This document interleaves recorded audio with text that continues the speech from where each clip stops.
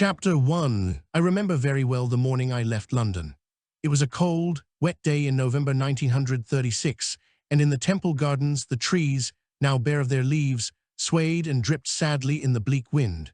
I had been awake since dawn and had breakfasted lightly, for I was too excited to feel hungry, now that the one suitcase that was all my luggage stood by the door of the flat, and I took a last look around. In an hour the charwoman would arrive, and in the evening the two barristers with whom I shared the flat would return from their chambers. By then I should be across the Channel, on my way to Spain and the Civil War. As I stood at my bedroom window, looking down on the puddles in King's Bench Walk, a green sports car with a long bonnet turned the corner by the library and stopped immediately beneath me. The door opened, and the lanky figure of Dorley Hills stepped onto the pavement, making signs for me to hurry down. A year younger than myself and one of my closest friends at Cambridge, he had suggested, on hearing of my plans, that he should drive me in his new Aston Martin to the boat at Newhaven, where I would say goodbye to my mother and father. I turned from the window, took leave of my number 2 paper buildings, and carried my luggage down to the waiting car. It had taken me almost a month to make my final decision to go to this war and abandon, at least temporarily, my efforts to become a barrister. Even then, I had no idea how to carry out my decision. I knew no Spanish, I had never been to Spain, and I did not know anyone on the Nationalist side. Of course, if I had been willing to join the International Brigade and fight for the Republicans, it would have been simple. In every country there were organizations ably directed by the various communist parties for that very purpose. But the Nationalists were making no effort to recruit in England. Luckily, at this point, I received an invitation through a friend to see the Marquess del Moral, who occupied a position in the Nationalist agency in London.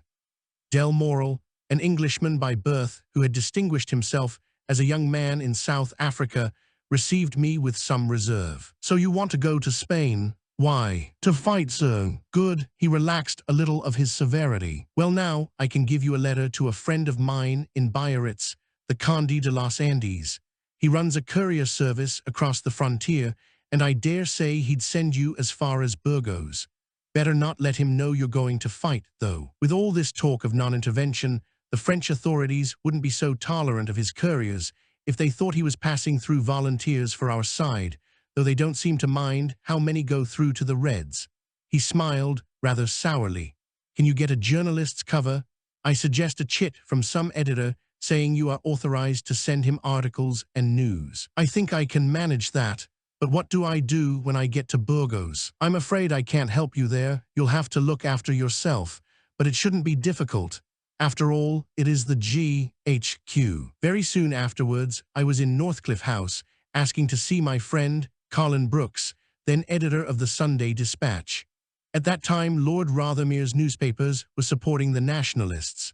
An accessible and genial person, Brooks listened attentively while I told him of my project and of my conversation with Del Moral. "Boy," he said, beaming at me through the thick lenses of his glasses, "there's anything from £50 to £500 in this.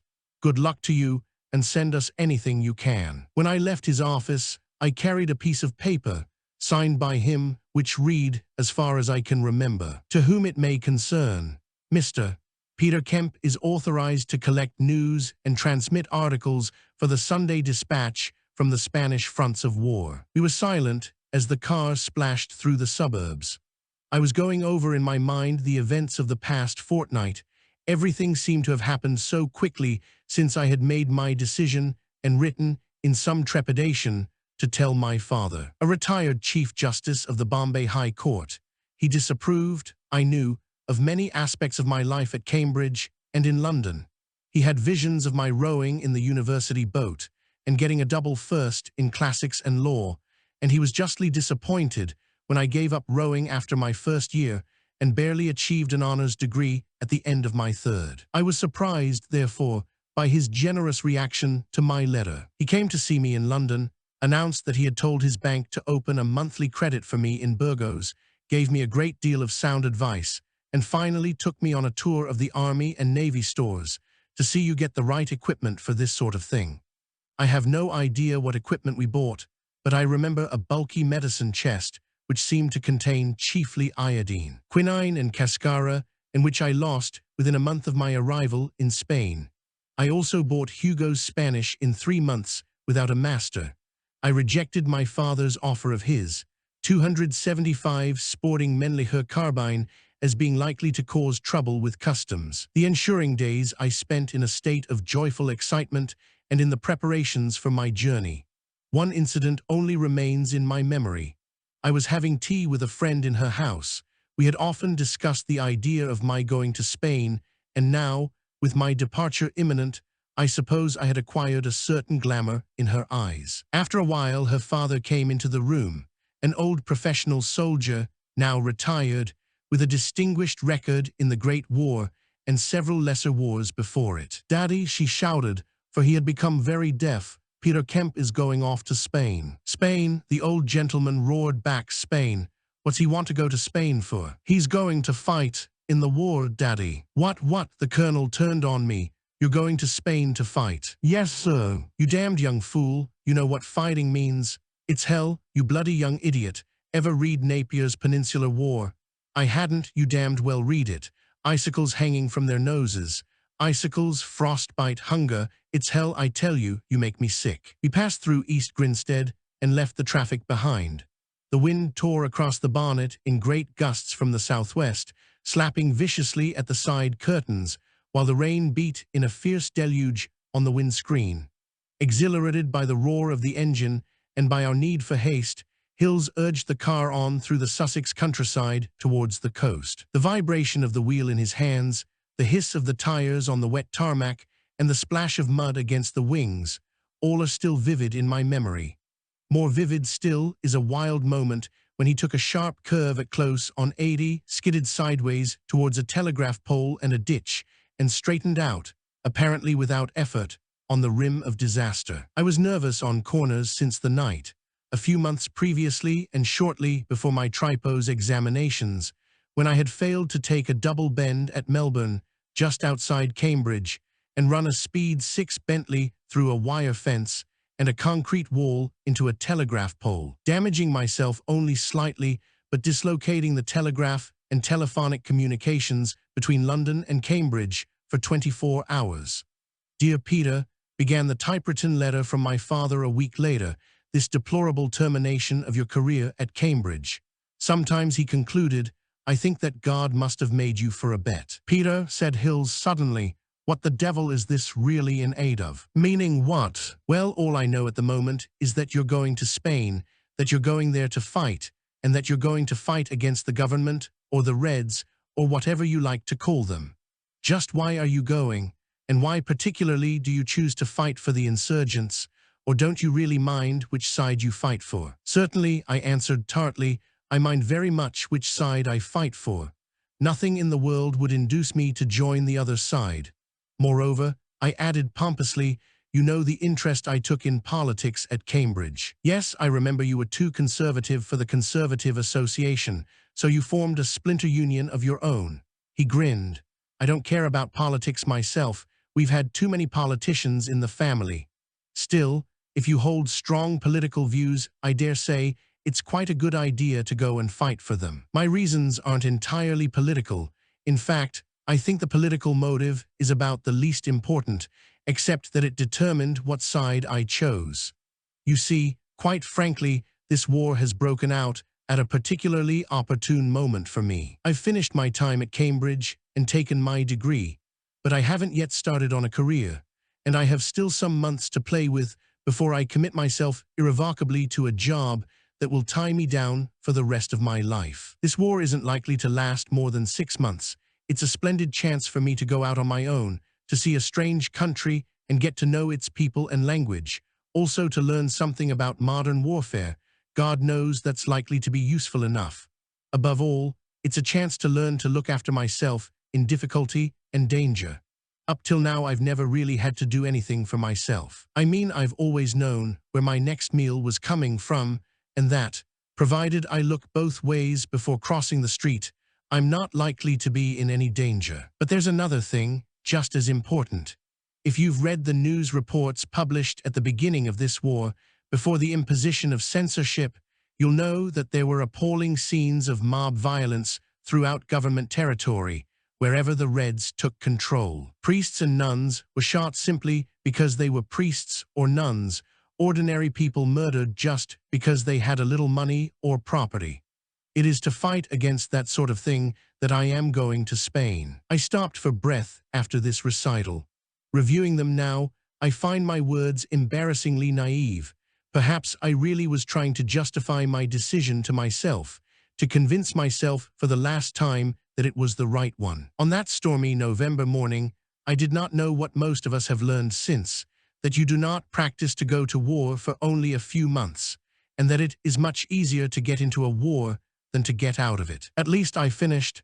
The experience is bound to be useful, and anyway, I've nothing to lose. We must have done that drive in almost record time, but when we reached New Haven, we found that we had hurried for nothing.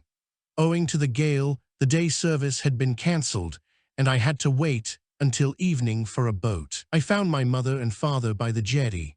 They had driven from Cuden to see me off, but wisely decided to say goodbye then and there, rather than wait around the whole day. We all hated prolonged leave-takings, the forced cheerfulness, the trivial chatter, and embarrassed silences, with the tension mounting hour by hour. I realized that what for me was a gay adventure meant for them the start of a long period of separation and anxiety. I was deeply moved by the way they were taking everything, by my mother's cheerful and uncomplaining courage, and my father's generous acceptance of a plan which must have appeared to him to be crazy. When we had said a spirited farewell, standing beside their car on the front and raising our voices above the wind and sea, I started to walk towards the hotel where I had left Hills. I turned once to look back at them. I still remember my father's broad figure in a dripping mackintosh and old fisherman's hat, standing by the open door of the car, his stern, sad face gazing intently after me. I never saw him again. To pass the time, Hills suggested a visit to friends of ours, David and Anthony Holland, who lived nearby at Balcombe. Although impatient to start my journey, I lingered gratefully by the fire in the bright, comfortable drawing room, savoring, as I then felt for the last time, the cozy warmth of an English country house and the cheery hospitality of my friends. Truly, one is never so drawn to England and things English as at moments of departure and return. As we were leaving, their father said to me, "Here, I would like to give you this." He took something from his pocket.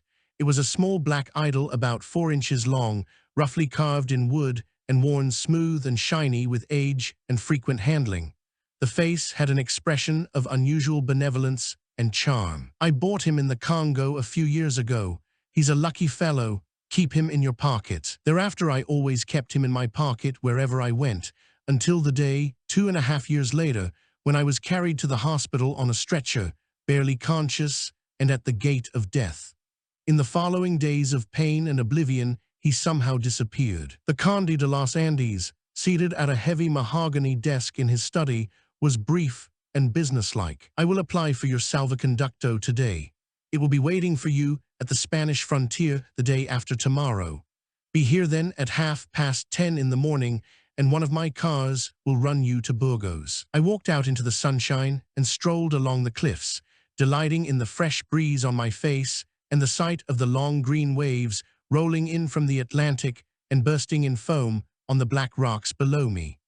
I pranced with joy as I reveled in the thought of my new freedom and the adventures that lay before me. In this mood of elation, I took the bus to Bayonne that afternoon after an excellent lunch, and certainly rather too much wine with it. After wandering round the town and the port, I went into the cathedral, and there, sitting in the cool, dark silence, I began to reflect on the events in Spain which had led to the explosion of civil war. My thoughts raced across the pages of recent Spanish history as I sat with my head in my hands. Slowly, a drowsiness overcame me, induced by my tiredness and the wine I had drunk at lunch. When I awoke, it was night, and the cathedral was deserted and in darkness, except for a few faint lights by the altar. I made my way to the door where I had entered. It was locked. So too were the other doors I tried. I called out, softly at first as I felt the impropriety of raising my voice in a cathedral, but louder afterwards, until in the end I threw away all restraint and shouted at the top of my voice. After a time, it seemed like ages to me, I heard a shuffling and muttering, and a cross little figure appeared, shaking a large bunch of keys. My French is mediocre in the best of circumstances, and feeling the fool I did, I was more tongue-tied than usual. I stammered, "Je suis endormi" several times, grinning ingratiatingly, pressed some money into the sacristan's hand, and fled. 2 days later at 10:30, on a bright, clear morning, I rang the bell at the Conde de los Andes's villa. Under a brown teddy bear overcoat, I wore riding breeches, puttees, and ammunition boots, relics of my service at the Cambridge University Officers Training Corps. I carried in my pocket my O.T.C. certificates and B, which I hoped might give me some prestige in the eyes of the Spanish military authorities. At 11:30, a large black touring car drew up, driven by a well-dressed man who introduced himself to me in perfect English as the courier, Senor Pascual Vicuña. When the car had been loaded with my suitcase and a number of briefcases, parcels, and newspapers, I climbed in beside him, and we drove away. We followed the coast road south to St. Jean-de-Luz and Hendaye. I sat back happily, admiring the dappled pattern of fields and woods on our left, which rolled away to the dark line of the Pyrenees that stretched eastwards in a broken contour ahead of us. As we drove, Vicuña, with great tact and courtesy, questioned me on my reasons for traveling to Spain, but I had resolved to keep strictly to my journalist's cover until we were over the frontier. He told me that he often went to London, where he preferred to stay at the Dorchester, although on his last visit he stayed at that new block of flats in Piccadilly, Athenaeum Court. Did I know it? I seemed to remember that he had a son and 2 daughters at school in England. He was a great admirer of the English and their way of life. It was a pity that, at the present, there was so little understanding in England of the nationalist cause. There was so much red propaganda about. He was convinced that if the British government really understood the issues being fought out in Spain, they wouldn't hesitate to send help to the nationalists. After all, it was really England's battle that was being fought almost as much as Spain's. Because if the Reds were to win, of course, this was unthinkable, but if they were to win, communism would triumph in Spain, then France would go communist too, then where would England be? The Reds had perpetrated appalling crimes in Spain, as I should soon find out for myself. This theme, most of which accorded with my own views, was one which I was to hear repeated constantly, and with rising vehemence, by all kinds and classes of Spaniards, during the next 2.5 years. While we waited at Hendaye for the French authorities to stamp our passports and examine the luggage, I stood at the barrier of the International Bridge, gazing across the river Bidasoa to the green hills on the Spanish side. 2 months earlier, they had been the scene of some of the bitterest fighting of the year, when General Mola's Carlists, after a long and bloody assault, had stormed the dominating fort of San Marshal and secured the key town of Irun and the western gateway of the Pyrenees. A few of the defending forces, Basque Republicans and Asturian miners, escaped westwards to San Sebastian, whence they were evicted 9 days later. The remainder, after burning Irun, crossed over into France to be disarmed and interned in squalor and destitution until the outbreak of the Second World War. The International Brigade was their only way out of Spain, apart from swimming the Bidasoa, and harrowing accounts were received in London of the frightened mass of refugees desperately making their way along it to safety, which I am told inspired some witty, if heartless young secretary at the Foreign Office to comment, "That's what comes of putting all your Basques in one exit." I could see the square fort on a hill to my left, with the red and gold colors of nationalist Spain floating from its walls. The nationalists had paid for their victory with some of their best blood, the gallant and devoted Carlists from Navarre and Alava who had rallied to a man to Mola's colors on the outbreak of war. Boys of 15 and old men of 70 alike rose to defend la fe and la tradición, following in the steps of their ancestors who had fought under Zumalacárregui I in the last century. They, with no military training whatever, were taught how to load and fire a rifle as they were brought by the lorry to the front. There they were shot down in hundreds on the almost impregnable slopes around San Marshal. The French officials, after some 5 minutes delay and no awkward questions, allowed us to proceed.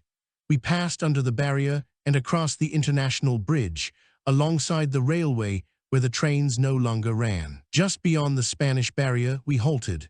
Vicuña went into the control hut to report and to collect my salvoconducto while I studied the crowd of civilians and officials gathered around. There were the civil guard, Guardia Civil, in green uniforms, yellow belts and cross straps, and shiny black tricorn hats, carabineros or frontier guards in lighter green and flat-peaked caps, soldiers with the tasseled forage caps and soiled, ill-fitting khaki uniforms that characterized the Nationalist army of the peninsula in the Civil War. Many of them loafing about with their round mess tins in their hands and hunks of bread in their mouths, civilian officials with brassards and the air of busy authority common to minor functionaries in all countries.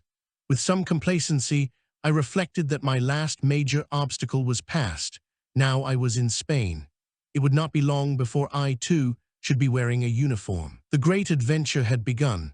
In my mind, I could already hear the sound of gunfire and the bullets whistling past. These ingenuous thoughts were shattered by the reappearance of a bewildered Vicuña with the news that my salvoconducto had not arrived.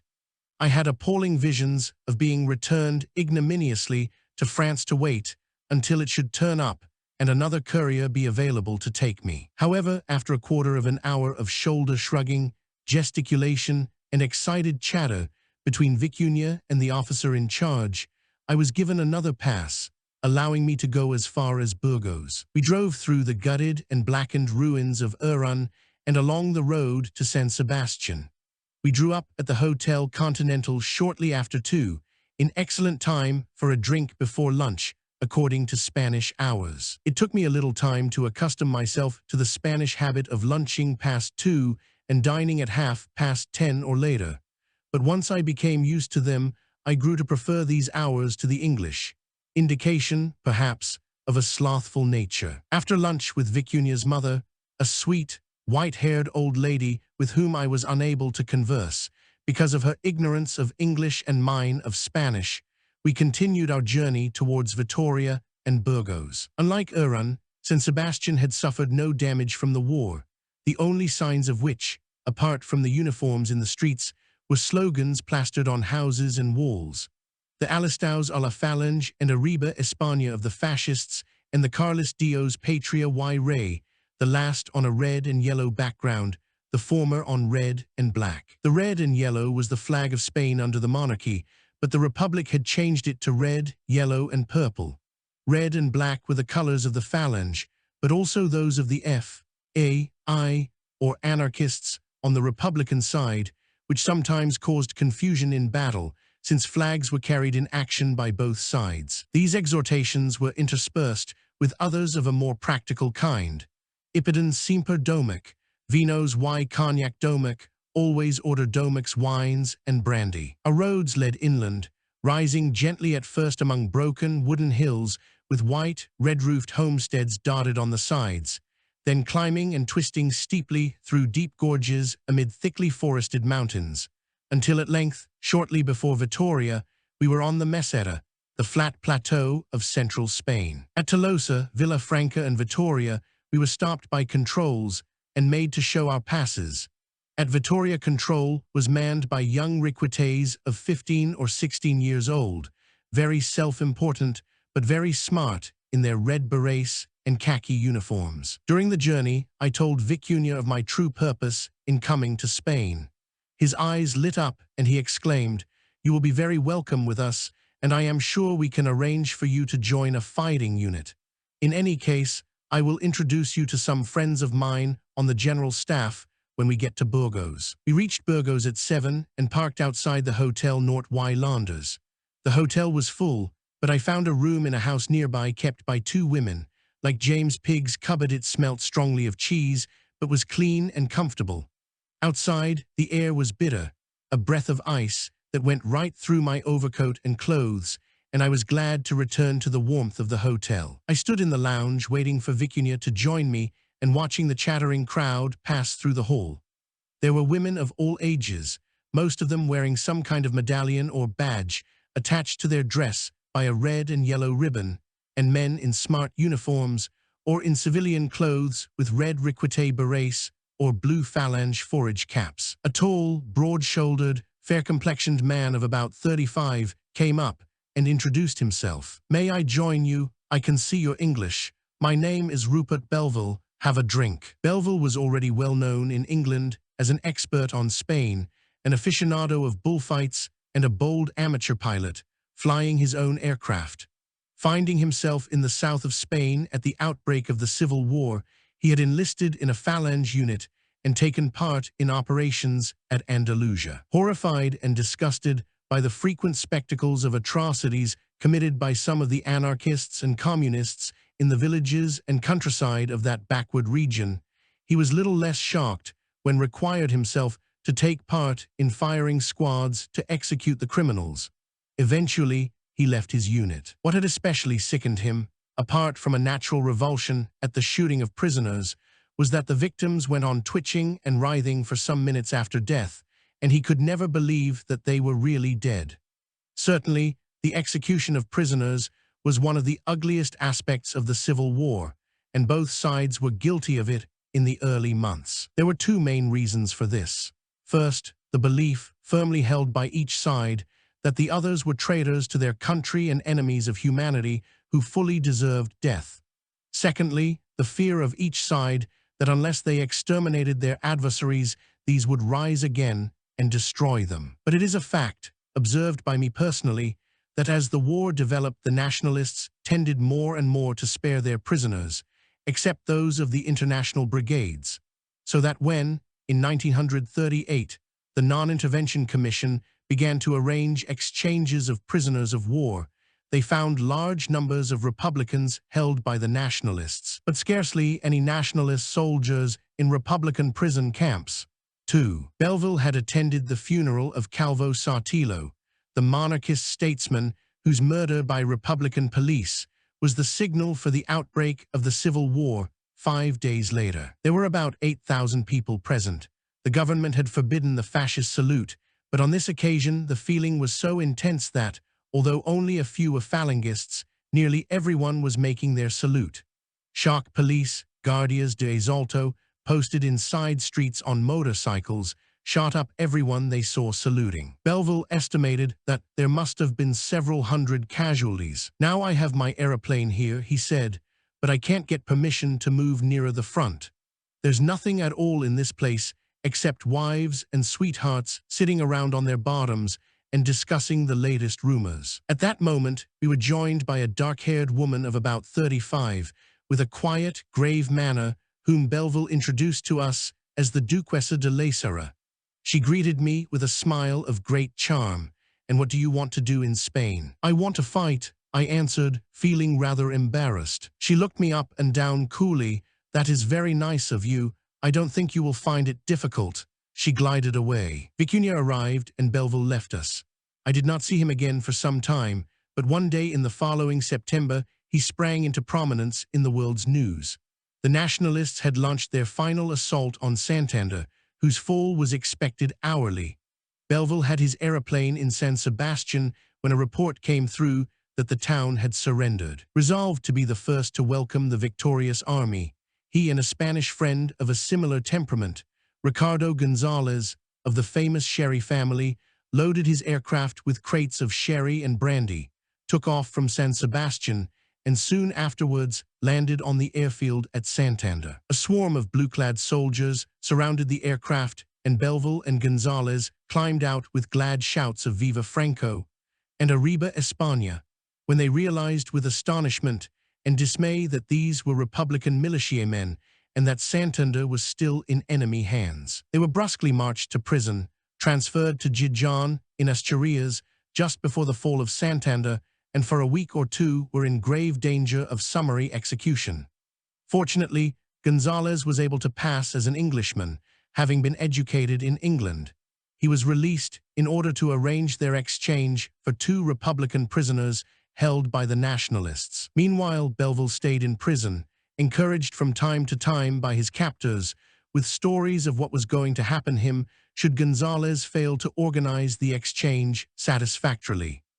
In the end, the Nationalists handed over 2 senior officers of the Republican Army, and he was released. Vicuña was accompanied by a major and 3 captains from the Comandancia Militar, one of whom spoke English. He was Captain the Conde de Elda, and he wore, in addition to field boots and spurs, the broad blue and gold sash of the General Staff. After some curious and powerful cocktails of brandy and vermouth, we dined in a small, crowded restaurant near the hotel, on river trout and the local vin rosé. Elda said, "The military situation of the Reds is very precarious. Any day now, Madrid will be in our hands." It was nearly 2.5 years before his words came true. One famous Carlist commander in the First Carlist War. 2 statement by Mr. Hemming of the Non-Intervention Commission to the author. Chapter 2. After the initial failure of the movimiento, as the Nationalists termed their rising, in large areas of the peninsula and in the fleet, the Nationalists soon improved their position by a rapid succession of victories, and when I arrived in Spain, were at the gates of Madrid. Indeed, when I left England, I wondered whether I should be in time to see any action before the war was over. Ever since the elections of February 1936, which established the Popular Front government, both the extreme right, led by the army, and the extreme left political parties had been preparing to seize power by force. 1. The tension increased through the spring and early summer months. Some idea of what this meant is shown in the words of Don Salvador de Madariaga, a liberal authority by no means well disposed to the nationalist cause. 2. 160 churches totally destroyed and 251 set on fire or otherwise attacked. 3. 269 persons murdered and 1,287 injured. 69 political premises destroyed, 113 general strikes and 228 partial strikes, as well as many more other cases of other forms of violence. On June 16th, in the courts, the government was indicted for its leniency towards this crime and violence by Señor Gil Robles, leader of the right-wing Acción Católica, and by Señor Calvo Sotelo, leader of the monarchist Renovación Española. As Calvo Sotelo sat down after speaking, the communist Dolores Ibarruri, La Pasionaria, shouted, "That is your last speech." At noon on July 12th, a certain Lieutenant Castillo of the Guardia de Asalto 4 was murdered in the street, apparently by 3 fascists. In the early hours of the following morning, July 13th, Calvo Sotelo was taken from his bed by uniformed Guardias de Asalto and murdered. The government took no action except to imprison the 90 men of Lieutenant Castillo's company. In the afternoon of July 17th, the garrison of Melilla in Spanish Morocco revolted. They were followed immediately by the entire army of Morocco, consisting chiefly of the Spanish Foreign Legion and the Regulars or Moorish troops. The same afternoon, General Franco arrived in Morocco by air from the Canary Islands, where he had been governor and commander-in-chief. He put himself at the head of the rebels. The details of his flight had been arranged in London by a certain Major Hugh Pollard, one of those romantic Englishmen who specialize in other countries' revolutions. Pollard had taken an active part in the escape of Porfirio Diaz from Mexico in 1911, and in the revolution in Morocco of 1913, which deposed the Sultan Abdul Aziz and placed Muley Hafid on the throne. Now, on this particular operation, he took an English pilot named Bibi and his own daughter, Diana, aged 18. The Nationalists started with the great advantage that the most important of the fighting services, the army, was on their side. Its spearhead was the Army of Morocco, of which a brief description might be helpful.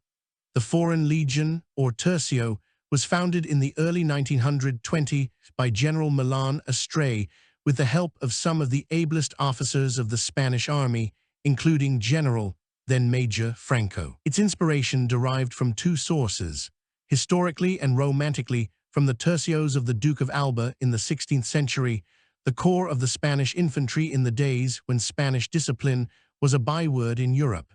5. Militarily and practically from the French Foreign Legion, whose methods were studied firsthand by Milan Astray and his assistants. But the Spanish Foreign Legion differed in one important respect from the French. It was composed almost entirely of Spaniards, although prior to the Civil War It was the only unit of the Spanish army in which foreigners could enlist. Service was for a minimum of 5 years and was confined to Spanish possessions overseas. During the Civil War, its strength increased from 6 banderas or battalions to 20. Even then, about 90% of the rank and file and nearly all of the officers were Spaniards, the remainder being Portuguese, with a few French and some Germans and White Russians. The regulars were Moorish troops, recruited by the Spanish government and officered by Spaniards. Although mercenaries, they could show great courage and devotion. They were skillful and dangerous fighters, especially in the attack. There were also the Mehala, the troops of the Jalifa, the viceroy in Spanish Morocco of the Sultan. They had a leavening of Spanish officers and were useful in skirmishing and mountain warfare. Señor Madariaga states that, with few exceptions, every army officer who was free to do so joined the rebels. There were, however, exceptions. Some of them, among the senior ranks, altered vitally the course of the war. Moreover, in the peninsular barracks at the time, there were only cadres of the regiments because the conscripts had already been dismissed. The officers of the Air Force were about equally divided in their sympathies, but because most of the aircraft were in territory that remained in Republican hands, the Republicans had control of the air, which they retained until early in 1937. Fortunately for the Nationalists, the Spanish Air Force was not strong enough to make this a decisive factor. 1. Much more serious for them was the failure of their rising in the fleet. The Navy would have gone over to the Nationalists in its entirety, but for the Communist cells, which had been organized in many ships. In those ships, the Communists, with their flair and training for leadership, persuaded the seamen to murder their officers and throw them into the sea. The Nationalists were left with the old battleship España, the cruiser Almirante Cervera, 2 new cruisers Baleares and Canarias, which were still under construction, the old cruiser Republica, the destroyer Velasco, and 4 gunboats. The difficulty was that all these ships were in El Ferrol in the northwest, except Republica and the gunboats, whereas the Republican fleet was based on Cartagena, able to command the vital Straits of Gibraltar and prevent the transport to Spain of the Army of Morocco. The Republicans had the old battleship Jaime Primero, the cruisers Libertad, Miguel Cervantes and Méndez Núñez, 16 destroyers and 12 submarines. Their difficulty was that the crews, having murdered their officers, were unable to sail or fight the ships effectively until later on they were trained and officered by Russians. On land, both sides depended largely on volunteer paramilitary organizations. With the Nationalists, there were the traditional Requetés or Carlists and the fascist Phalange, the later founded by José Antonio Primo de Rivera, a son of the famous dictator. It is worth nothing that the Phalangists numbered less than 5,000 in all Spain at the beginning of the war and were then of very little importance.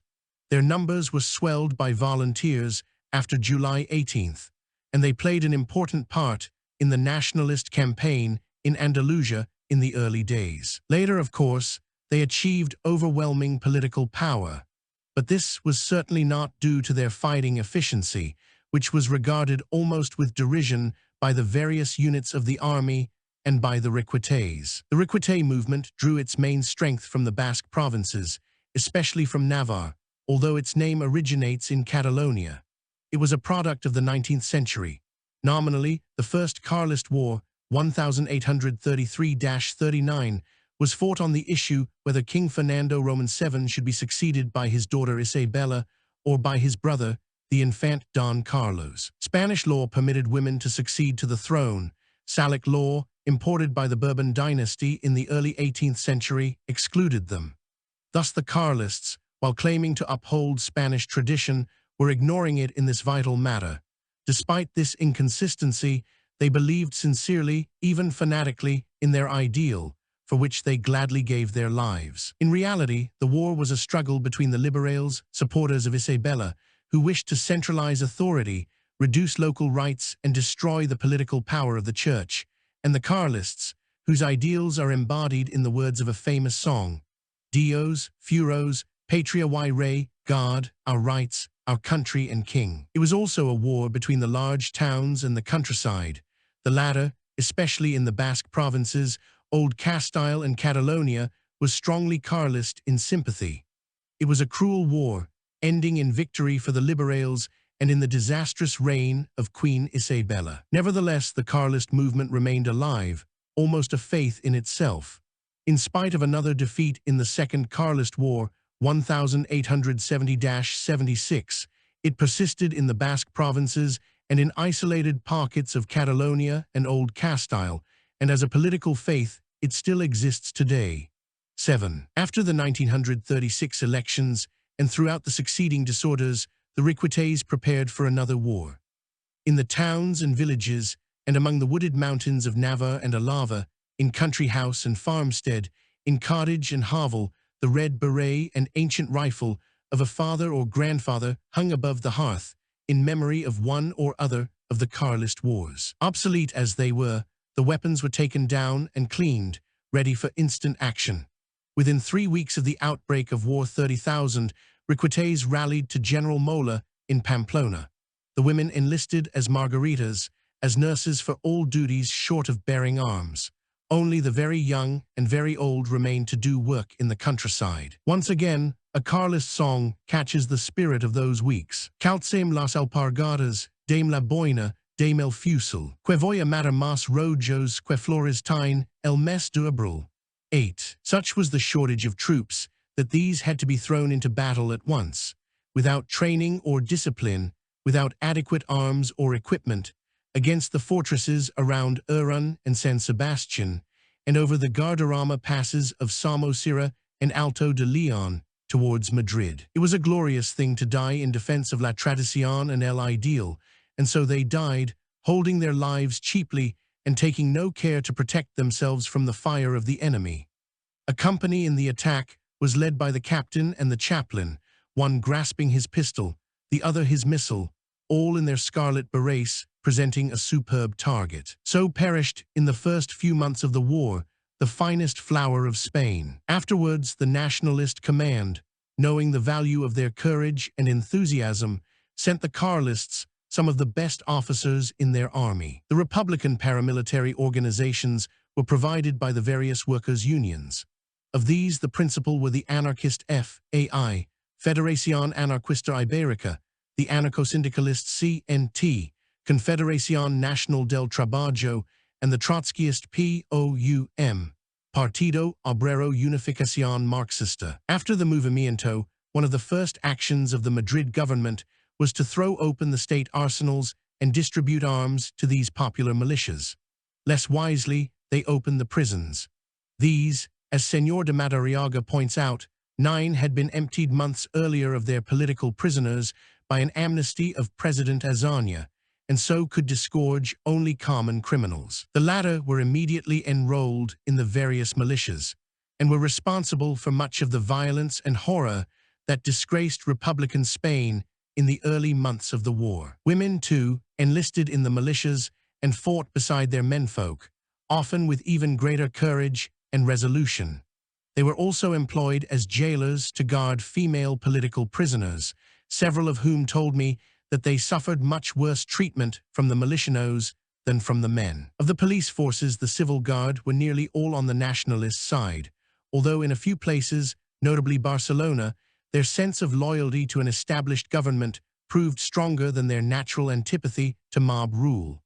The shock police and carabineros, on the other hand, joined the Republicans, whom they provided with a much-needed nucleus of officers and NCOS. On July 18th, the Prime Minister of the Republic, Señor Cáceres Quiroga, resigned.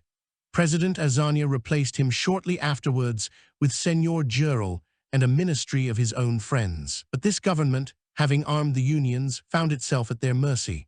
The various militias did as they pleased, terrorizing the population. On September 4, 1936, Señor Largo Caballero, the militant extreme left socialist, became Prime Minister. His foreign secretary was Señor Álvarez del Valle, his finance minister Dr. Negrin, both of them loyal agents of Moscow. The leader of the Nationalist rising was to have been General Sanjurjo. He was killed in an air crash on July 20th, taking off from Lisbon to fly to Spain. A governing junta was established in Burgos under General Cabanellas, consisting of himself, Generals Franco, Mola, Queipo de Ano, and Verla, with 2 other senior officers. In the early days of the war, La República Honrada was a favorite slogan of the army, whose leaders maintained that they were in revolt, not against the republic itself, but against the president and government in Madrid, who were leading the country towards anarchy and communism. Of the army officers I knew, either personally or by repute, scarcely any had Falangist sympathies. Some were monarchists, but the majority preferred to leave that sort of thing to the politicians and get on with winning the war. This also summarized the attitude of the Requetés, whose political leadership in any case was inept. The Falangists, on the other hand, never lost sight of the main chance and schemed throughout the war to infiltrate their people into key positions of government. General Mola insisted on flying the flag of the Republic until his Requeté allies obliged him to change it for the old monarchist colors. It was only after this event that he became a legend as a Requeté general. 10. Cabanellas, although the senior general, was no more than a figurehead. After the death of San Giorgio, the choice of a leader rested between Mola and Franco. Although Mola seemed to have the better claim, it was Franco who, for reasons still imperfectly known, was recognized as Generalissimo and Chief of Operations of the Nationalist forces. That was on October 1, 1936. He did not become head of state until 6 months later. On July 19, 1936, the day after the revolt in Morocco, the movimiento exploded throughout the peninsula. The result was neither the immediate success the conspirators had expected nor the fiasco that the first Republican broadcasts proclaimed. General Cabanellas took over Zaragoza, General Mola rose in Pamplona with 400 soldiers, and General Queipo de Ano captured Seville with 185 men and a prodigal use of bluff. The Basque provinces of Navarre, part of Alava, the whole of Old Castile and Leon, Galicia in the northwest, and the western region of Aragon went over to the Nationalists. But in Madrid, the people's militias and shock police stormed the Montaña barracks, and after a bloody battle, overwhelmed the Nationalist garrison under General Fanjul. In Barcelona, the army commanders sided with the Republicans, and with the help of civil guards and shock police, suppressed the military rising, whose leaders, Generals Goded and Burial, were captured and shot. The Republicans held all Catalonia, the eastern half of Aragon, and all of New Castile and the Mancha, the whole Mediterranean seaboard from the French frontier to Gibraltar, a large part of the province of Estremadura on the Portuguese frontier, and all Andalusia, except Cadiz, Jerez, Seville, Cordova, and a small pocket around Granada. In the Balearics, Majorca went over to the Nationalists, but Minorca, with the naval base of Mahon, remained in Republican hands. In the north, the remaining Basque provinces of Gipuzkoa, Vizcaya, and part of Alava joined the Republicans, together with Santander and Asturias. However, Oviedo, the capital of Asturias, was held for the Nationalists by General Aranda, who withstood an intensive siege until he was relieved in October 1937. Thus, although the movimiento had achieved considerable initial success, it had met with some serious reserves. The most important of these were the failures in Madrid and Barcelona and in the fleet, and the loss of Catalonia and the 2 Basque provinces of Gipuzkoa and Vizcaya with their heavy industries and raw materials. Apart from Andalusia, where the anarchist tradition was strong among the peasantry, it is reasonable to say that the agricultural districts were for the Nationalists, the cities and industrial areas were for the Republicans. Thus, Catalonia was lost to the Nationalists. The Basque provinces would not have gone over to the Republicans but for the attitude of the Basque separatists. These, being deeply religious Catholics, had no sympathy with the communist miners of Asturias, nor with the anti-clerical unions of Santander, nor even with the industrial workers of their own provinces. But in the belief that they could secure a more complete autonomy from the Madrid government than from the Nationalists, they allied themselves with the former and declared an independent Basque Republic under the presidency of Señor Aguirre. At the end of December 1936, a young Navarrese officer with whom I was serving said, For me, the saddest thing about this war is that not only is Spaniard fighting Spaniard, but Basque is fighting Basque. The loss of the fleet, and with it the command of the Straits of Gibraltar, might have proved fatal for the Nationalists, but for the prompt action of General Franco in Morocco. Using 6 Junkers 52 transport aircraft, borrowed for him from the Germans by a certain Major Arauz of the Spanish Air Force.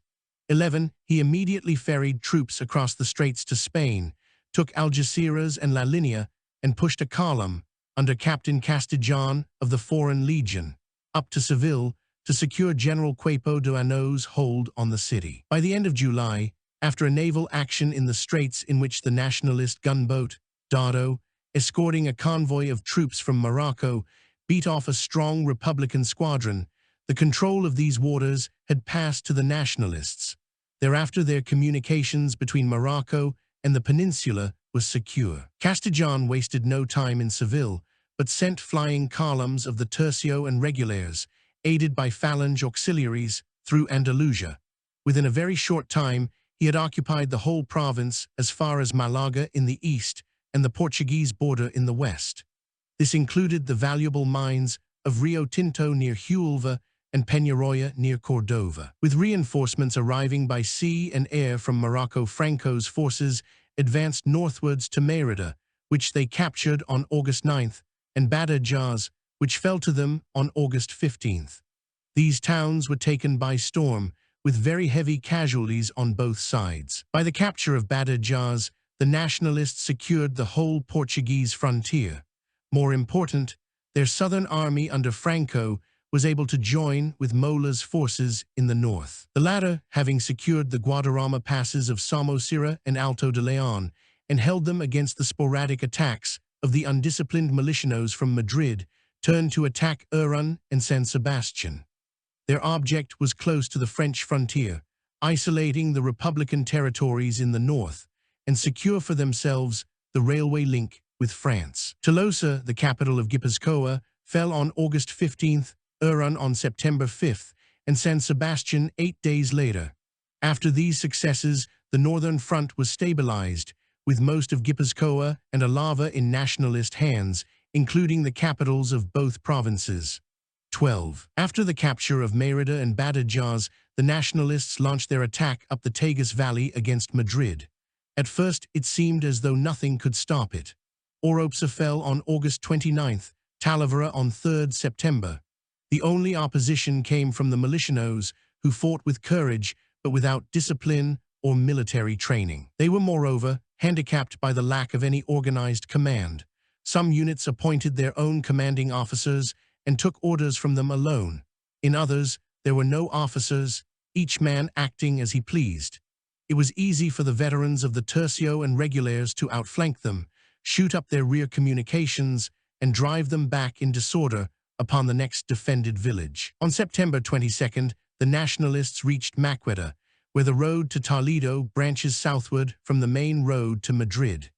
In the Alcazar, or citadel, of Toledo, a small Nationalist force was holding out, having withstood more than 2 months of unremitting siege. The defenders, who numbered about 1,000 men, regular officers, civil guard, cadets from the Toledo Military Academy and volunteers, had won the admiration of the world by their heroic resistance against repeated attacks supported by artillery and air bombardment, by mines, and by ferocious reprisals against their own families. Now they were on the point of collapse, their ammunition and food running out, their medical supplies long ago exhausted. The victorious Nationalists at Maqueda were faced with the problem whether to continue their advance on Madrid, the main military objective, and allow the garrison of the Alcazar to be overwhelmed and massacred, or to divert their effort to the relief of Toledo.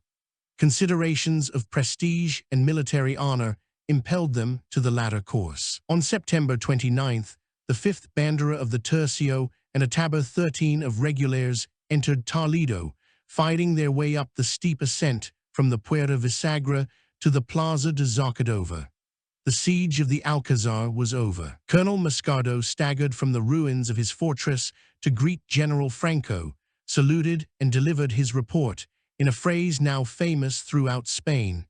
Sin novded NL Alcazar, nothing to report in the Alcazar. From Lieutenant Noel Fitzpatrick and Lieutenant William Nangle, two British officers serving with the 5th Bandera, I have learnt something of that frantic advance on Toledo and the final battle. It is not a pretty story. On the eve of their assault on the city, the Nationalists found the bodies of two of their airmen, shot down the day before, who had fallen alive into the hands of the militianos. They were mutilated beyond description. When the Nationalist troops attacked the next day, they took no prisoners.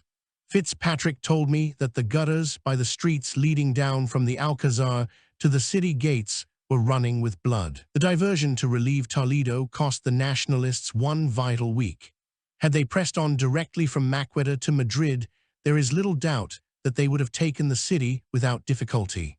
The Republican government, after announcing over the radio that Madrid would be defended to the last, fled to Valencia on November 7th, accompanied by the Soviet ambassador. But already foreign help had begun to arrive for the Republicans, French Podes aircraft, supplied by M. Pierre Cot and flown by officers of the French Air Force, batteries of French 75 and Russian tanks mounting 37mm guns.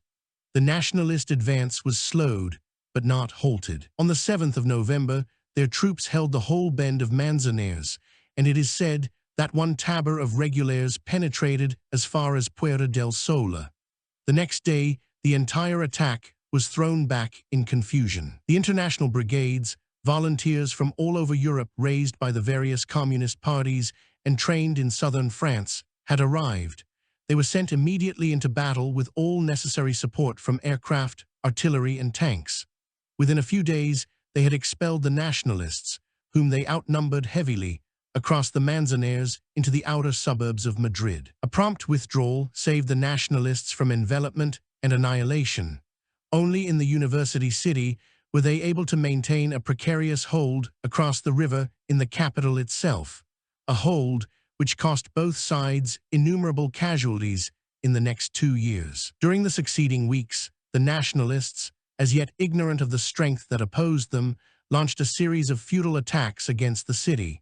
These cost them casualties they could hardly spare among their best troops, but gained them no appreciable advantage. In effect, the front was already stabilized when I arrived in Burgos in the middle of November. Thus began the second phase of the Civil War, the phase of foreign intervention.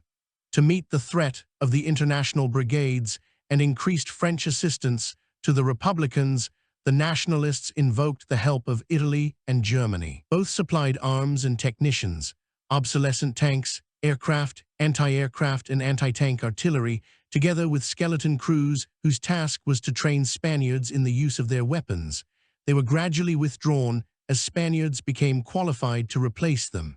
A very few squadrons of bombers, with their fighter escorts, were flown by Germans throughout the war. Occasionally, the Germans would send some new weapon to Spain for testing, after which it was withdrawn. The Italians supplied fighting troops, maintained at a constant strength of about 2 divisions, with all supporting arms, including tanks, artillery, and aircraft. They also provided officers for 2 mixed divisions, in which the rank and file were Spaniards, the senior officers Italians. It was not a happy arrangement. In addition, they maintained a few squadrons of Savoyers in the Balearics to bomb the Republicans' Mediterranean ports. The war material they supplied was chiefly aircraft, flown by Spaniards as soon as they were trained, and small arms, especially automatic weapons. The Russians did for the Republicans roughly what the Germans did for the Nationalists. They supplied technicians and war material of all kinds. In return, they exacted a far greater measure of control over Republican policy and strategy than the Germans were able to obtain from Franco. The price of Russian cooperation was Russian direction of the war and the complete domination by the Communist Party of all Republican political and military organizations. 14. Thus, not for the last time, Russia showed her allies her interpretation of the word cooperation. Chapter 3. In the course of our dinner party on the night of my arrival in Burgos, I abandoned forever my journalist's cover and asked my friends if they could help me join the Nationalist army.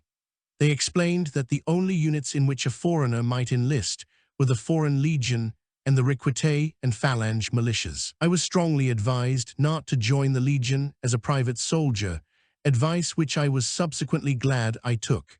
The politics of the Phalange were not attractive to me, but the ideals of the Requites fired my imagination. As a result, I was provided next day with letters of introduction from Elder and his friends to the Carlist leaders, Falcode and Zamanillo, in Avila, together with a pass from the Comandancia Militar and a reservation in one of its cars leaving Burgos in the afternoon. Burgos, the birthplace of the Cid, seemed a propitious springboard for my adventure.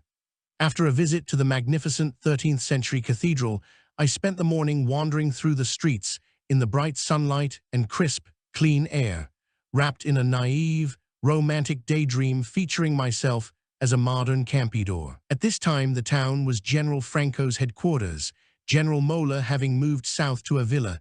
It was also divisional headquarters of the 6th Division. Apart from the variety of uniforms in the streets and the posters on the walls, there was no evidence of warlike activity.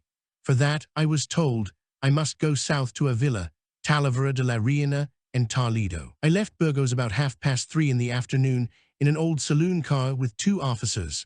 We followed the Valladolid road southwestwards along the valley of the Arlanzon. The sun setting in our faces flushed the bare brown plains with gold, lit the green of the tamarisks growing beside the river on our left, and outlined in sharp, dark contour the plateau rising in the distance beyond. It was dark before we came to Valladolid, the ancient capital of the kings of Castile, where we made a brief halt. At the beginning of the Civil War, this was the scene of a coup by the Nationalist general, Salique, in which one of my companions had taken part. Salique was a stout and elderly officer whose enormous mustache and benign expression, giving him the look of an amiable walrus, soon became a familiar and popular sight in Nationalist territory. In July of 1936, he was living on half-pay on a friend's estate near Valladolid. Although the Phalangists were strong in the town, the commander of the 7th Division, stationed there, was a Republican. On July 18th, Salique put on his uniform, collected 2 or 3 officers of the garrison, and went to see the divisional commander, whom he found in his office with his A.D.C. "You are," he informed him, "placed under arrest and relieved of your command, which you will hand over to me immediately." The A.D.C. drew a pistol and shot one of Salique's companions. The other fired back, killing the A.D.C. The divisional commander surrendered. Salique and his followers took control of the troops and arrested the civil governor, another Republican, who had mobilized the shock police.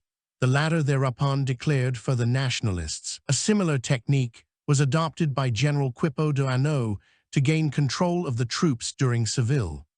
On many occasions during those early days, it was the courage and initiative of individual commanders that turned the scale for the Nationalists. At the end of the war, when I was in Madrid, I heard the comment of an Englishman who had witnessed both the Russian and Spanish revolutions.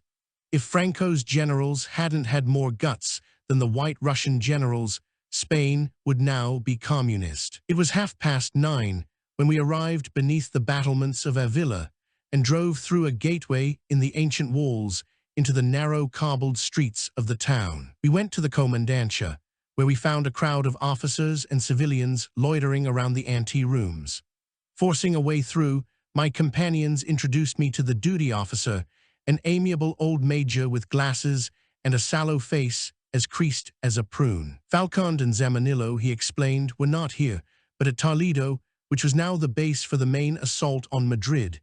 He would give me a salvoconducto at once, and my companions would arrange my transport south. 5 minutes later, I was out of the office, the pass in my hand, and his bluff shout of "Buena suerte" ringing in my ears. We called at the press bureau, where I found Senor Melga, the Secretary General of the Traditionalist Party, who confirmed that I should find Falcond and Zamanillo at Toledo and gave me a letter to them. He explained that they were at present engaged in forming a new tercio of Requites from volunteers in the Toledo area. It was to be named the Tercio del Alcazar and would be commanded by a regular officer who had taken part in the defense of the Alcazar. With Melgar, I met Harold Cardozo, an old friend of Colin Brooks and the Daily Mail correspondent in Nationalist Spain. Cardozo had fought with distinction in the First World War, after which he joined the staff of the Continental Daily Mail. Brisk, tough, and highly intelligent, he was a great war correspondent, in the tradition of Walter Harris, Bennett Burgley, Gwynn, and other illustrious names of the Balkan and Moroccan wars. He was also one of the kindest-hearted men I have ever known. A good Catholic, he felt a romantic as well as a religious attachment to the Requites, and was once the subject of a question in the House of Commons on his habit of wearing their scarlet beret in Spain. But he never let his sympathies affect the objectivity of his reporting or cloud his abnormally acute perception. He seemed interested, if not impressed, by my plans. You will find the fighting conducted more or less according to textbook principles. A copy of Field Service Regulations should be useful to you. As I was leaving, he added, "What about dining with us tonight? Hotel Inglés at 9:30. You'll find quite a crowd of us there." Avila was some 20 miles from the front line. Although the town had so far escaped damage, I found the atmosphere, if not exactly warlike, at least more serious than at Burgos. A blackout was in force. There had been some air raids, although these were directed against the airfield and had caused no casualties in the town. The hotels were full, but I found a room in a house on the Cathedral Square. I shared it with another Englishman, James Walford, a quiet, sardonic man, by profession an artist. Through his mother, who was Spanish, he was related to Sir Basil Zaharoff. He knew the country and the language well and was on his way to the front, with the idea of compiling a book of battle sketches. At 9:30, I went to find Cardozo at the Hotel Inglés. It was full of British, American, and French correspondents who were trying to cover the Madrid battle from this distant spot with, they told me, very little encouragement from the nationalist authorities. The British and American journalists were a cheerful and hospitable crowd. One of my happiest memories is the unfailing help and kindness I received from every one of them at different times during my service in Spain. Their job was not made easy for them by the attitude of the military, which seemed to be that all foreign correspondents were spies who must be kept as far as possible from the scene of operations, who were only in the country on sufferance, and who ought to be more than satisfied with whatever news the army cared to issue in the official communiques. This was in marked contrast to the attitude of the Republicans, whose press and propaganda services were far superior to those of the Nationalists, as their fighting was inferior, and who took pains to give journalists and writers all the facilities they required. Although both sides imposed a rigid censorship on all dispatches going out of the country, the Nationalist made virtually no concessions to the press, while the Republicans laid out enormous sums on propaganda abroad.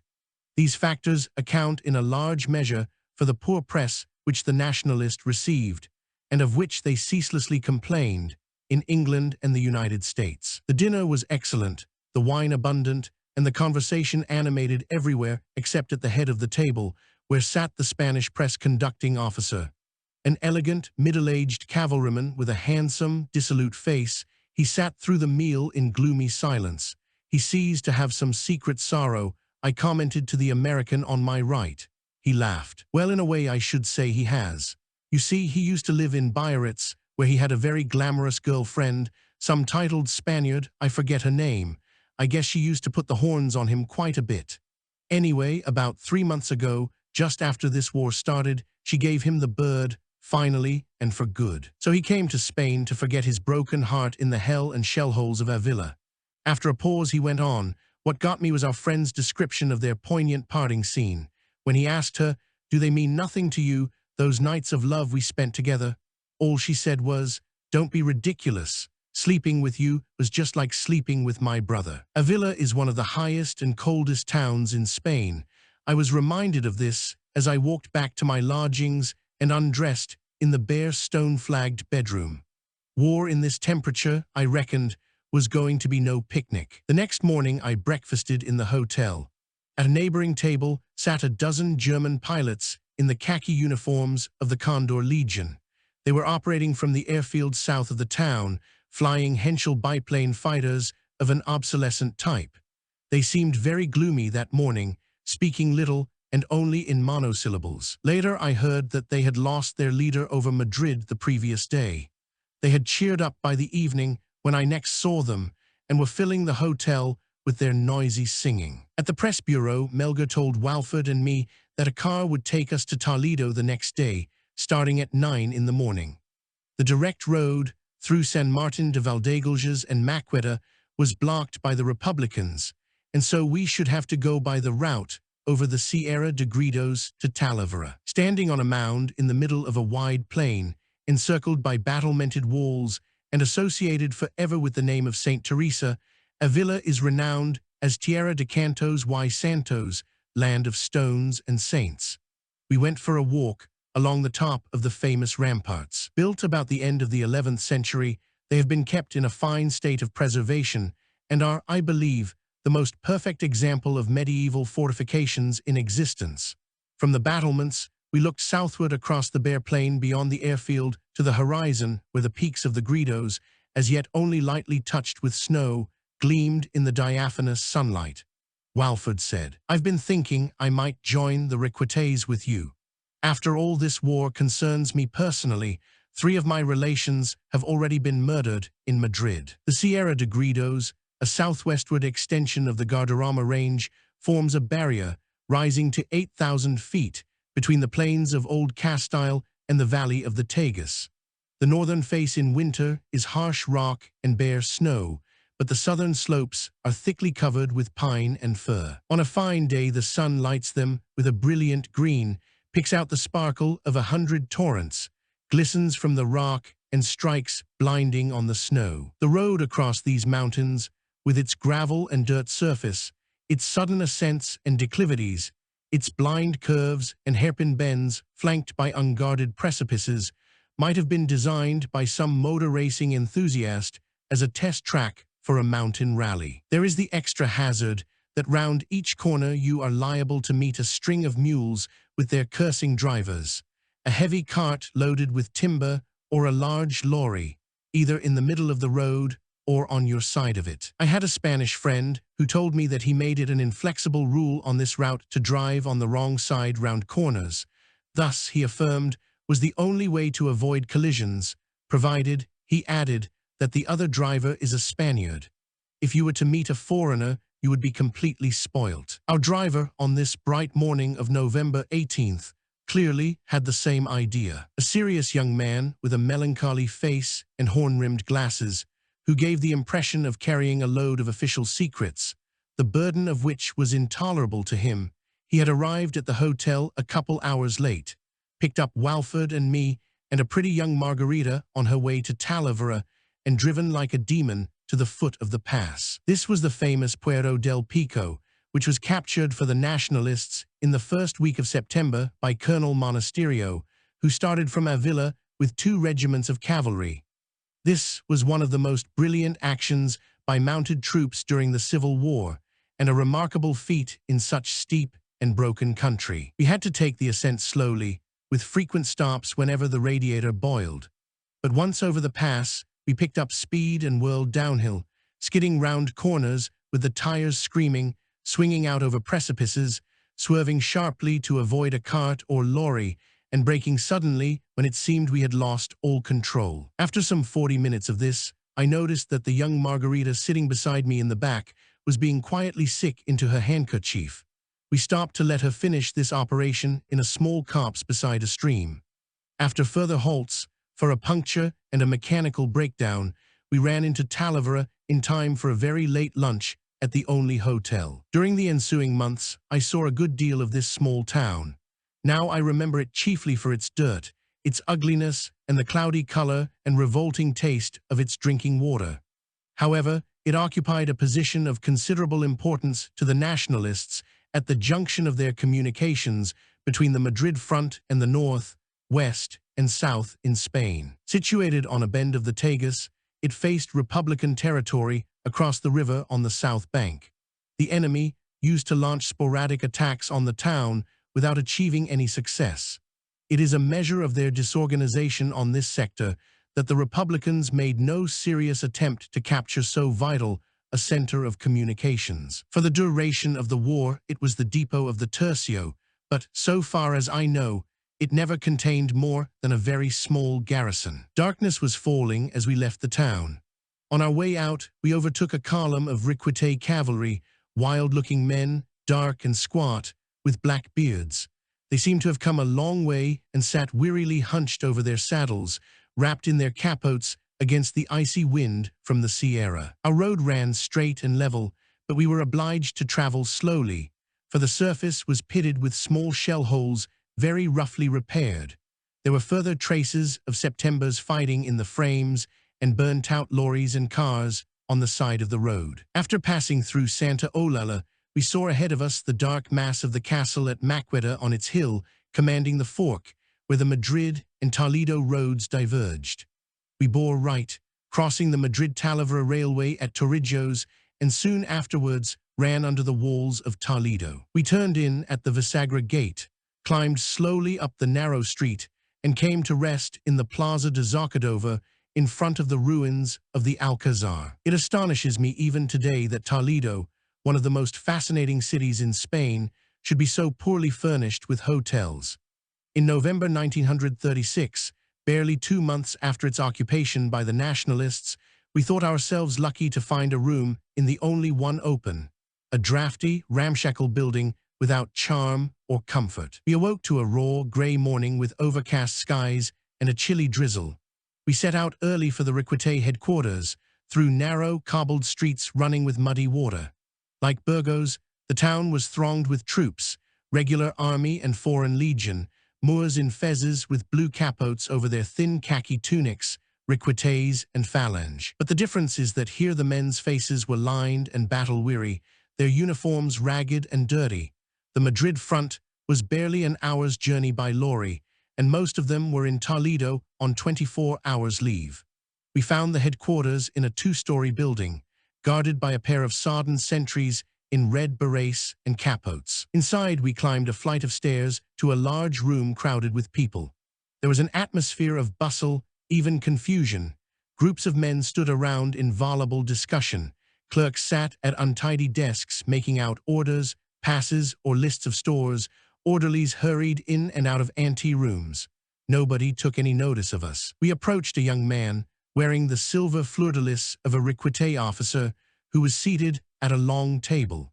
When Walford explained that we wanted to enlist and had letters for Zamanillo and Falcond, he jerked a thumb over his shoulder. "They're in there," he said. "They're very busy. Come back at 6 o'clock. He returned to his work. At that moment, a slight, dark woman in a white hospital coat came out of one of the ante-rooms. Walford brightened. "Blanquita," he cried. He introduced her as his cousin, the Marquesa de San Miguel, who was working for the Spanish Red Cross in Toledo. She was a friend of Falcond and took us in to see him at once. Without her influence, I doubt if we should ever have penetrated to his office through the crowd of sentries, officers, orderlies, and hangers-on that stood in our way.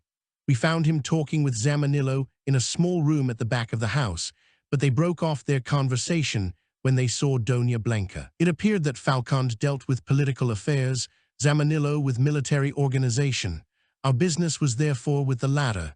He asked me about my military training and seemed impressed by my O.T.C. certificates, which was supposed to qualify me for a commission in the event of war, in the infantry, cavalry, or artillery of the British Army. But he added, "I do not know if we can take you as an officer when you speak no Spanish." I assured him that I was quite happy to enlist in the ranks.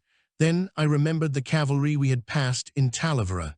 In a war of movement, such as this had been hitherto, it was probable that the cavalry would play an important and exciting part. Now I learned that the Requites were raising 2 squadrons in Seville, under a white Russian colonel named Alkin.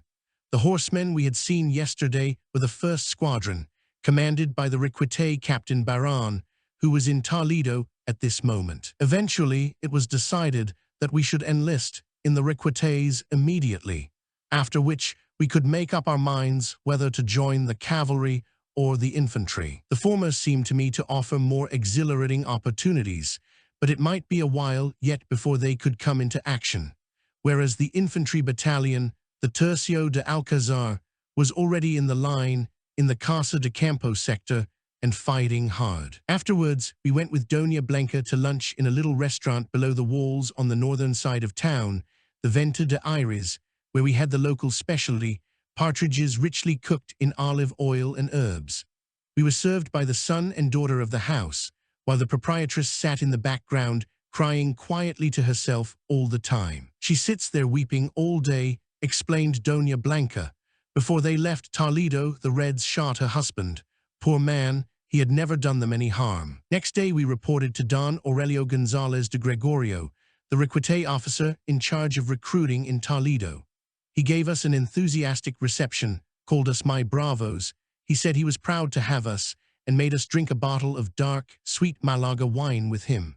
We were formally admitted as Requites without, so far as I remember, the formality of signing a single document. For some reason I have never understood, we were not given identity cards, nor, in those innocent pre-World War days, did it occur to us to ask for them, a fact which caused me much difficulty and embarrassment later on, whenever I wished to travel. We drew no pay, and we had to buy our own uniforms, for the stores had none left. When I bought myself a red beret, khaki shirts of very poor quality, and a shaggy cazadora, a sort of battle dress blouse. On my left breast pocket, I had the Carlist emblem embroidered, the cross of Burgundy, red St. Andrew's cross, surmounted by the Habsburg double eagle under the royal crown of Spain. In the evening we saw Captain Baron of the cavalry, a very quiet man whose age I was unable to guess, because the greater part of his face was hidden beneath an enormous pointed black beard in the style of the heroes of the Carlist wars. These beards were much affected by the Requites, both at the front and in the rear areas, giving the wearers an expression at once of dignity and extreme ferocity. Baron told us that his squadron had moved nearer Toledo to Santa Olalla. He suggested that we pay it a visit in a couple days' time. Meanwhile, he would write to the senior officer there, telling him to expect us. The following morning, we walked up to the Plaza de Zarcadova to look at the ruins of the Alcazar. There was nothing but a vast pile of rubble. The cellars, even the foundations, lay bare, with twisted iron girders sticking through the broken masonry and a great pit in the middle where the Republicans had exploded a mine. From the debris rose a foul stench of ordure and decay. The houses all around the square were pocketed with bullet holes, their windows shattered. A young Carlist from Galicia told us, "We are going to leave it like that as a monument to Marxist civilization." In fact, no attempt has been made to rebuild the Alcazar, and when I revisited it in the spring of 1951, it looked and smelt exactly the same. In the neighborhood of El Greco's house, we were warned to move carefully, for the streets around were exposed to sniping from Republican positions across the river, and there had been casualties. The house was supposed to be shut, but we found the custodian, a little troglodyte who reached to my waist, and persuaded him to show us round. Inside, I came upon one of the strangest sights of my life. In every room, stacked against the walls like so much lumber, stood these incomparable paintings of El Greco. The Republicans had assembled them thus, intending to send them to Madrid for sale abroad, but had abandoned them in their flight from Toledo. There were some English journalists staying in the town, George Steer of the Times, Christopher Home of Reuters, Pembroke Stevens of the Daily Telegraph, and an American called Massac. They were all disgruntled because, having come to Toledo for the express purpose of visiting the Madrid front, they had not yet been granted permission to do so, nor did their repeated protests seem to have any effect. We collected our passes from Captain Baron, and about 4 o'clock on a fine afternoon, walked down to the Visagra gate to stop the first lorry bound for Santa Olalla. We found one soon and settled ourselves in the back, among a pile of vegetables, 2 furious hens and their owner, an old woman who swore at them throughout the journey with a wealth of obscenity which Walford delighted in translating. Arriving in Santa Olalla at dusk, we found squadron headquarters in a small house in the main street. Here we were met by a pert little clerk of about 16, to whom we gave our papers. A few moments later, we were brought before the senior officer. Lieutenant Acting Captain Carlos Ancia, Marqués de Coquihula, was one of the tallest and most powerfully built men I have ever met. He seemed to flicker with nervous energy. A thin eyebrow mustache and cold, dark eyes gave a ruthless expression to his handsome face, but his true nature was a strange mixture of kindliness and cruelty. Although surprised to see us, which was understandable because Baran's letter had not yet reached him, he became very friendly when Walford told him why we were there. He suggested that we spend the night with the squadron if we did not mind sharing sleeping quarters with the men. There were two other officers with him, a tall, slim lieutenant with a slight mustache called Medina, and an ensign named Elena, a little man with a high, squeaky voice, a childlike smile, and the quick, jerky movements of a bird. These two came from Seville, and Sia, who spoke halting English, was a Catalan. All three were officers from the reserve. The men, it seemed, were from Andalusia, most of them over 30, all of them volunteers. This, said Encia, made it difficult to apply discipline, an ironic statement in view of all I witnessed later. He added that they were the simplest type of peasant, usually obedient and cheerful, but easily depressed, inefficient and inclined to be lazy, on the whole little different than children. The little clerk, Domings, was summoned and told to show us to the barracks and our sleeping quarters. With an authoritative air, he bade us follow him and led us to the main street. On the way, he told us he had studied English, I fear without much success, because he pronounced each word exactly as it would be pronounced in Spanish, and so we were never able to actually converse for more than a sentence or two.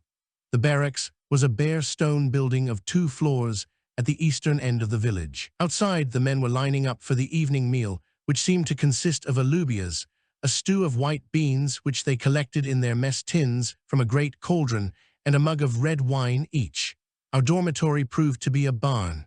I will get some straw and a couple of blankets for each of you, laughed Domings, then you'll be quite comfortable. After supper with the officers, we returned to the barn, where we found our bedding laid out. There were about a dozen troopers there, who greeted us with smiles and friendly chatter, not one word of which I could understand. They had lit a fire outside, which we all sat around while the men sang the high, plaintive flamenco of their native Andalusia, passing round mugs of wine. As I drank and listened to the strangely thrilling music, watching the firelight throw flickering shadows over the dark, bearded faces, I felt a new elation. The squadron would be in action any moment now, and Sia had told me. I made up my mind that I would join them, and in their comradeship, I would cheerfully endure hardship and danger. It was early when we went to bed, but late before I found my sleep. This was due partly to the thoughts racing through my mind, partly to the strangeness of my bed, but chiefly to the thunderous sounds punctuating the stillness as my companions broke wind throughout the night. Back in Toledo, Walford told me as he had made up his mind to join the infantry. He left the same evening for Casa del Campo, taking his sketchbook with him.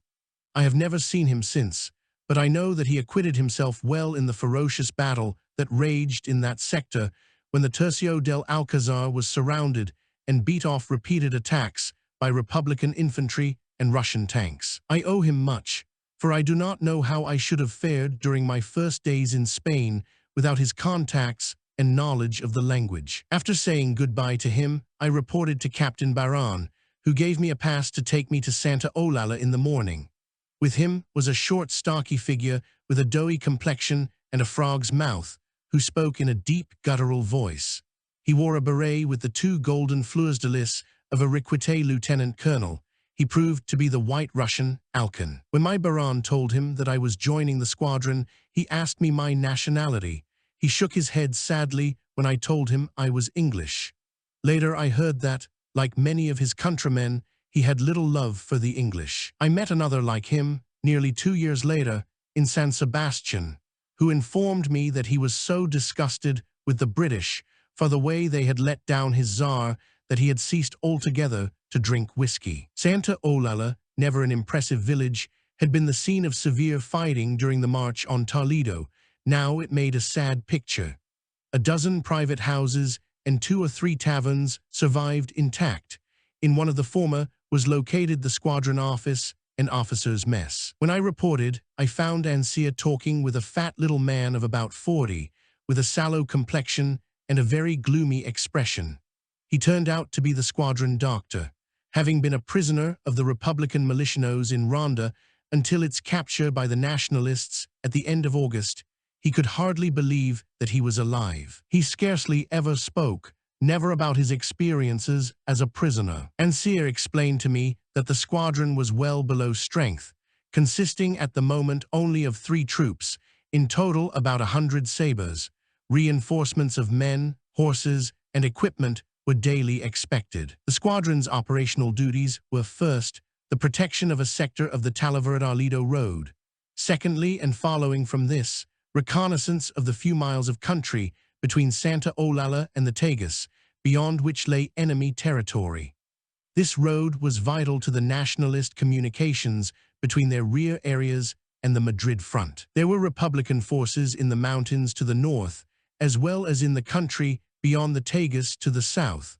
A combined attack from both directions, by cutting off this link at a vital period of the Madrid battle, might inflict disaster on the Nationalists. The road was very thinly held. A small garrison in Talavera, ourselves, and a company of Phalange militia in Santa Olalla, and a company of soldiers in Torrijos, about 16 miles to the east. The squadron was supposed to organize pickets by night, and by day, patrols between these posts to deal with enemy raiding parties and give warning of enemy movements. It was also to act as a mobile reserve in case of attack. "It is very hard work for so few men," said Ancir sadly, "especially when they are not even half-trained. But what can we do? All the troops are needed for Madrid. We must hold this long front as best we can." Like all of us at this time, he was convinced that a great assault was about to be launched on Madrid. Then, he had been assured, our squadron would have its role in the battle as part of a mobile column. I was given a horse, a powerful black beast with a beautiful mouth, also an old Morser carbine and a saber, the latter of very poor quality steel, with a metal scabbard whose glitter would attract attention from some distance. There was no bucket for the carbine, which had to be carried slung across the back, causing considerable discomfort when riding at any pace other than a walk. The only automatic weapon the squadron possessed was one old Hotchkiss light machine gun. I believe, but I am not sure, that there were 2 people in the squadron who knew how to use it. Ancir lent me a Spanish manual of training and indicated to me the movements, mounted and dismounted, which we should use. During this time, I worked hard at my Spanish, studying my Hugo, reading newspapers, and carrying on conversations as best I could. But I found it helped me little when I tried to understand the patois of my Andalusian companions. This did not matter so much on parade or patrol, for I soon learned to follow the others, but it made it difficult to enter the life of the squadron, or would have done had they not been so friendly and determined to make me feel at home. For the first week I did not go out on patrol, but otherwise took my part in all duties. At 6 o'clock, we were awakened by the beautiful Spanish bugle call of Diana or Reveille. We lined up outside the barracks for breakfast, a piece of bread and a mug of sweet, black coffee. Stables followed. The rest of the morning was spent in drill or training, followed by watering and feeding the horses. Rancho, usually some form of stew, was at 12:30, with a break until 2:30. The afternoon was occupied in much the same way as the morning, with water and feed for the horses at 4:30. After this there was a lecture, followed by prayers, and at 6:30 the evening rancho. At 10 o'clock the bugles sounded silencio. On Sundays there were no parades except one, at noon, for Mass, which was celebrated by the chaplain of the Phalange Company, there being no chaplain in the squadron. Although a Protestant, I naturally attended. At first, I wondered why there was no priest in the village, but I soon found out. It was usual for one troop to be on patrol while the other 2 were on training. I was in Ancir's troop. When he was busy with administration, we were commanded by Sergeant San Marano, a dark, clean-shaven, stocky reservist, an excellent NCO who took great care of his men. I had night guard duty about twice a week. This entailed standing sentry in front of the barracks for 2 hours between Silencio and Diana. It would not have been arduous but for the intense cold and the fact that the sentry had to stand motionless throughout his period of duty. Obviously, I was not very good at this drill. Even so, I was not much worse than the rest, who were the despair of our officers for their inability to learn the simplest movements, although they were competent enough horsemen.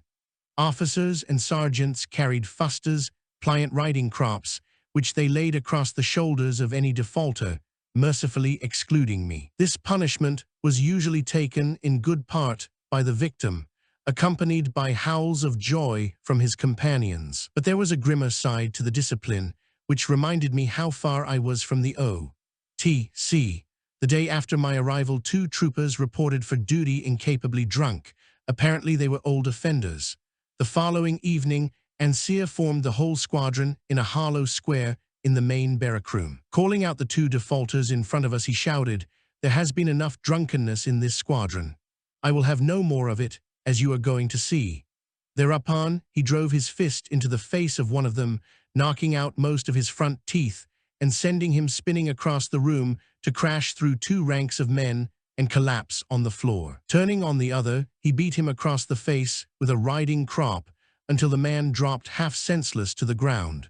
He returned to his first victim, yanked him to his feet, and laid open his face with the crop, disregarding his screams until he fell inert beside his companion. Then he turned to us. "You have seen, I will not tolerate a single drunkard in this squadron." The 2 culprits were hauled, sobbing, to their feet to have half a bottle of castor oil forced down their throats. They were on duty next day, but I never saw either of them drunk again. The Phalange company stationed in the village were Canary Islanders. They were a gay and feckless lot who spent all their money in the taverns and most of their time singing and playing mouth organs, at which they were remarkably skillful. They seemed to regard the war as a joke and anything military as utterly ridiculous. We became very friendly with them, joining at their parties in the evenings and carousing happily together. Although they were horrified that we let ourselves be worked so hard, there was none of the animosity that too often strained relations between Requite and Phalange. With the villagers we were on excellent terms. They would often invite us into their homes, the few that remained, for a meal or a glass of wine. From them I learned what had happened to the village priest.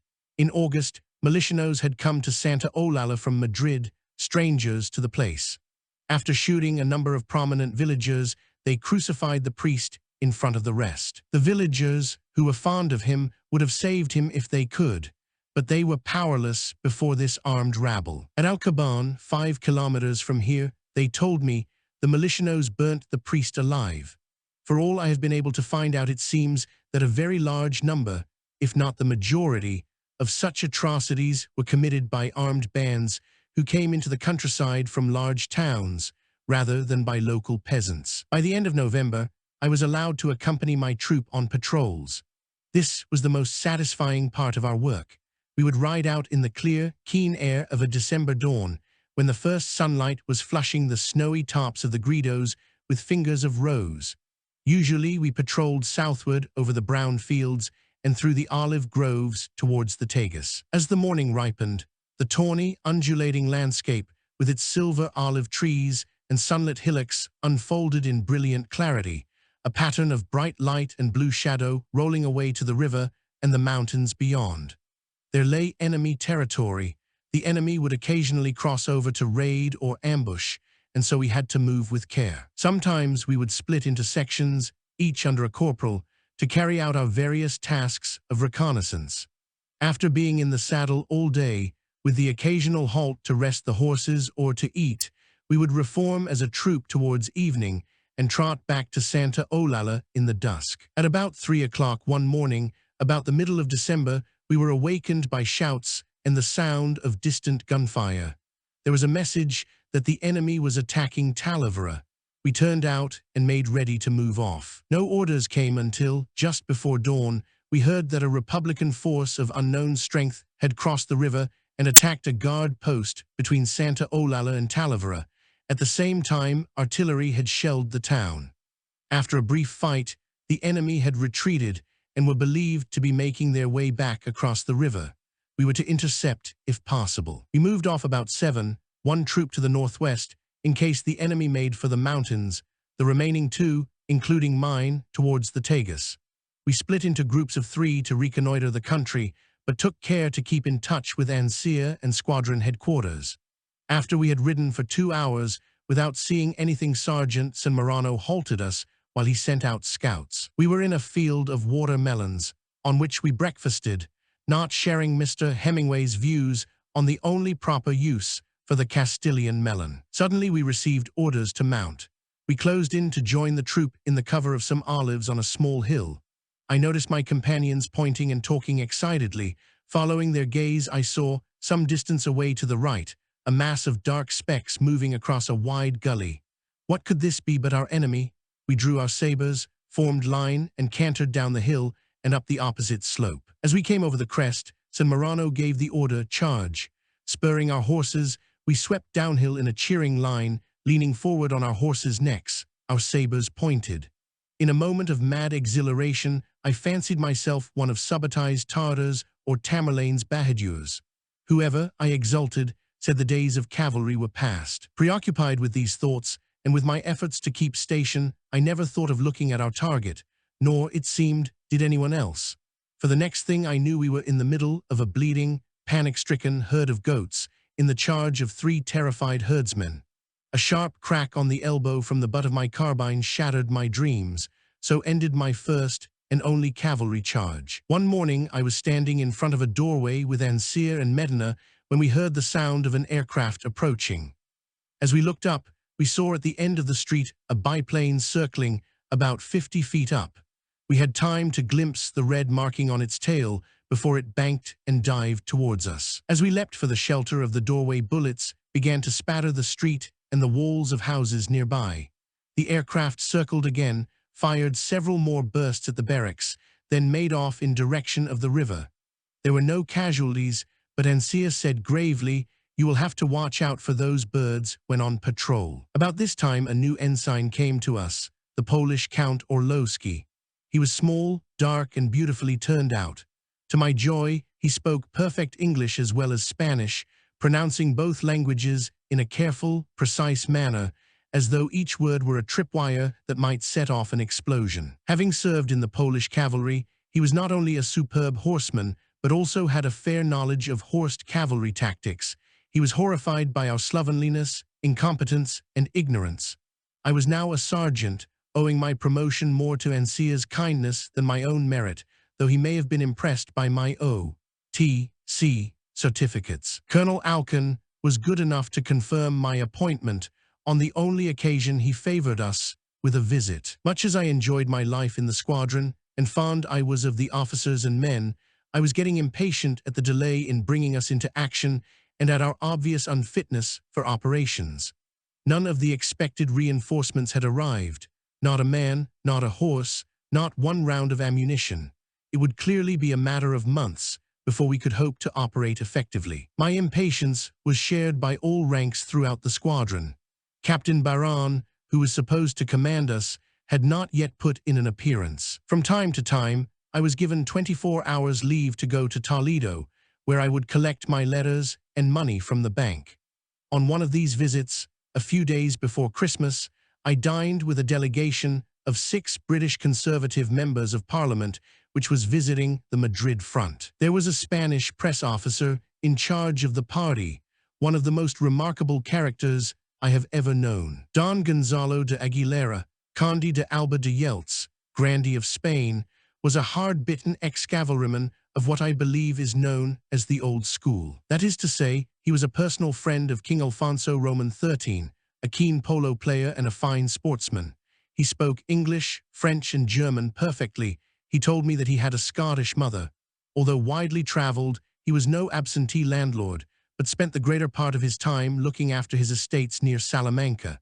He was widely read, very knowledgeable about literature, history, and science, with a brilliant if eccentric intellect and a command of vituperation that earned him the nickname during the Civil War of El Capitan Veneno, Captain Poison. Loyal friend, fearless critic, and stimulating companion that he was, I sometimes wonder if his qualities really fitted him for the job he was given of interpreting the nationalist cause to important strangers. For example, he told a distinguished English visitor that on the day the Civil War broke out, he lined up the laborers on his estate, selected 6 of them, and shot them in front of the others.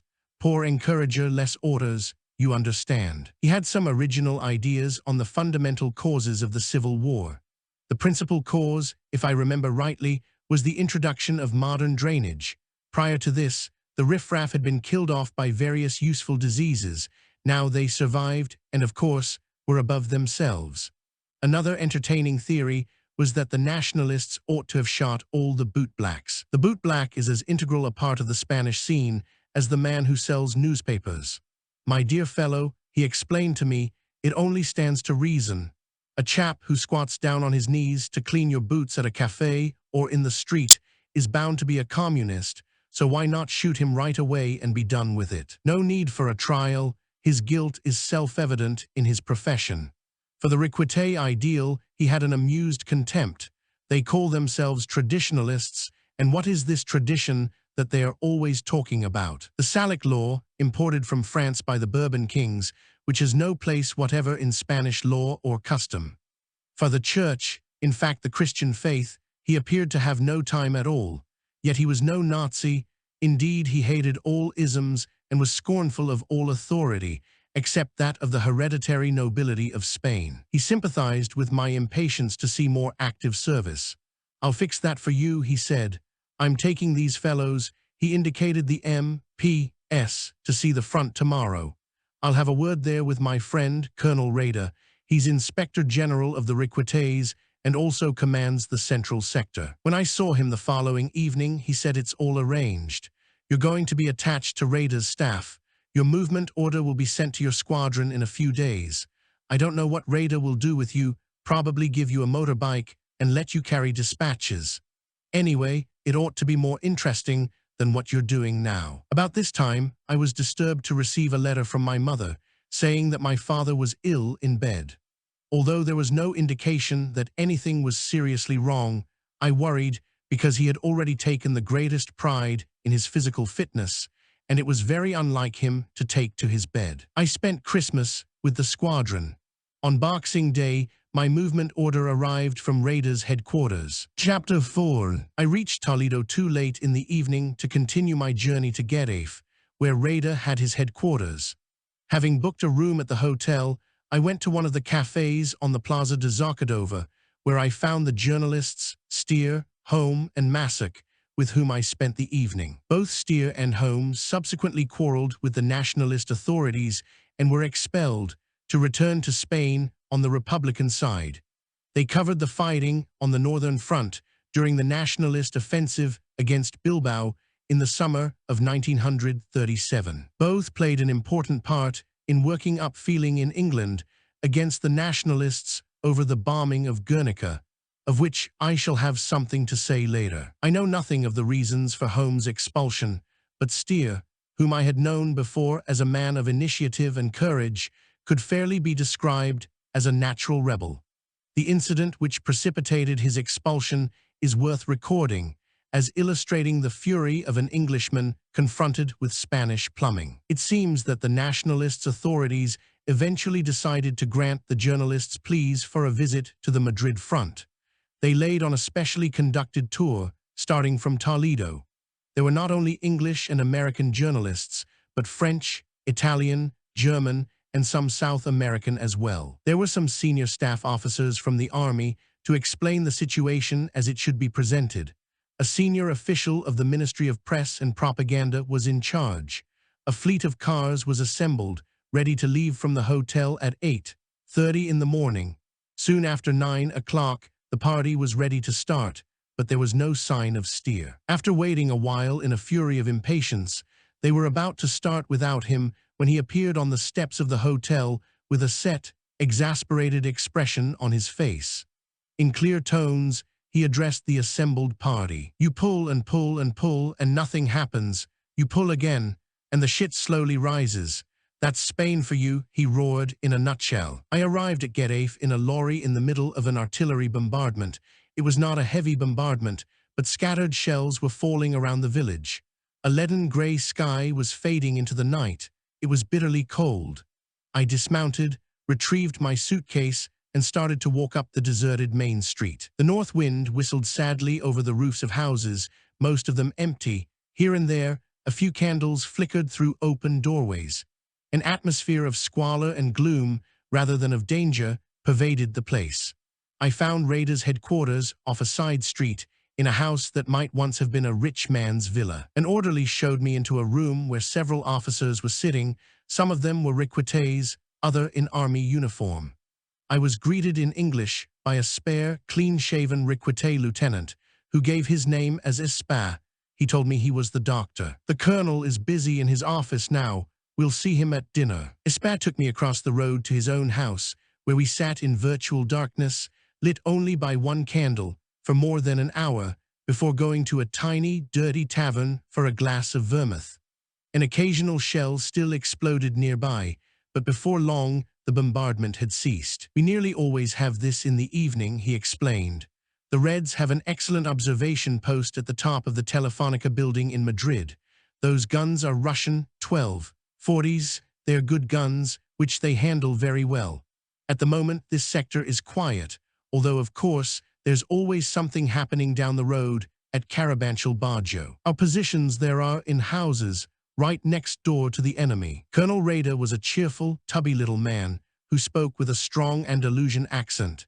This made him almost unintelligible to me, but fortunately Espa was there to translate. After the usual compliments, the colonel said, "I'm afraid it will be rather dull for you here. If you want to see some action, I can send you to Major Lopez Ibanez, who is in command at Carabanchel Bajo. Report to me at 11 o'clock tomorrow morning if you want to go there." But next morning, I found the colonel had gone to a conference with General Orgaz and would not be back until the evening. After lunch, I went for a walk in the direction of Madrid, along a path beside some fields. One of our batteries began firing somewhere behind me.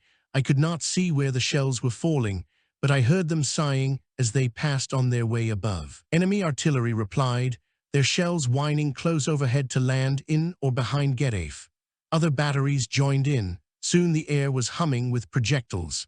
Undisturbed by the commotion, a peasant continued to work in the middle of the field beside me.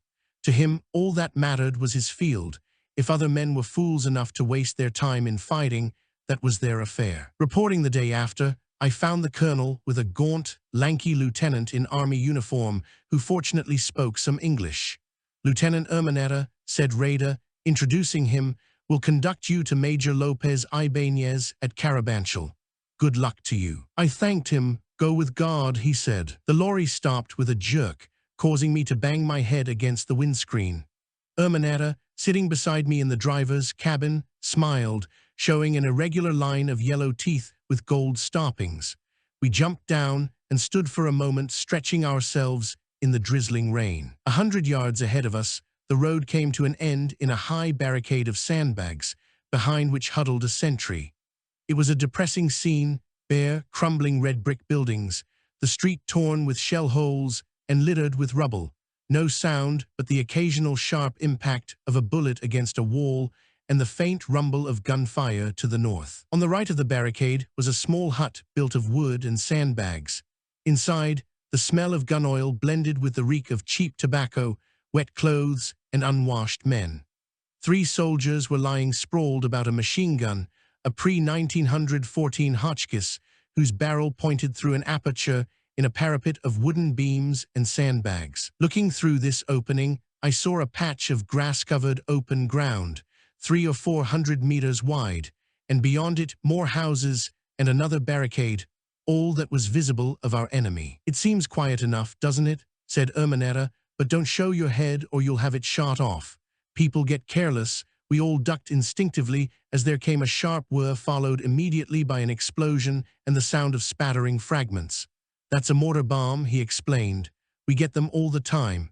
You can't hear them coming till it's too late. Let's go and have some lunch." We picked our way through the ruins of houses and along trenches to the dugout where Urmaneta had his platoon headquarters. Several times we passed a strong point, holding a machine gun or light Hotchkiss with a sentry on duty. Other men lay around eating, smoking, or sleeping. These posts were strengthened by sandbags shored with stout wooden beams and roofed against mortar bombs with iron bedsteads and odd pieces of furniture. Elsewhere, the defenses consisted sometimes of shallow trenches in which we had to bend ourselves double or rough barricades. but more often of the walls of houses, the windows being bricked up or blocked with sandbags or bedding, leaving only a loophole for a rifle. For the barricades and parapets, every kind of article and material was used: sandbags, mattresses, bedsteads, furniture of every kind, and even, in one place, an old violin. While we ate, Ermanetta explained our position. By this time, the assault on Madrid had given place to a siege, which was to last for more than 2 years. When the Nationalists were thrown back from the gates of Madrid by the international brigades in November, they took up fortified positions in the university city, the Casa del Campo, and the suburbs of Carabanchel Bajo and Usera. For the next few months, these places were the scenes of bloody fighting as one side or the other tried to improve its position or gain a little ground. The 8th Battalion of the 27th Regiment of Argel, which Major Lopez Ibanez commanded, was holding a large part of Carabanchel Bajo. Ermanetta's sector wound in and out of houses and across streets in a confusing series of salient and entrance that I never managed to understand. In some places, we were as much as 600 meters from the enemy, in others no more than 10 meters. From many points we could see Madrid, its domes, spires and houses gleaming wetly through the mist, with the high tower of the Telefonica forming a clear and hateful landmark. The men were conscripts pippies, as they were called in army slang, from the western province of Extremadura, where the battalion had its depot. They were admirable soldiers, cheerful and willing, calm in danger, undismayed by the unremitting strain of street fighting. They were fortunate in their officers, especially in Ermanetta, whom they looked upon as a father. Although he was the same age as they, only a year or two older than myself, he had a gravity and sense of responsibility beyond his years. A Basque from Pamplona, the capital of Navarre, he had joined the Requetés at the beginning of the war. He had been posted to this battalion after completing an officer's cursillo at one of the infantry schools. He was studying to be a lawyer in civilian life. In the afternoon, we went to see Major Lopez Ibanez. At one point, our way lay through a coppice which Ermanetta warned me was a dangerous spot, being exposed to enemy fire. Crouching behind a wall, he whispered, "This is where we run. Keep well down and don't stop running till we've reached that wall on the other side." We had not gone more than a few yards among the trees when the bullets started to fly around us, hissing through the branches and slapping against the trees. Knowing we had to go back the same way, I was not comforted when Ermanetta told me that the enemy were using a new dum-dum bullet made in Mexico. The major was a short, thick-set, dark officer who bristled with self-confidence and gruff good humor. "Where would you like to go?" he bade. "We have every kind of position here. You can go to a very quiet one, a very dangerous one, or," he indicated Ermanetta, "you can stay with this officer." In very politeness, I could do no less than choose to remain with Ermanetta. In any case, this is what I preferred. On the afternoon of New Year's, Eva Runner appeared to summon Ermanetta to company headquarters. When he returned, he looked preoccupied. "We moved tonight to a very bad position, right in the middle of the enemy. Are you still sure you want to come?" "Of course." It was nearly midnight when, having handed over to our relief, we formed up the street and moved off quietly on foot. I remember that journey well. The silent blackness of the bitter night, the stars twinkling frostily overhead, the whispered orders passed down the column, the muffled clink of arms, the clatter as someone kicked a fallen tile, the muttered curses, an occasional quick flash of Ermanetta's torch. How differently would my friends in England be welcoming the new year? I had no idea where we were going, and in the darkness, it was impossible to keep any sense of direction.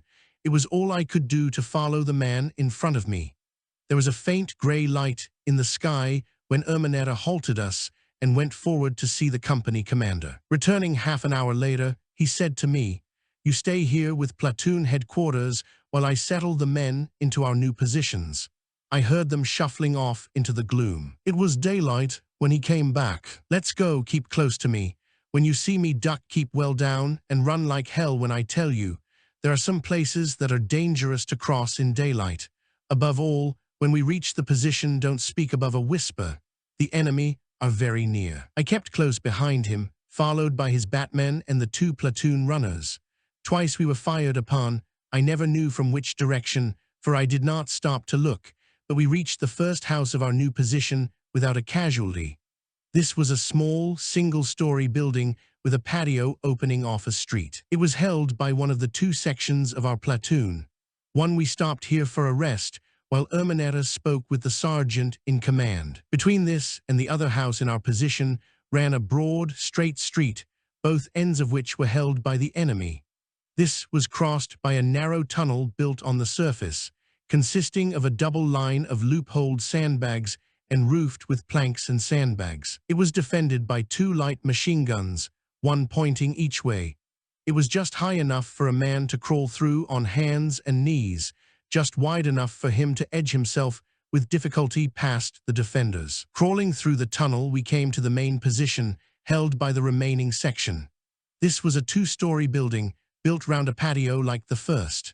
A gallery, approached by an open staircase from the patio, encircled the upper story, the windows of which were barricaded and loopholed. In two adjacent rooms, opening off the patio, Ermanetta established his office and sleeping quarters. The latter, where we had our meals, was a bare room about 13 feet square, lit by a single smelly carbide lamp. It was furnished by a deal table and a few chairs, the rest of the space being taken up by old mattresses, on which 6 of us slept: Ermanetta, his sergeant, his 2 runners, his batman, and myself. A half-platoon of regulars occupied 2 rooms of a ruined house next to ours. They had nothing to do with the defense of the position, but were there for sniping, reconnaissance, and an occasional coup de main raid. They were happy, giggly little men, some of them fairer in complexion than myself, and one of them red-haired. They soon became very friendly and would bring us cups of sweet mint tea. Our only line of communications with company headquarters and the rear was the tunnel of sandbags. Through this had to come all our food, water, ammunition, and supplies. Through this we must evacuate our wounded. It could only be done at night, which meant that a wounded man might die before he could receive proper attention, for we had no doctor. Water was so scarce that there was no question of washing or even cleaning our teeth. In a few days, we were all infested with lice. Our food, which consisted chiefly of mule steak and dried codfish, was cooked at company headquarters. The rough sketch, which I drew at the time, gives some idea of our situation too. The enemy occupied houses enclosing us on 3 sides at a distance of between 10 and 30 meters. Having pinpointed the position long ago, they continually dropped mortar bombs and hand grenades on us by day and night. That was the danger of talking above a whisper. The enemy could hear exactly where we were and would land a shower of bombs all round us. Worse, they seemed to know exactly where our latrine was situated, an exposed and shattered room at one corner of the patio. Their attentions did much to expedite the process of nature. I think there is something in the Spanish character that is stimulated by danger and discomfort, for throughout the ensuing fortnight, everyone maintained an astonishing cheerfulness. We learned to take pleasure in the smallest comforts. The arrival of an unexpected bottle of brandy or box of cigarettes would put us in a happy mood for the whole day. We suffered a daily drain of casualties. Although mortar bombs and hand grenades could not penetrate the ceilings of the rooms, which were strengthened with beams and sandbags, they could have a devastating effect on the patio. Too often an explosion outside would be followed by the sound of scuffling and childlike whimpering. We would hurry outside to pick up a torn, bleeding figure, which we would rush into the office and lay on a mattress. There he would lie in pain until nightfall if he did not die first. Even the dead had to be sent out through the tunnel, for there was nowhere we could bury them. There were serious losses from sniping. I think the enemy had machine guns trained on some of the more vulnerable places. Our men were keen snipers too, and in their excitement would sometimes expose themselves to enemy fire, with fatal results. Ermanetta did not at first discourage this activity, believing it would be good for morale, until one morning when they carried in the senior corporal with a ragged red hole in his forehead and a little white dribble of brain oozing from the back of his head. He had been a pleasant-faced, blond youth, an excellent soldier, efficient and cheerful, cool in danger, loved by everyone. He seemed to be trying to say something, although he must have been unconscious. All we could hear was a continuous, low-pitched, snuffling moan. Urmeneta bent over him to recite the prayer for absolution, holding his own gold crucifix to the dying man's lips. As he straightened up, one of the soldiers said, "Matteo was too confident. He would never keep under cover." It may be wondered why we tried to hold such a pernicious position, seeing that it cost us so much more than it was worth. I do not know the answer, but throughout this war, the most dangerous and useless positions were defended by both sides with absurd tenacity and at great cost. I suppose it was reasons of prestige that prevented either side from voluntarily giving ground. The fighting in November and December convinced both sides of the folly of attacking fortified houses by day, but we were subjected to frequent night attacks. The first came on the night of January 2nd. About 8:30, Urmeneta and his sergeant were sitting at the table about supper, giving me a Spanish lesson in whispers. All was quiet outside. Suddenly, there came a burst of fire from one of our machine guns upstairs, followed by a series of sharp detonations above and around us. In a moment, the whole house was shaking with the blast of mortars and grenades.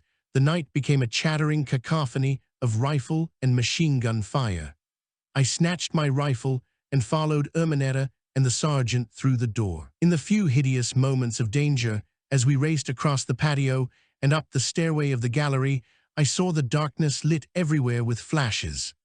As I took my post at the loophole, I became aware of another sound, like hail, bullets striking the walls all round us. At first I could discern no target in the darkness, and confined myself to firing at enemy rifle flashes. But now our men were lobbing grenades, and by the flash of an explosion, I could see a shadowy figure on the ground below or on the neighboring rooftop or balcony, a brief glimpse barely sufficient for a snapshot. I blazed away until it occurred to me that I must be wasting a good deal of ammunition, and so must my companions. The same thought seemed to occur to Urmeneta, for coming up behind me, he shouted in my ear, "Don't shoot unless you've got a good target. We must conserve our ammunition." That goes for grenades too. I had lobbed a few grenades, more for practice and to give myself the impression that I was doing something than for their effect. But for every grenade, we threw the enemy through a dozen at us. Fortunately, the standard hand grenade used by both sides was the percussion Laffite. This was a metal cylinder, a little larger than a Brasso tin, filled with high explosive. Once the weighted safety tape had been unwound, as it would be in the course of flight, the grenade would explode on the slightest impact. But as the case was very thin, there was little danger from fragmentation, and the blast effect was limited to a few feet. On this and other occasions during the Civil War, I was thankful that the Mills grenade was not in use. For 2 hours the battle, or at least the firing, continued. Then it died as quickly as it had begun. We tended our casualties, which were 4 wounded, only 1 seriously, posted guards, and went to bed. I doubt if the enemy suffered more casualties that night than we did. Had they pressed home their attack and succeeded in forcing an entry, I do not see how any of us could have survived, for they outnumbered us many times. We had these alarms almost every other night. Sometimes, as on this occasion, they were genuine attacks. More often, I believe they were started by a jittery sentry or machine gunner loosing off at a shadow. His companions would join in, and the enemy, thinking we were attacking, would reply. A great deal of ammunition would be wasted over nothing. Men whose nerves were overstrained by constant danger and lack of sleep tend to see shadows. About this time, there was a rumor throughout the army that the enemy were about to use gas. We were all issued with German gas masks in cylindrical metal containers. The scare soon evaporated, and it was not long before the masks were discarded and their containers used as water carriers. One morning, about the middle of the second week in January, an NCO came to the door of our office asking to speak to Urmeneta. They whispered together. Urmeneta told us to keep quiet, then went down on his hands and knees, his ear to the floor. He stayed there about a minute, then motioned to the sergeant to do the same. When he had finished, he scribbled a message for a runner to take to the company commander. He looked very worried. "What's wrong, Miguel? I'm afraid the enemy are mining underneath. I heard their picks just now. But are they right underneath this house?" "No, I don't think so, not yet. I fear they soon will be." A new warfare was beginning around Madrid. The Republicans were employing miners from Asturias and Pozoblanco to drive mines underneath nationalist positions in Carabanchel and the university city, in which they proved themselves extremely skillful. By this means, they inflicted severe losses on nationalists at very little cost to themselves, even forcing them to abandon some positions. The nationalists enlisted the most experienced engineers from Italy and Germany in attempts to put a stop to the mining, but they were unable to do more than limit its effect. In their turn, the nationalists began to use flamethrowers, especially in the Usera suburb, to blast the Republicans from their fortifications. I am told by witnesses that their effect at close quarters was devastating. Happily, I did not stay long enough to experience either forms of warfare. On the afternoon of January 13th, we received orders to prepare to move out. Soon after dusk, we were relieved by an infantry platoon from another regiment. We formed up outside company headquarters. At 7 p.m., the whole battalion began to move in column up the road to Getafe. We arrived 3 hours later at the barracks where we were to sleep. Although supper was ready for us, we were too tired to be bothered with it and went straight to bed. We slept the whole of the next morning. In the afternoon, I was ordered to report to Colonel Rader. He received me very warmly and told me to put up the silver fleur-de-lis of a requite alferez, or second lieutenant. A fortnight later, the entire position we had last occupied at Carabanchel was blown up by a mine. A whole company perished in the ruins. On January 16th, I received from an aunt the following telegram: "Your father sinking fast, come at once." I was all the more shocked by this because the last news I had heard was that my father was much better, nor had I any idea what was the matter with him. Urmaneta and Major Lopez Ibanez were full of sympathy. Permission for me to leave must, however, come from Colonel Rader. Urmaneta went with me to see him. He was very kind, but seemed doubtful whether even he had authority to give me leave outside the country. However, when I gave him my word to return to his command at the earliest moment, he issued me with a return salvoconducto as far as the frontier.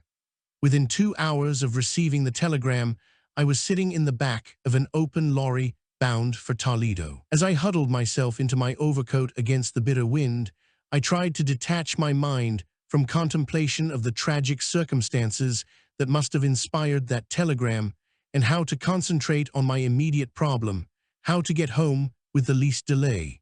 But I could not concentrate. I thought of the last time I had seen my father at Newhaven, of our day in London buying my kit for Spain, and with remorse of the frequent disagreements, even quarrels, that had previously clouded our relations.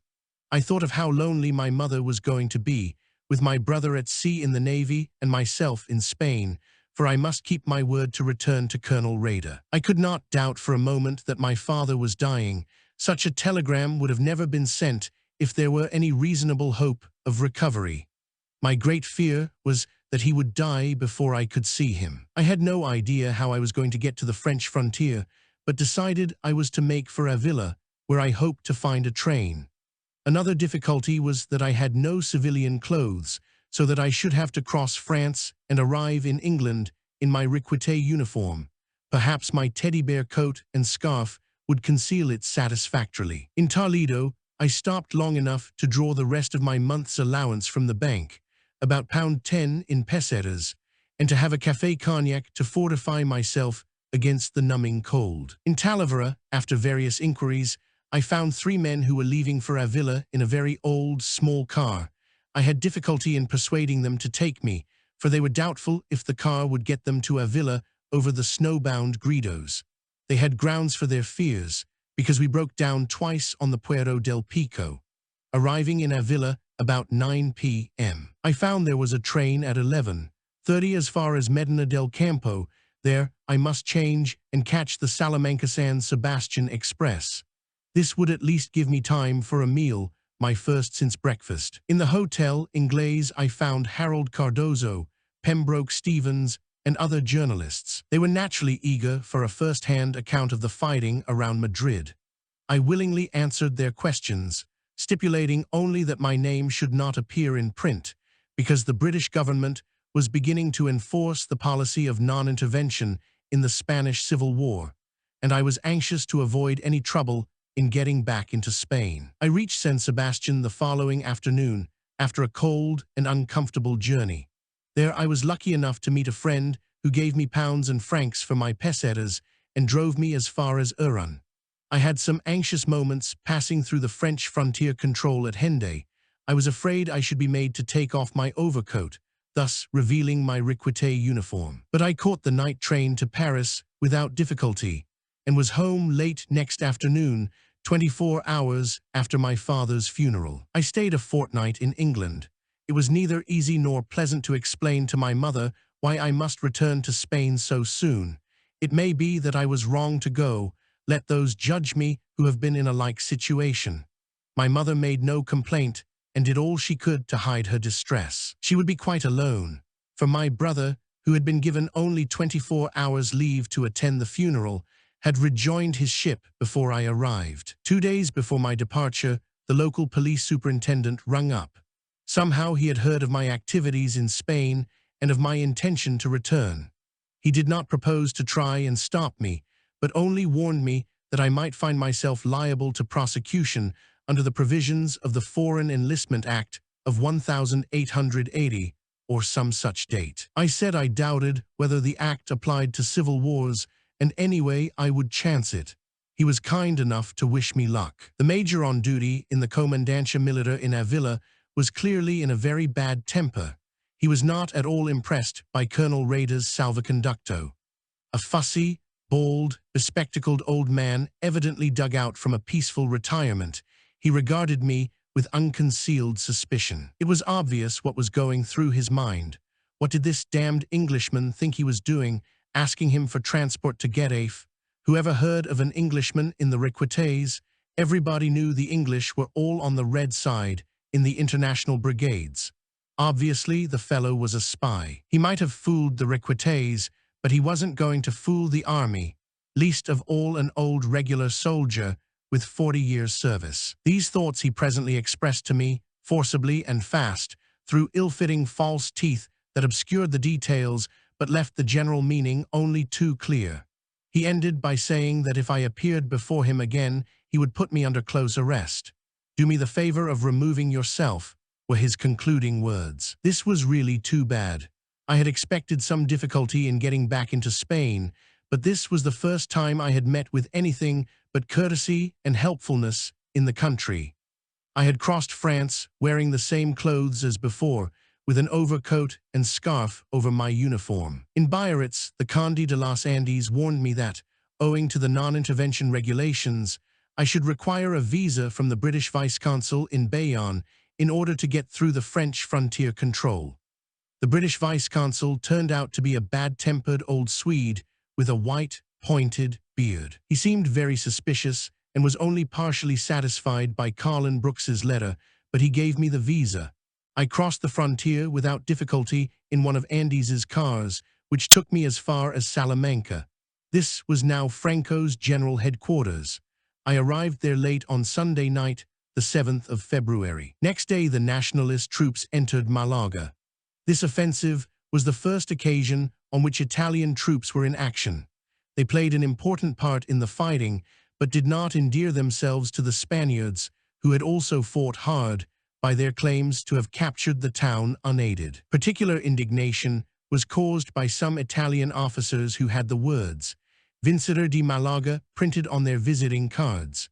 Nevertheless, it was a spectacular victory, for Malaga was one of the principal Republican strongholds, as well as the scene of some of the worst excesses of mob violence. Before the final assault, the Nationalists cut the roads east of the city, and with their command of the sea, were able to prevent the escape of a large number of leading Republicans. Among those captured and subsequently executed was the infamous Garcia Adedel, leader of the terrible Brigada de Amensa, Dawn Brigade, so called because its members used to drag suspects from their homes in the small hours and shoot them. Some distinguished foreigners were captured at the same time, but later released. These included Mr. Arthur Koestler and his host, Sir Peter Chalmers Mitchell. The latter, a keen Republican supporter, was a little naive in his efforts to palliate the actions of the extremists in Malaga. He admitted to a friend of mine that some thousands of people had been executed there by militianos, but he added, it was all straight shooting. On Monday afternoon, I was on a bus to Avila, hoping to find transport there to take me to Colonel Rader. After my rebuff at the Comandancia Militar, I decided to try my luck at General Mola's headquarters. Within 20 minutes, I had my salvoconducto stamped and a place reserved for me in the official postal car leaving the next morning. We crossed the Gredos in glorious spring weather, very different from the blizzard of my last crossing 3 weeks earlier. In Talavera, I lunched with Pablo Meri del Val, a senior official of the Ministry of Press and Propaganda and the younger son of the famous ambassador. He had been educated in England and still retained the austere manner and appearance of a sixth-form prefect confronted by a delinquent from the lower fourth.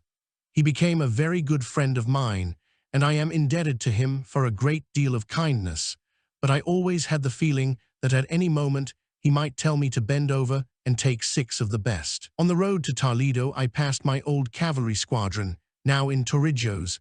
Stopping a moment to talk with the men, I learned that Ancia, Elena, Medina, and Orlowski had all left for other units. I reached Getafe at 6:30 to be told that Colonel Rader had moved to Pinto, about 7 kilometers to the southeast, off the main road to Toledo. I found a lift to Pinto, but Colonel Rader had moved to La Marinosa, 12 kilometers further east, above the Jarama Valley. I decided to stay the night in Pinto, where an infantry officer kindly lent me a mattress in his room. 3 days earlier, on 6 February, the Battle of the Jarama had begun. This nationalist offensive, directed by General Verla, had as its objective cutting off the Madrid-Valencia road, and in particular, the capture of the town of Arganda on that road. This was the last direct supply line remaining to the defenders of Madrid from their bases in the Mancha and on the Mediterranean. Colonel Rader, who was commanding one of the formations under Verla, had launched his attack on Pinto the first day. The country over which the battle was fought was an undulating plain, covered with scrub, sloping gradually eastwards to the Jarama Valley. The most important tactical features were the heights of La Marinosa, 600 feet above the Manzanares, and the so-called Espolón de Vaciamadrid, a ridge overlooking the confluence of the Manzanares and Jarama rivers. Farmland and olive groves covered the valley of the Jarama on both sides of the river. On the eastern side of the valley were hills thickly covered with olives. 3. By the time I reached Pinto, on February 9th, the Nationalists had overrun the country to the west of the Jarama and occupied the heights of La Marinosa and the Espolón de Vaciamadrid. From the latter, they were able to shell the Valencia road.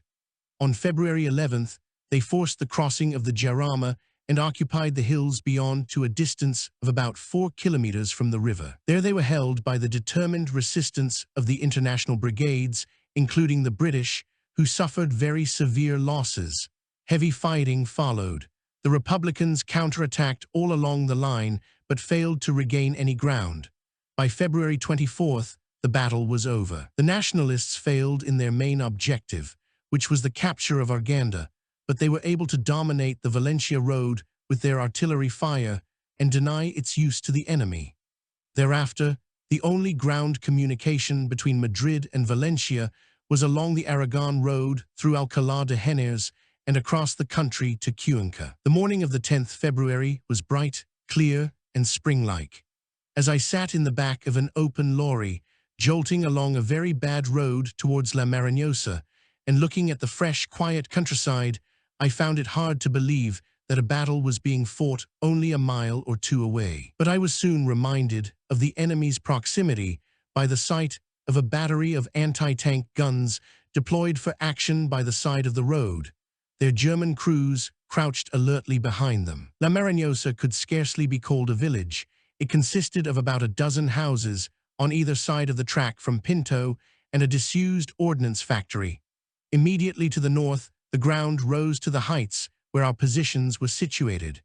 Colonel Rader's headquarters was a small house with a garden and a low wall standing on the left of the road. There I found the colonel with Espa and others I knew. They seemed surprised to see me back. Rader said he would send me to the Requete Tercio del Alcázar, which was due to arrive in La Marinosa the next day. He could not return me to the 8th Battalion of Argel because they were no longer under his command. While we were talking, there was a small air raid. Raider took us out into the garden to watch. Half a dozen enemy Radas, Russian fighters, were machine gunning the area, concentrating on the positions above us and to the eastward. They dropped 3 small bombs which landed harmlessly in open country. As we were sitting down to dinner that evening, an enemy battery opened fire, obviously trying to hit Raiders' headquarters. The shells fell close around the house, damaging 1 or 2 of the other buildings and causing several casualties. There was a feeling of expectancy and tension in the air, which made me realize that something important was to happen tomorrow. After dark, a bandera of the Foreign Legion formed up outside. Dark, hard-bitten, grim-looking soldiers with a tremendous pride in their bearing. They were singing the 2 great Legion songs, El Himno del Legionario and El Novio de la Muerte. Thrilling tunes that moved us all as we heard them chanted with such spirit by these men who were about to die. Indeed, many of them were dead within 24 hours.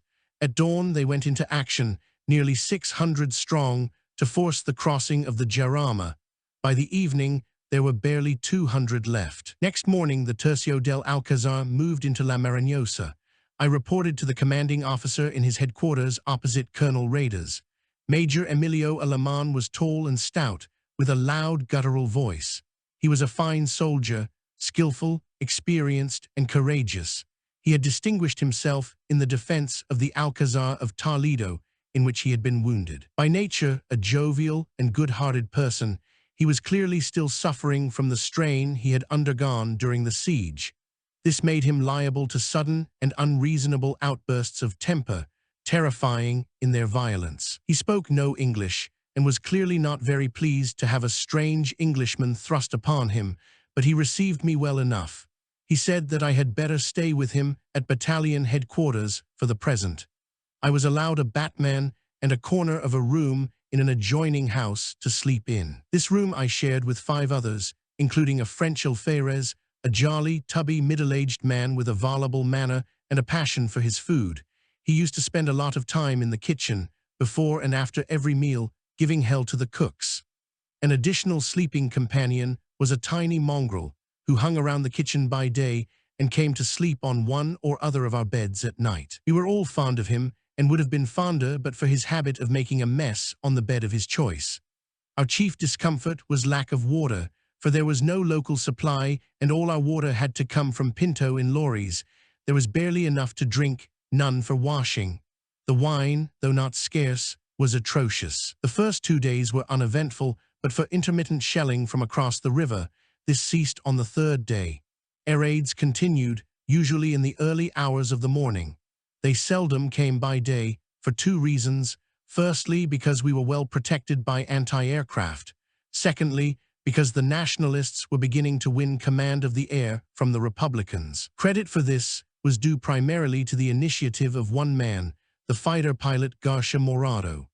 Garcia Morado, who commanded a formation of Fiat CR-42 biplanes, trained his pilots to pitch a perfection far ahead of the enemy. When he brought them into action over the Jarama, they chased the Republicans out of the sky. I usually slept during the night raids, which of course were not comparable with those of the last war. But on one occasion, I was awakened in the middle of a raid by infuriated shouts from the Frenchman, "Merde, c'est le chien qui chie." The little dog had chosen his bed that night. A day or 2 after my arrival, we were joined by a young German officer, Lieutenant von Gaza. He was something of a mystery, because he claimed to be a lieutenant of machine guns in the Reichswehr and was wearing German army uniform.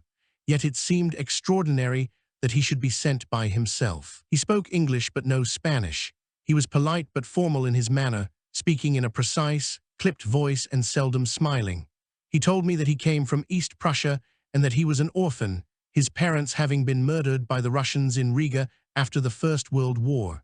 We had 1 or 2 Germans in this unit, but von Gaza held himself aloof from them, causing them grave offense. He soon transferred from us to the Foreign Legion, where he served under Captain Cancella, who subsequently became my own company commander and who told me something of his story. He was indeed a regular army officer and came from a Junker family, but having committed some serious offense, which had brought upon him the displeasure of the German military authorities, he was given the choice of a court-martial or service in Spain, but with the proviso that he must not serve with his own countrymen. He was killed by a chance shell 2 months later, while playing cards in a bungalow with 3 other officers of his bandera.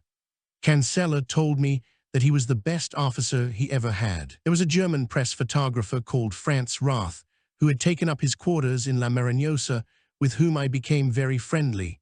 He worked for Associated Press, had traveled widely, and was in Addis Ababa at the time of Mussolini's invasion.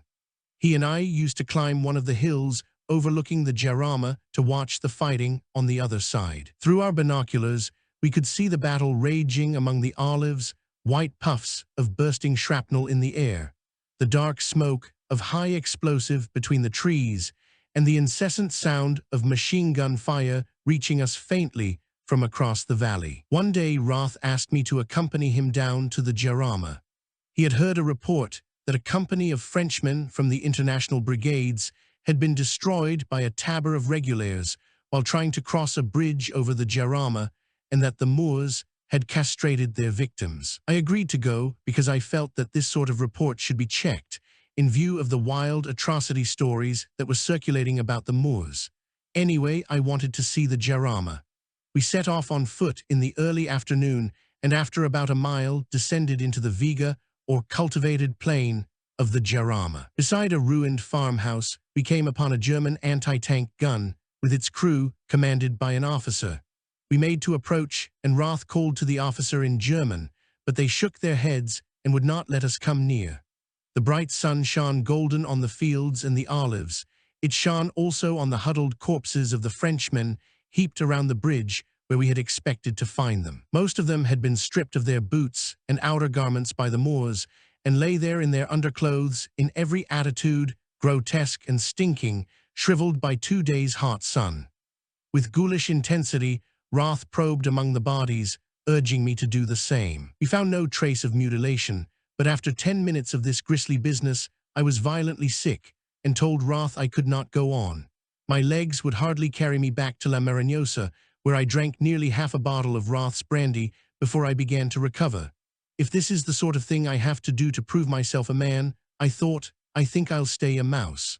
Roth was quite unmoved. On the morning of February 15th, Major Aleman asked von Gaza and me if we would like to be posted to one of the positions on the heights of La Marignosa. We were delighted, for we had nothing to do at battalion headquarters and felt we were always on the Major's toes. We each took a rifle and pack and set off along a path leading up the hill past Colonel Rader's headquarters. It took us about 20 minutes to reach our new position. This was on the right of our line, on a ridge overlooking the plain of the Manzanares. Below us, about 3/4 of a mile distant, was a broad belt of olives stretching away to our left. A track led from it straight in front of us for about half a mile to a deserted village. Beyond the village ran the Manzanares. The country between the Manzanares and ourselves was supposedly a no-man's land. Von Gaza and I were astonished that no patrols were sent to reconnoiter it at night. We offered to go ourselves, but were told it was unnecessary. The defenses consisted of rough earthworks, with shallow trenches and parapets of earth and stones, bolstered with a few sandbags. There was a Hotchkiss machine gun and a light machine gun of the Lewis pattern. About 100 yards back from the position was a small empty house in a little grove of trees. This was platoon headquarters, where we slept. At dawn on the morning of the 17th, we awoke to the sound of heavy firing away on our left. We ran to our trenches and took up firing positions. At first we could see nothing, for the valley below was still hidden in the river mist.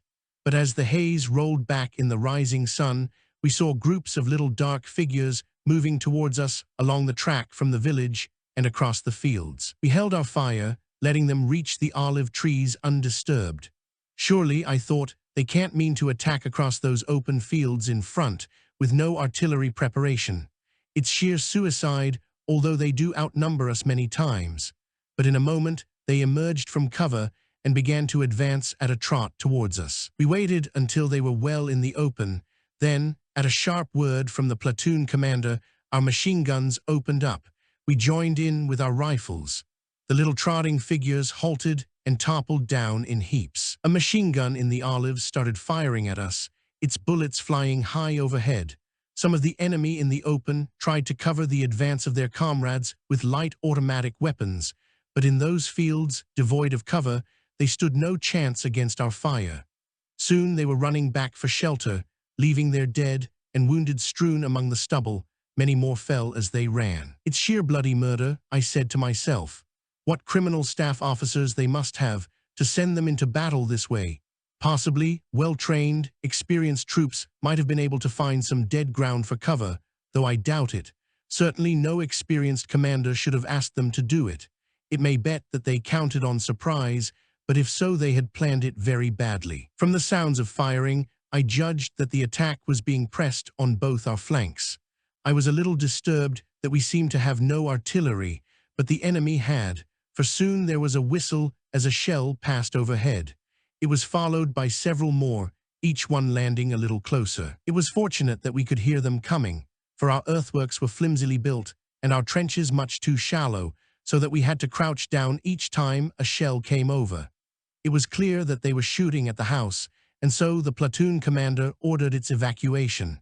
None too soon, for a succession of shells hit it immediately afterwards, reducing it to a ruin. Then they concentrated on the position itself, and their shells began to fall uncomfortably close, one or two of them causing casualties. Now the enemy were advancing again, threading their way among the bodies that had fallen in their first attempt.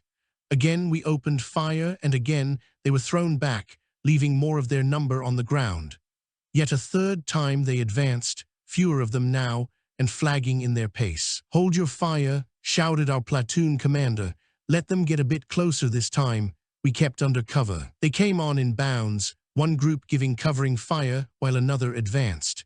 When the nearest was within 400 yards and all were well out in the open, we had the order, "Fire." It was murder. The poor creatures fell in heaps.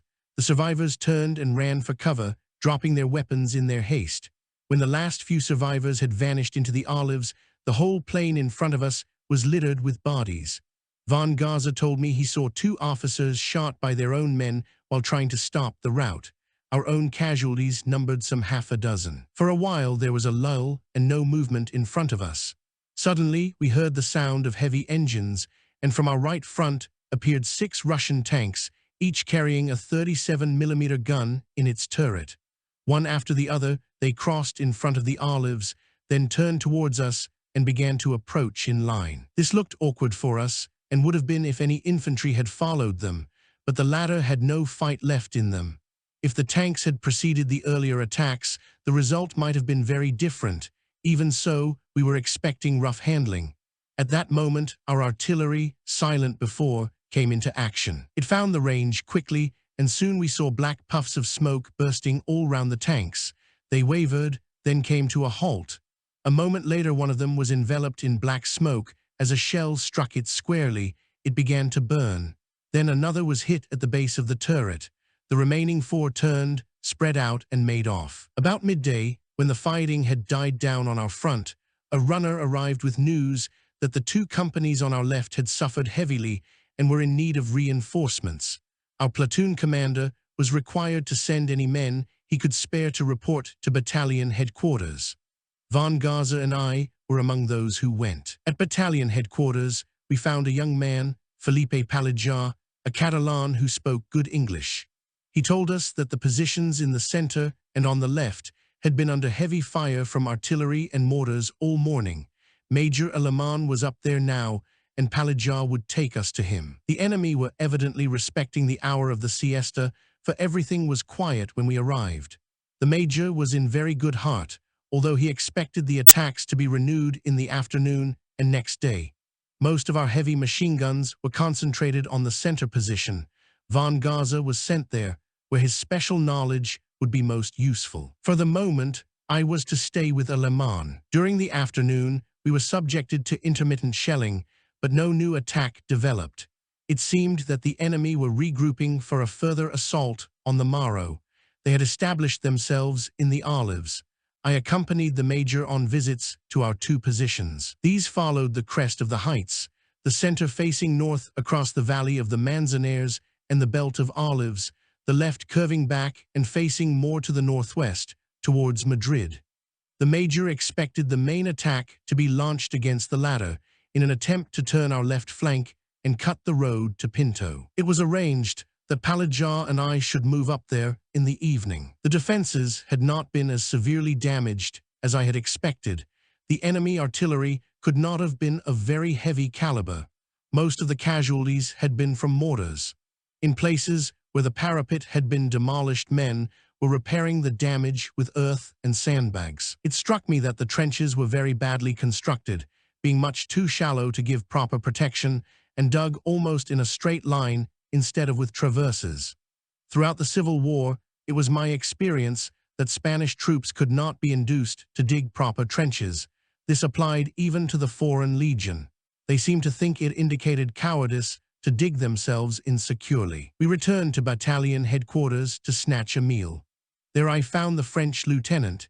He had found time during the lull to slip away from his post to give some more hell to the cooks about the soup they had sent up. At dusk, Palajar and I went up to our new station. We found a dugout to sleep in, which we had to share with 8 others. It was a bit cramped, but it would do for the little sleep we were expecting. We went to report to the company commander, whose name, if I remember rightly, was Santo Domingo. We found him in his dugout with another captain, called Frijo, and Father Vicent, the company chaplain, a stern-faced, lean Navarrese with the face of a fanatic gleaming behind his glasses. Captain Santo Domingo had a great reputation as a soldier in this tercio, and was beloved by his men, whom he led by the sheer force of his own example. He was a man of about 45, with a strong, gentle face, full of character. Father Vicent, in great spirits, dominated the gathering. He was the most fearless and the most bloodthirsty man I ever met in Spain. He would, I think, have made a better soldier than priest. "Hola, Don Pedro," he shouted at me. "So you've come to kill some Reds. Congratulations. Be sure you kill plenty." The purple tassel of his beret swung in the candlelight. Santo Domingo frowned. "Father Vicent, you always talk of killing. Such sentiments do not come well from a priest. The Reds may be our enemies, but remember they are Spaniards, and Spain will have need of men after the war." "Of good men, yes, but not of evil." "Of good men," repeated Santo Domingo, "and of evil men converted." I was fascinated, as the argument became heated, to see the roles of priest and soldier reversed. But I noticed that Father Vicent was alone among the party in his condemnation of all Reds as traitors who must be killed. He needn't worry, I thought. We'll have to kill all we can tomorrow, if only to save our own skins. Captain Frijo spoke. "It will be a hard battle tomorrow. They must outnumber us by at least 10 to 1. We have no other defenses to fall back on, and if we break, the whole Jarama front will fold up." "God will not desert us," pronounced Father Vincent. None of us felt like sleep. It was long after midnight before Palajar and I returned to our dugout to throw ourselves full dressed on the ground. The imminent prospect of a violent, if glorious, death tends wonderfully to concentrate the mind on past misdeeds and future hopes of salvation. I will admit that I said a few prayers that night and even made some resolutions, but I wish I could honestly record that the pattern of my life changed radically after my deliverance. I was not the only one who found it difficult to sleep. I must have dozed, for the next thing I knew was that someone had lit a candle and my companions were stirring themselves. I put on my belt, pouches, and steel helmet, took my rifle, and crawled out into the open. I stood up on the hillside, taking deep breaths of the clear, cold air, which revived me wonderfully after the dusty atmosphere of the dugout. It was beginning to get light. I could make out dimly the shape of our own trenches and the position on our right, lined with tense, waiting figures. As the light grew, I stood looking down into a mist-draped valley where the enemy lay hidden in the gloom. Not a sound came from it.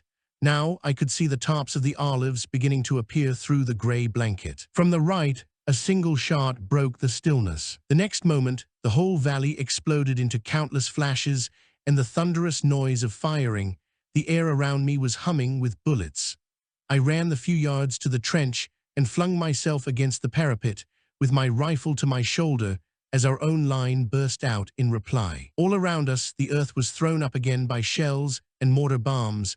the air torn by bullets. Once again, the enemy machine guns were firing high, but their artillery already had our range, while mortar bombs were landing on the parapets and in the trenches.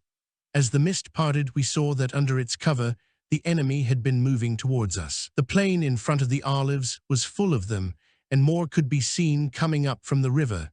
As Major Alaman had forecast, they were working round on our left flank. My throat was dry, my face hot, and my hands shaking as I feverishly loaded and fired my rifle. With a great effort, I pulled myself together and began to fire more slowly, checking my sights, resting my elbows on the parapet, and taking careful, aimed shots. This had a steadying effect on me, and I began to feel much better. I began, too, to feel a kind of pity for my enemies, exposed in the open to this murderous fire, so that, as I aligned my sights on one of them and pressed the trigger with a slow, steady pressure, as I had been taught, I found myself praying that my bullet might put him out of action, but not maim him grievously for life. Once again, the enemy's planning had let him down. His troops were, indeed, nearer to their objective than on the previous day, so also were they further from cover. Their only chance seemed to be a rapid advance, regardless of casualties. About 300 or 400 yards in front of our trenches was a line of low hillocks extending to our left. These, if they could reach them, would afford them some protection, enabling them to concentrate for a final assault. At first, they made no progress against our fire. Many fell, some lay down where they were and fired back at us. Others turned and ran in all directions, looking for cover, not realizing that this was the most certain way of being killed. The morning drew on with occasional brief lulls in the fighting, which gave us time to evacuate the dead and badly wounded, dress lesser wounds, repair defenses where possible, replenish our ammunition, and take a drink from our water bottles. But the mortars in the olives gave us no rest. The bombardment intensified as a new wave of attackers surged forward in much greater strength than the first. They had learnt by now to use what little cover there was and to combine fire and movement more skillfully than before. In spite of their losses, numbers of them reached the shelter of the hillocks, where with rifles and light machine guns they opened fire on us to cover the advance of their comrades. The bombardment was reaching a climax. Our ears were throbbing with explosions, our eyes almost blinded with dust, not so blinded, however, that we could not see that the enemy was getting closer, finding his way surely round to our left flank.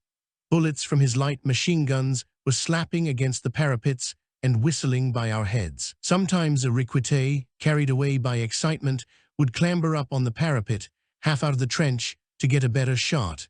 In a moment he would slump back, torn with bullets, or fall forward over the parapet to roll a few yards down the slope in front. Whenever the latter happened, and I personally saw it happen several times, Father Vicent would leap from the trench and run down the hill to where the body lay, the purple tassel of his scarlet beret flying in the wind. There he would kneel, oblivious to the bullets churning the earth around them, while he prayed over the dead or dying man. Major Alaman was moving along the line between us and the position on our right, limping on his heavy stick, now quite imperturbable in the heat of battle, his harsh, guttural voice croaking encouragement to us all. Looking over my shoulder, I saw Frijo and Santo Domingo on top of the parados, each standing behind his men, each wearing his red beret and wrapped in a capote, unmoved by the bullets flying around him, calmly directing the fire and encouraging the defense.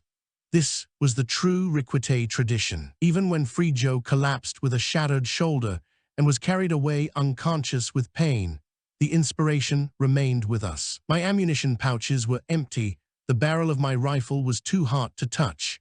Near me lay a dead Riquet. I stooped over him to replenish my pouches from his and to take his rifle.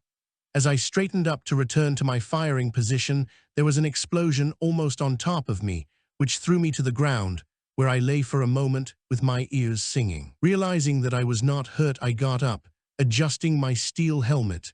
A bit of it seemed to be pressing against my forehead, and so I took it off.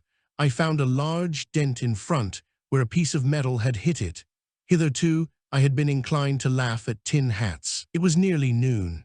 There seemed no prospect of reinforcements for us. Our ammunition was running low, and the enemy, now within 300 yards of us, was preparing for the final assault.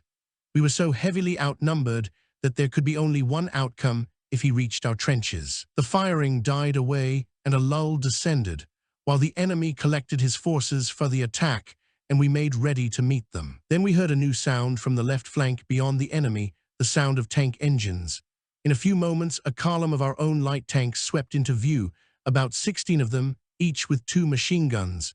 They came on fast, fanning out into line abreast, then opening fire together on the enemy's unprotected flank and rear. The battle was decided. The Republicans had no chance. Caught between our fire and the guns of our tanks, they were shot down in swathas as they ran for the shelter of the olives. Few of them reached it. Those that did continued their flight to the Manzanares and beyond. Their mortars were silent, even their artillery ceased fire. I was conscious of Father Vicent beside me, his spiritual duties finished. He was bent on seeing that we did not allow the fleeing enemy to escape unpunished. He kept on pointing out targets to me, urging me shrilly to shoot them down, and effectively putting me off my aim. It seemed to me that he could barely restrain himself from snatching my rifle and loosing off. Possibly recollecting that I was a heretic, and therefore little better than a red, he soon left me to concentrate on my neighbors. Whenever some wretched militiaman bolted from cover to run madly for safety, I would hear the good father's voice raised in a frenzy of excitement. "Don't let him get away. Ah, don't let him get away. Shoot, man, shoot. A bit to the left. Ah, that's got him," as the miserable fellow fell and lay twitching. It had been a very near thing. If our tanks had not arrived, or they had arrived even a little later, we should almost certainly have been overrun. I do not know where they came from. They were German tanks, though the crews were Spanish. As we had been told to expect no reinforcements, we were as surprised to see them as the enemy must have been. I have reason to believe that these tanks consisted nearly the whole of General Verla's mobile reserve. If so, he used them brilliantly to strike at exactly the crucial moment to turn impending defeat into total victory. Thus ended the 2 days' battle of La Marignosa. Although we were shelled heavily that afternoon and frequently during the next few days, we were not attacked again. This had been part of the Republican General Mayage's counteroffensive, which he now switched to other points on the Jarama front. The formation that had carried the brunt of the attack against us was a Spanish brigade with the inspiring title of the Grey Wolves of La Pagenaria, named after the notorious communist deputy Dolores Ibarruri. Certainly, their fiasco was due to no lack of courage. Indeed, they showed remarkable bravery in such hopeless circumstances. Our own losses were considerable.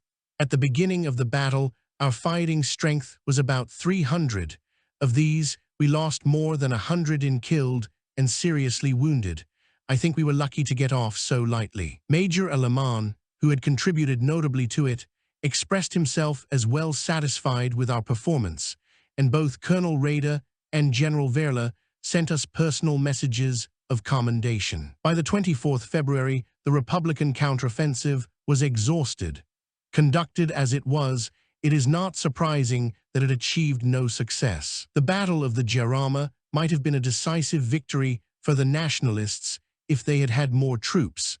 But at the time of General Verla's original offensive, at the beginning of February, a large part of the Nationalist effort was directed against Malaga. At the beginning of March, I received a letter from my mother asking me if I could get leave to come to England for a few weeks to deal with some legal business arising out of my father's death. At the same time, I heard from my brother, who was in the cruiser Neptune at Gibraltar, offering me a passage home in his ship if I could get there by the middle of the month. Colonel Rader gave me leave to go, but advised me to have it confirmed in Salamanca if I wished to return to Spain afterwards.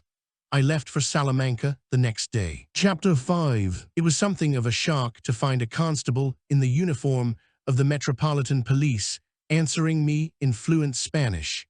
Yet this is what happened on the North Front at Gibraltar when I asked my way to the Rock Hotel. Thanks to Pablo Meri del Val, whom I met in Salamanca, I had no difficulty in getting permission to return to England. In the Grand Hotel, I was introduced to a tall, distinguished-looking Spaniard, the Marqués de Manzanillo, who was then serving in the Nationalist diplomatic service. A great Anglophile, he was extremely kind to me and gave me a lift to Seville 2 days later. There I took a bus to Algeciras. I crossed the frontier at La Linea in the same disguise I used to cross the French frontier, and with the same success. But in the bar of the Rock Hotel, where I could not very well keep on my overcoat and scarf, I felt considerably embarrassed. There my brother joined me with the news that his ship was sailing in 2 days' time, and that he had the captain's permission for me to sail in her. "I'm afraid there's no cabin for you, and I'm damned if I'm going to give up mine, so you'll have to sleep in a hammock. As a matter of fact, I think you'll find it very comfortable." I can never forget the kindness and hospitality I had from Captain Benson and the officers of the HMS Neptune during the voyage. She was a very happy ship. My brother, Neil, who was in the Fleet Air Arm, piloted the seaplane that she carried. 5 years older than myself, he had achieved distinction in the service as a naval historian and writer on naval subjects. Among his fellow officers, he was known as Three-Plank because, they told me, when he walked the deck, each of his feet covered 3 planks. They took one look at me and christened me Two-Plank. Neil was right about the hammock. Once I had learnt how to climb into it, it was slung at about shoulder height. I slept in it very well. Moreover, because it swung with the motion of the ship, there was no sensation of rolling.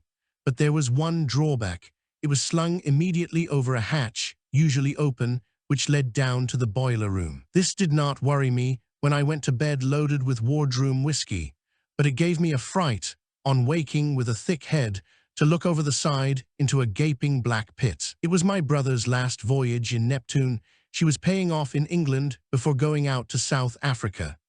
It was a sad blow to hear, in 1942, that she had struck a mine while chasing 3 Italian cruisers in the Mediterranean, and capsized with the loss of every man on board. The bearded Swede in the British vice-consulate at Bayonne flew into a temper when I presented myself again with Colin Brooks's letter. He abused me as he stamped my passport and almost spat at me as I left his office. "There is no doubt," I said to myself, "that he isn't in the least deceived.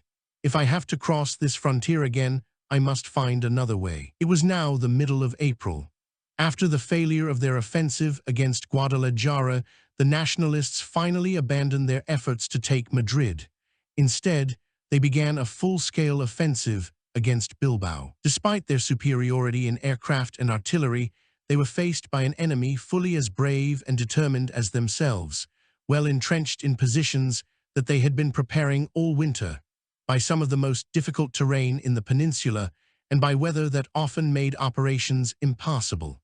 It seemed, therefore, that Bilbao would be an unconscionably long time falling. It would have taken longer still if the Basque Republicans had not wasted their best troops at the end of November 1936 in a disastrous offensive concentrated on the town of Villarreal, the gateway to Vitoria. Some 15,000 men, mostly Gudaris or Basque militiamen, were thrown into the attack against a garrison of about 600 men, regular army and requetés. These beat back all attacks until relieved on December 5th by a column from Vitoria under Colonel Camilo Alonso Vega. The Republicans renewed their assault on 18th December with disastrous results to themselves. They were forced to abandon their offensive, having suffered appalling casualties. Unfortunately, they had not even bothered to organize casualty clearing stations or hospitals, or to provide themselves with medical supplies such as anti-gangrene serum. In a single night, more than 400 of their wounded died of gas gangrene. 1. I saw Orlowski on my way through Paris. He had gone to the Tercio del Alcázar after leaving the cavalry squadron in January. He had been slightly wounded in action with them at a place called Cabzafuert, not far from La Marinosa, but had left just before my arrival, finding the major's temper too much for him. Through friends of his, I had an introduction to the O'Malachy's family, who lived in an enchanting house on a hill at Anglet, near Biarritz. With them, I stayed while waiting for my salvoconducto, which would allow me to enter Spain. What would have been a period of tedious waiting thus became a delightful interlude. I arrived in Spain on April 21st, in the middle of a political crisis. The only public announcements of it were, first, an official statement that Señor Hedilla, the leader of the Phalange, was under arrest. Secondly, a decree amalgamating the Requites and the Phalange and abolishing all other political parties. The new organization was to be known as Phalange Española, Tradicionalista y de las Juntas de Ofensiva Nacional Sindicalista, and added the Spaniards with their irrepressible love of ridicule de los grandes expresos europeos. Parties with more divergent political views than the Requites and the Phalange could scarcely be imagined. Writing of this magnificent harlequin, Señor de Madariaga says it was as if the President of the United States organized the Republican Democratic Socialist Communist League of the Daughters of the American Revolution, in the hopes of unifying American politics. Either the Phalange or the Requites would have to dominate. The skill at intrigue of the former and the political ineptitude of the latter made the outcome certain. The Requites ceased to exert any serious influence on Spanish politics. The day after the announcement of Hedilla's arrest, the Falangist newspaper, Arriba, appeared with thick black borders. Officially, the news was hailed as a statesmanlike move to achieve national unity, but public uneasiness persisted, nor was it allayed when General Foppel, the German ambassador, was sent packing. Clearly, there had been a conspiracy. The full details are still imperfectly known abroad, but in brief, what happened was this. The Germans were anxious, for their own reasons, to see the war ended quickly.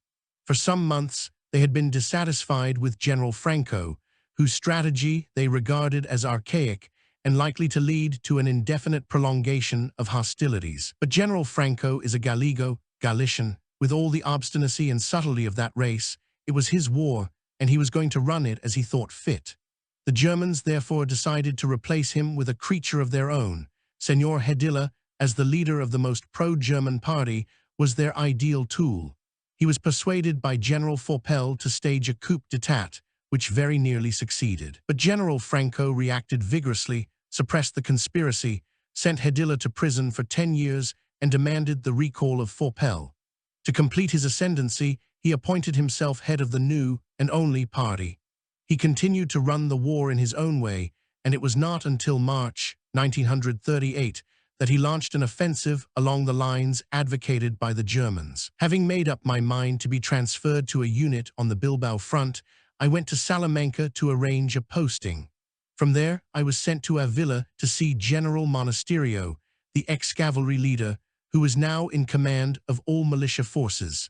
It was an alarming interview. The general, a man of austere appearance, whose face seemed more suited to the wig and scarlet robes of a high court judge than the uniform of a soldier, was surrounded by half a dozen officers, none of them below the rank of colonel.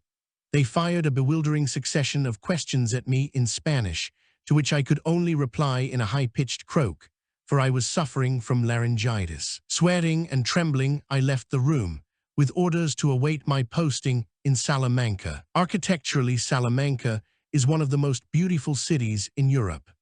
I spent long hours admiring the perfection of the colonnades in the Plaza Mayor and visiting the university, the two cathedrals, and the Casa de las Conchas. Less beautiful among the sights of Salamanca at this time, but it seemed scarcely less firmly established, was the figure of General O'Duffy, who commanded the Irish Brigade. I met him through his ADC, Captain Meade, a charming man, half Irish and half Spanish, with all the tact and patience that his job required. The general was sitting at a table in a corner of the lounge in the Grand Hotel, a bottle of whiskey in front of him. With him were Meade, another officer of his staff, and the rector of the Irish College at Salamanca. Meade, whom I had met before, came over to my table and asked me to join them. As we crossed the room, he whispered to me, "Please be careful what you say to the general. I'm afraid I must tell you that he loathes all Englishmen." A former chief of police of the Irish Free State, General O'Duffy launched into Irish politics in the 1930, forming his own United Party, or Blue Shirts. Seeing in the Spanish Civil War a chance to increase his prestige in Ireland, he raised a brigade of his countrymen to fight for the Nationalists. The brigade was in fact equal in strength to a battalion, but O'Duffy was granted the honorary rank of general in the Spanish army. Few generals can have had so little responsibility in proportion to their rank or so little sense of it. Whatever the ostensible purpose of the Irish Brigade, O'Duffy never lost sight of its real object, which was to strengthen his own political position. He therefore gave the most responsible appointments to his own political supporters, regardless of their military experience. One of the most important he gave to an ex-liftman from Jury's Hotel in Dublin, a man who knew nothing of soldiering and was prepared to learn nothing. In favor of such men as this, he declined the service of experienced ex-officers who did not happen to belong to his party. Like some other Irishmen and some Americans, happily a minority, whose minds cherished the memory of past enmity, he had a pathological hatred of the English, which he never tried to conceal. To his men, he was known as General O'Scruffy or Old John Bollocks. His secretary and shadow was Captain Tom Gunning, a brilliant journalist who had formerly made a name for himself in Fleet Street. The story Gunning put around was that his Irish Republican sympathies made it impossible for him to set foot in Fleet Street again. Closer inquiry revealed more compelling reasons. A skillful intriguer, he contrived, so long as he remained O'Duffy's secretary, to keep the Irish Brigade divided against itself. The administration of that unhappy unit was described to me by Lieutenants Fitzpatrick and Nangle, who, to their fury, were transferred from the 5th Banderer of the Foreign Legion to serve under O'Duffy, and by Lieutenant Lawler, who came out from Ireland with him. The men were crammed like cattle into the stinking holds of an ancient, unseaworthy ship, with bad and inadequate food and barely enough water to drink. Disembarking at a port in Galicia, they entrained for Caceres, which was to be their depot. Their route ran through Salamanca, where they arrived at about 10 in the morning, having had no breakfast. They were received on the station by a delegation of the Nationalist authorities, who gave them a vin de honneur, attended by senior army officers. Lawler said to me, "I knew it was going to be sheer bloody murder with the boys drinking all that wine on empty stomachs. I tried to see if we couldn't get them some food, but it was no sou." Sure enough, when the time came to get back into the train, the boys were so drunk it was all we could do to push them into it. And even that wasn't the end of our troubles. When we'd got them all in, and the train ready to start, the band struck up the Spanish national anthem, and all the officers and generals came to attention and stood at the salute. And all the time the band was playing, there was one of our lads, drunk as a coot he was, leaning out of the carriage window, being sick all the way down the neck of an old general. And the old boy, I was watching him, stood there like a rock at the salute through it all. But I could see he wasn't liking it. Misfortune followed them even to the front. Their first casualties were at the hands of their allies. One of their companies, marching in column to take up positions on the Jarama, was fired on by a unit of Phalange, who unaccountably mistook them for a unit of the International Brigade. The first shots did no harm, but the company commander, who had been chosen for his political loyalties rather than his military experience, allowed a minor battle to develop. It was only fair to add that, when the Irish eventually went into action in the Valdemoro-Ciempozuelos sector, the Spaniards were filled with admiration for the bearing and courage of the troops. Indeed, the quality of the men was superb. They were truly inspired with the ideal of fighting for their faith. With good leadership, they could have been the worthy successors of the famous corps that fought for France in the 18th century. On the mountain and field from Berlin to Belgrade lie the soldiers and chiefs of the Irish Brigade. But they had no chance with the leadership O'Duffy gave them. Quarrels with the Spanish authorities became more frequent and more bitter. In the summer of 1937, the Irish Brigade went home. Impatient at the delay over my posting, I obtained permission from General Monasterio to move to Vitoria. There I hoped to expedite matters, since it was the headquarters of Generals Mola and Solchaga. The former was in charge of all operations on the northern front. The latter commanded the Brigadas de Navarra, comprising the Requite units on that front. Most of the foreign correspondents were concentrated in the town, including Harold Cardozo, who was sharing a flat with a Frenchman called Bardo, the correspondent of the Havas agency. These two asked me to stay with them while I was waiting. I did not see much of them during the daytime because they were usually at the front. The Nationalists had at last relaxed some of their restrictions on the movements of journalists, who were now able to make frequent visits to the front in the company of Captain Aguilera and his colleagues. The Republicans were countering the Nationalist offensive against Bilbao with a propaganda offensive of their own. At this time, it was concentrated on the famous Guernica incident. It was very cleverly handled, and a great deal of money was spent on it abroad. Bardo was told by his head office that the Republicans spent about £600,000 in Paris on propaganda about Guernica alone. The story circulated, and widely believed, was that Guernica, an open town, was destroyed by incendiary bombs dropped by nationalist aircraft. Cardozo was indignant at the success it was having in England. He was in Guernica immediately after its occupation by the nationalists, and so was able to make a pretty thorough examination. It was clear to him, he said, that the Republicans themselves had set fire to the town before leaving, just as they had burnt Irun, Ibar, and Amorbieta in the course of their retreat through the Basque provinces. He himself had witnessed the burning of Amorbieta. Certainly Guernica was bombed by the nationalists, but it was not an open town at the time it was bombed. It was packed with Republican troops and was, in fact, a divisional headquarters. After watching the burning of Amorbieta, he had entered into it the next day and talked to some of the few inhabitants that were left. Before abandoning the town, the militianos had come to their houses and taken all their food and clothing, even what they were wearing, so that they were dressed in pieces of sacking. Then they had set fire to the town. We know those poor people had told Cardozo who burned Amorbieta, so we can guess who burned Guernica. It seems to me that nothing illustrates better the superiority of Republican propaganda over nationalist than the Republican story about Guernica was given immediate and worldwide publicity, and is still generally believed, whereas the nationalist case scarcely received a hearing. About the middle of May, I fell ill with an attack of jaundice brought on by influenza, which left me very weak and depressed. I owe a great deal to Cardozo and Bardo for their kindness to me during the 3 weeks I was ill. I was fortunate in having friends in Vitoria who came to cheer me up. Among them were the Duquesa de Lacera, whom I had met my first day in Spain, and an English girl, Gabrielle Herbert, who had been running her own hospital in the Huesca sector of the Aragon front.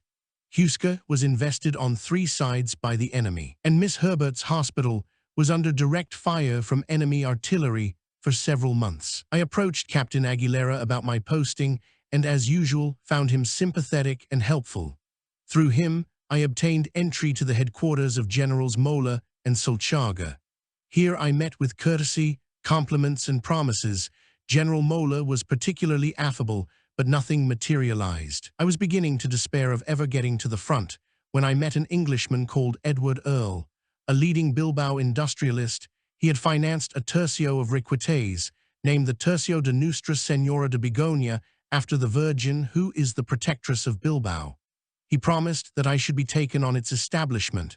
Within a week, he had arranged this personally with the commanding officer. Now all I needed was a salvoconducto from headquarters in Vitoria to allow me to join them at the front.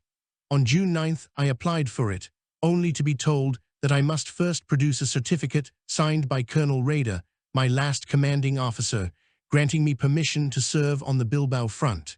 This, I felt, was something they might have told me 3 weeks earlier when I first applied to them. However, there was no help for it but to find Colonel Rader. Nobody seemed to know where he was, but I was advised to go to Salamanca and ask. After 2 days' inquiry in Salamanca, I heard that he was in Avila. There, to my surprise, I found him and obtained my certificate without difficulty. My 2 days in Salamanca are memorable for one incident. I was lunching at a restaurant with the charming name of the friar's widow when a lanky lieutenant of the Foreign Legion came in and sat at my table. "Excuse me," he said, "but you have been pointed out to me as the English Riquete. My name is Noel Fitzpatrick, and I am English, too, or rather Irish," he added hastily. It turned out that we had a number of friends in common in England. He was a most entertaining companion with a highly developed sense of the ridiculous, especially where it concerned himself. I was to see a great deal of him during the next few months, and he became and has remained one of my closest friends. Over lunch, he told me something of his pat history and a great deal about General O'Duffy and the Irish Brigade.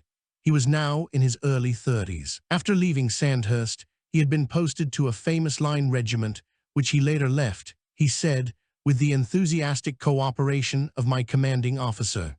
He transferred to another regiment, but deciding not to pursue a career in the regular army, he was put on the supplementary reserve, attached to the Irish Guards. At the time the war broke out, he told me, I had a motor business of my own in London. But then I discovered that my secretary, whom I rather fancied, was sleeping with my manager, and I reckoned they were both having a good laugh at me. So I packed it up and came out here. That was in August. On arrival in Spain, he was attached to Major Castiglione of the 5th Bandera of the Legion, where he met an old friend and brother officer, Bill Nangle. They were both mentioned in dispatches during the advance on Toledo, and were among the first dozen to enter the Alcazar when it was relieved. He remained with the 5th Bandera until November 1936, when he and Nangle were transferred to the Irish Brigade. Now he was in Salamanca, trying to arrange a posting back to the 5th Bandera, where Nangle had already preceded him. On June 3rd, to the grievous loss of the Nationalist cause, General Mola was killed in an air crash. He was a man of great personal integrity and powerful influence, not only with the Requites, but throughout the country. Had he survived, it is possible that he would have been a check to the ascendancy of the Phalange and to the growth of totalitarian rule. On the 11th June, after an intense bombardment by artillery and aircraft, the Nationalists launched the last phase of their offensive. This was against the defenses of the famous Iron Belt, the main line of fortifications defending Bilbao. The advanced positions were stormed on the first day, the main defenses breached on the second. When I set out from Vitoria on June 19th, it was clear that the fall of Bilbao was imminent. Nobody knew exactly where my new unit, which formed part of the Colonel Sanchez Gonzalez's 5th Navarre Brigade, was operating. Earl thought they were in the region of Las Arenas, a seaside resort about 8 miles from Bilbao on the right bank of the estuary of the Nervion. I found Las Arenas clear of the enemy, but there was no sign of my new tercio. It was a day of brilliant sunshine, hot inland, but cool here with the sea breeze blowing. From up the river came the sound of battle as the Brigadas de Navarra stormed the last Republican defenses on the heights overlooking Bilbao. The estuary was crowded with boats, from dinghies to small streamers, trying to make their way to safety. They had little chance, for they were within range of Nationalist artillery and machine guns. Most of them were forced to turn back. One steamer alone tried to struggle on. Through my glasses, I saw spouts of water leaping up all around her as a Nationalist battery found the range. Then one flash after another on board as the shells struck. Smoke and steam poured from her. She heeled over and sank in a vortex of foam. It was early evening before I found the Tercio de Nuestra Senora de Begonia. They were resting in the woods on the heights of Archanda, which they had stormed that afternoon. This ridge was the last enemy line of defense, and now there was nothing between us and Bilbao, which lay beneath. With me, however, it was a matter of go hang yourself, brave Crillon, for they had fought a bloody battle all day, struggling up the almost vertical hillside through the trees under a murderous fire of mortars and machine guns from the defenses on the top.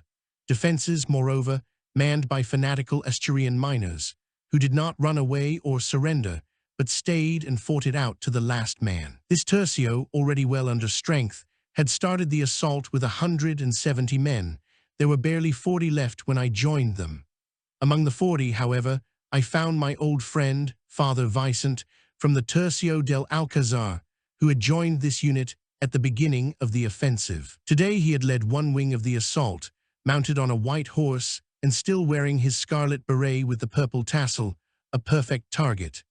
As so often happens with such people, he was only slightly wounded in the hand, while the Requites behind him fell like corn at harvest time, and his fine horse was killed under him. He was at the top of his form, full of sympathy with me having missed the battle. He took me to the commanding officer, Major Ricardo Uhagan. We shall march down to Bilbao at dawn tomorrow, so I suggest you find somewhere to sleep. He told his batman to get me a blanket. When he brought it, I walked up the hill, past a deserted pillbox, to a small meadow at the top, where some requites were standing, sitting, or lying around in the gathering dusk. They gave me a hunk of bread and some sardines from a tin.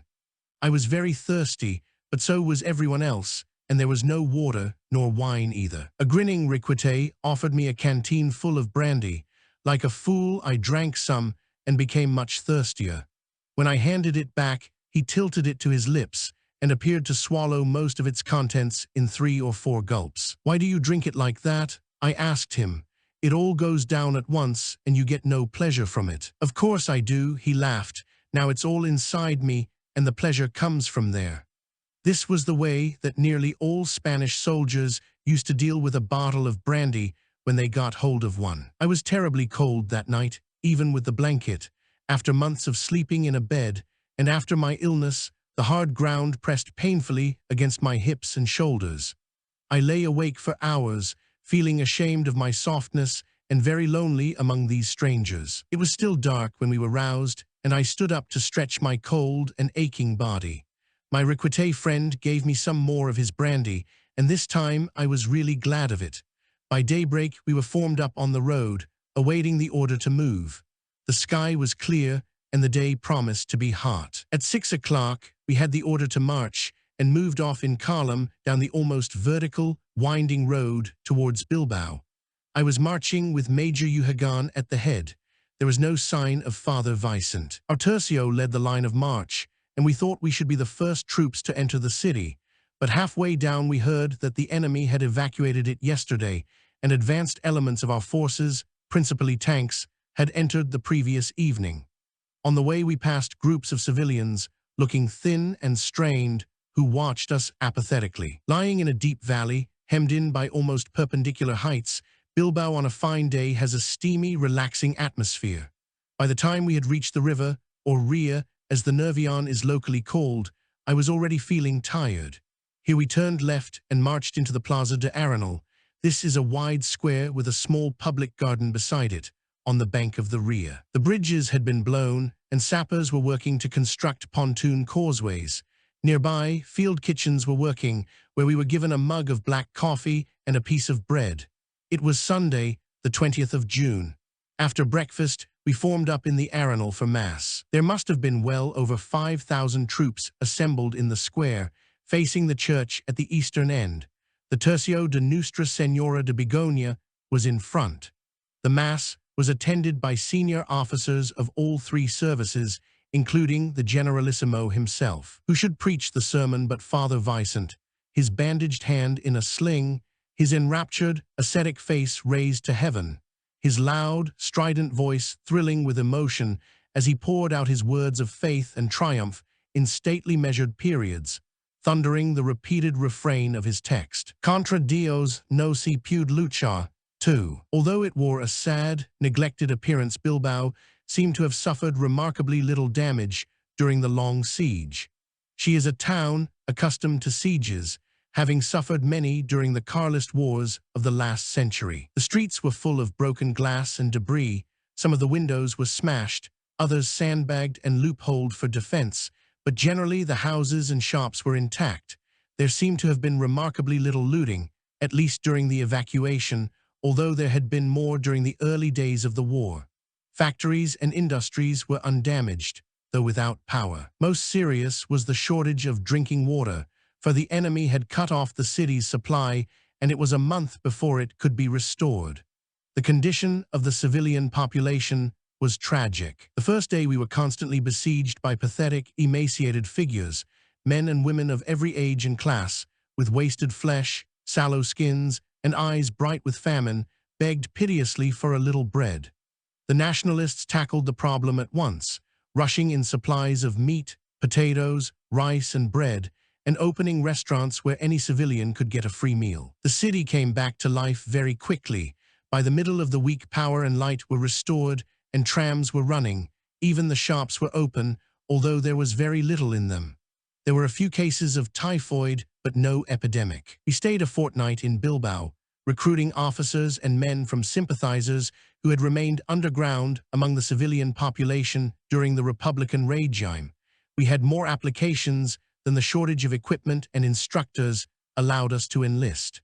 I was given a platoon with, fortunately for me, two very efficient sergeants. In England, the summer of 1937 was one of the gayest pre-war years.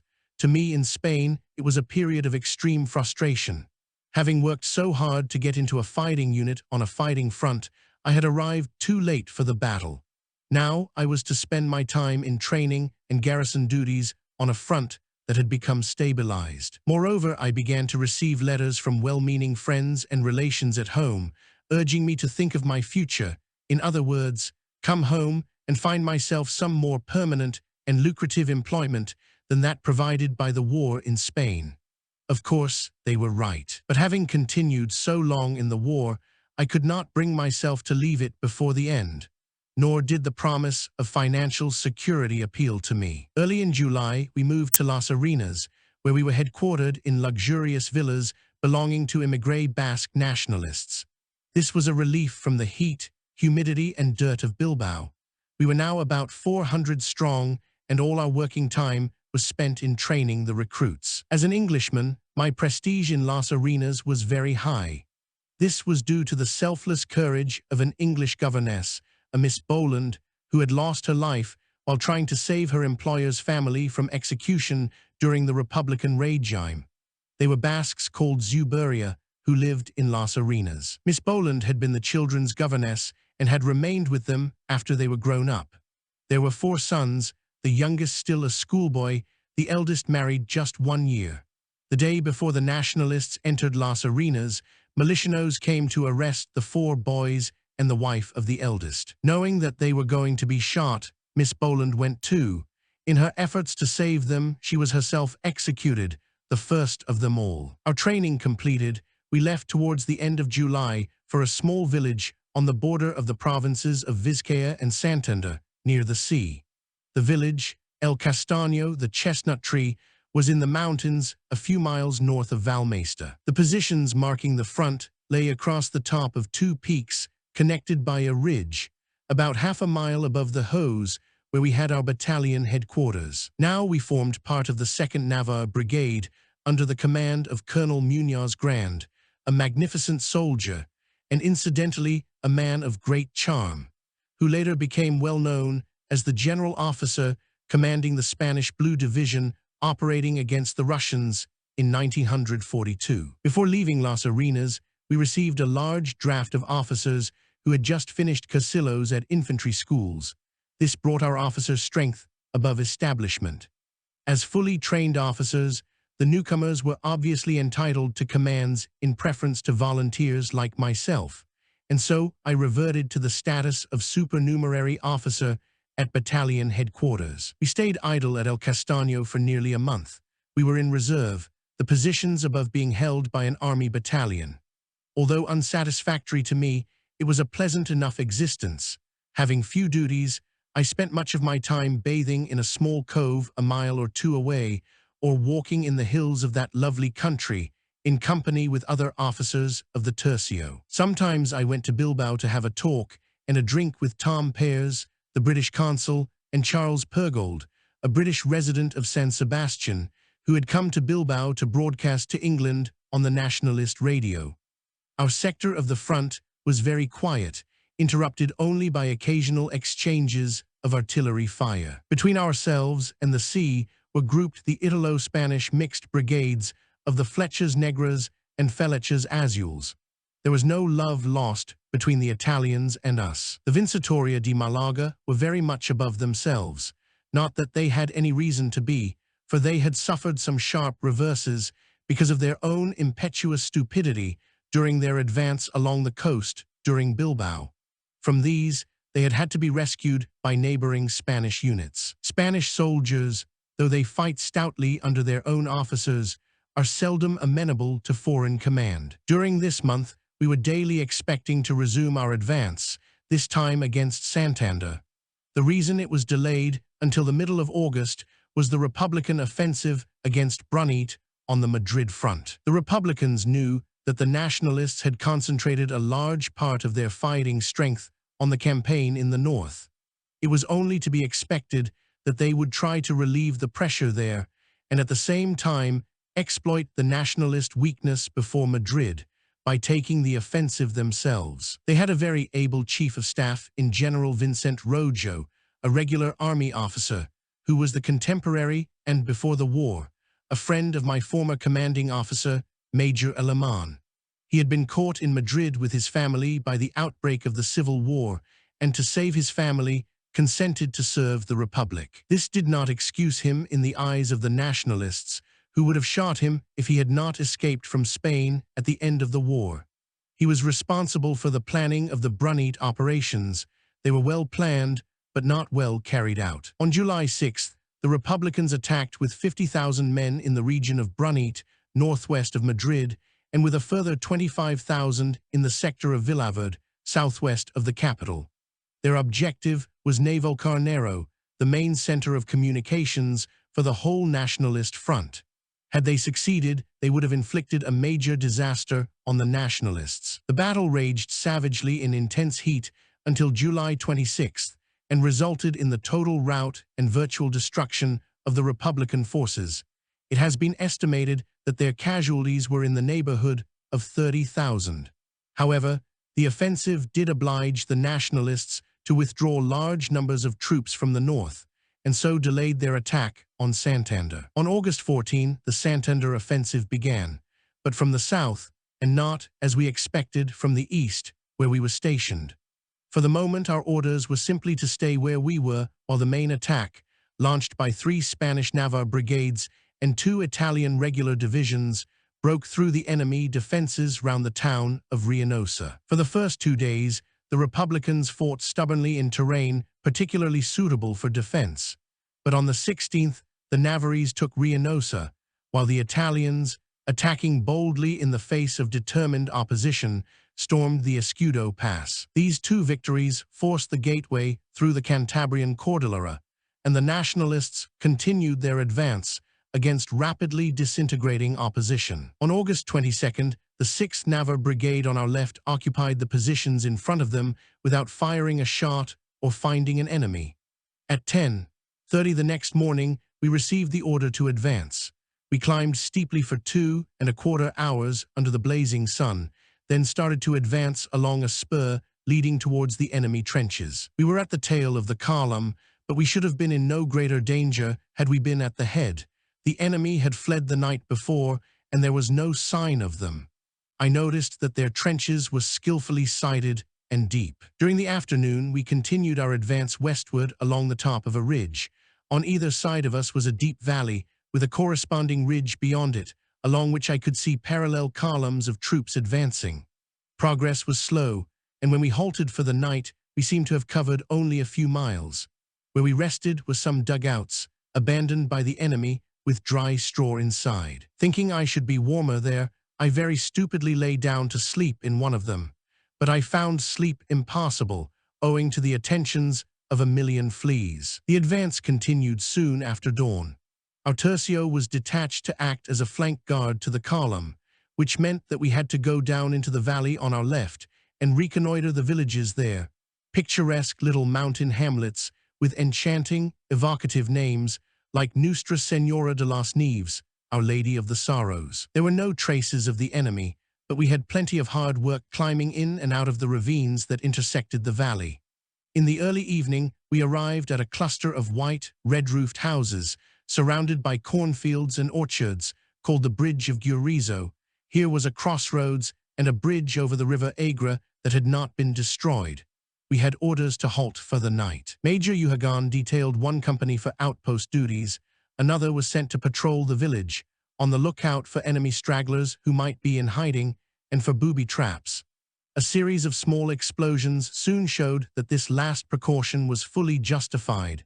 The enemy had laid a few traps in the form of hand grenades, which were easily discovered and caused no casualties. We need not have worried about enemy stragglers, for the villagers were heartily sick of the Republicans and themselves handed over 2 militianos who were in hiding.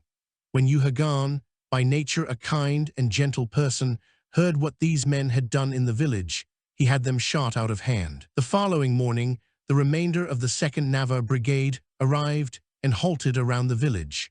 Nobody seemed to know what the next move would be, but just after lunch news arrived that Santander was on the point of surrender, and our troops were to enter the city the following morning. The previous day, the 1st Navarre Brigade had captured the town of Torrellavega, west of Santander, cutting the only escape route to Asturias. A large part of the Republican army was trapped. Urgan sent for me and suggested that I should take a fortnight's leave. "We shall have nothing to do for a while," he said, "and so I am sending off any officers I can spare. Start as soon as you like." It turned out that the news of the surrender of Santander was a little premature. I have already told how Rupert Belville and Ricardo Gonzalez discovered this to their cost. When we reached Bilbao that evening, I found an American friend, Reynolds Packard, the United Press correspondent, and Dick Sheepshanks of Reuters. They were about to leave by car for Santander, which they hoped to enter with the first of our troops. They suggested I should come with them. We started just before 1 and drove all night, having to make a long detour to the south. About 6 a.m. We were held up for 2 hours by an Italian picket, but by 9 o'clock we had reached a hill looking across the marshes to Santander. A column of Italians was formed up on the road, headed by a squadron of their miniature 2-man tanks. After half an hour's wait, we saw 2 men approaching wearily along the road from the city. They turned out to be the garrison commander and the chief of police of Santander, coming to parley with the Nationalist commanders, General Davila and General Berganzali, who stood apart in a field beside the road. Both delegates looked very white, but whereas the policeman remained quite steady and dignified throughout the brief discussion, the soldier seemed on the point of collapse. The interview was brought to a close when one of them expressed the hope that the Nationalists would spare the women and children, at which gratuitous insult General Davila ordered them to withdraw. Squadrons of Nationalist aircraft flew low over the city in close formation, while a mountain battery was assembled and trained on the town in case of resistance. Nothing happened for another hour. Then the column beside us formed up to begin their march. The tanks went first, clattering down the steep hill in single file at a dangerous speed, followed by a column of motorcyclists, each carrying a light machine gun mounted on the handlebars. Then came the 2 Italian divisions, Littorio and Roman 23 de Marzo, followed by a nondescript and scruffy Italian militia unit, the FIAM near.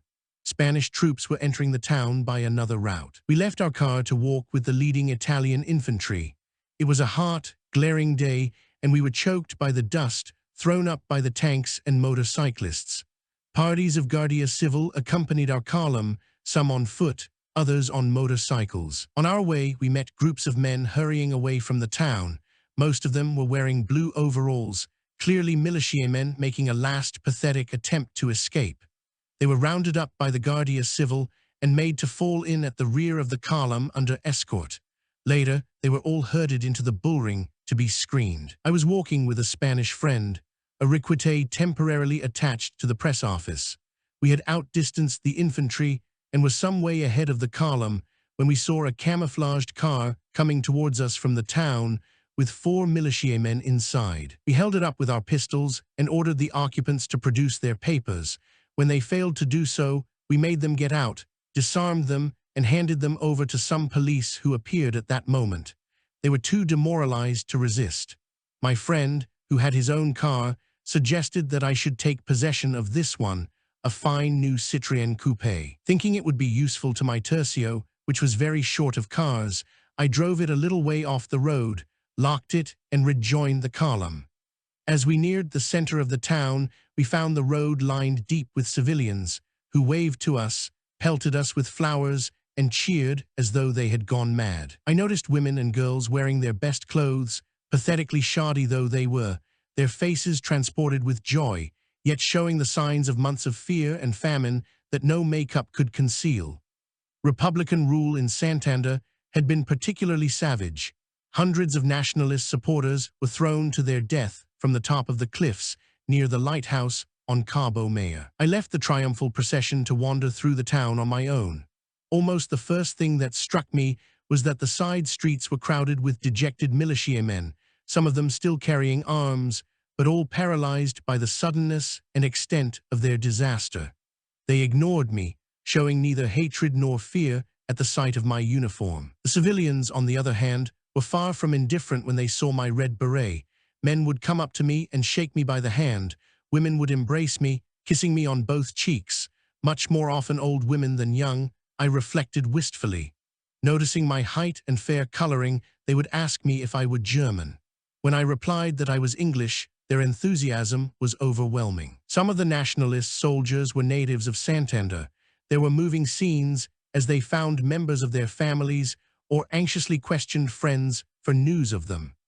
I saw no signs of damage in the town, in contrast to the broken glass and debris that had littered the streets of Bilbao. By 3:30, I had seen enough, and so decided to return to Bilbao. My new Citroën was full of oil and petrol, obviously in preparation for a long journey. On the outskirts of town, I stopped to ask an Italian sentry if he knew whether the coast road was clear of the enemy, of whom a large number must have been trapped between Santander and our troops advancing from the east. He assured me it was clear. For the first 25 miles, the road was deserted. I saw neither human beings nor animals. The car went beautifully. Leaving the promontory with Santonia and its lighthouses on my left, I drove on without incident until I approached the little fishing port of Lerdo. The outskirts and the narrow streets of the town were thronged with men in blue overalls and black berets, carrying rifles slung from their shoulders, pistols and grenades at their belts. It was only when the press in the street forced me to slow down to a walking pace that I realized who these were. I had driven right into the middle of the Republican Army, or a portion of it, which had been cut off by our rapid advance to Santander. It was impossible to turn the car. My only hope was to drive on as unconcernedly as I could and hope that I would be taken for the advanced guard of the victorious Nationalists, come to accept their surrender. Of course, it would be too bad for me if they had no mind to surrender. Wearing my scarlet beret with the silver fleur-de-lis and carrying a large 9mm automatic, I was only too obviously an enemy. Ironically, I was reminded of the words of a charming little song from this town, which our Riquites used to sing. Yo no te quiero, chica. Yo no te quiero, no. Pork las mis amores. Son de Lerdo, son. Now I knew something of what the former occupants of my Citroën must have felt when we stopped them outside Santander. However, I forced my feature into what I hoped would seem a confident grin and drove on, sounding my horn to clear the way. The militianos stared at me curiously, but no one tried to stop me until I was beginning to get clear of the town. Then a couple of men with white armbands signaled to me to stop, though without pointing their rifles at me. As I passed them, I called out, in what I trusted was an authoritative voice, Tercio de Nuestra Senora de Begonia, and drove on. In the driving mirror, I saw their faces gaping in blank astonishment. I tried this formula on 2 subsequent occasions with the same success, but I confess I felt relieved when at last I met the advanced units of our mixed brigades near Castro Urdiales. It was with some astonishment that I heard the BBC news announce the following day that 10,000 Basque Republican troops had taken up defensive positions on the road between Santander and Castro Urdiales. I decided to spend my leave in San Sebastian, where I was certain of finding friends at this time of year, but I would go first to Vitoria to collect my mail from England and some pieces of luggage I had left there. Next morning, I set out proudly in my new car and reached Vitoria without incident.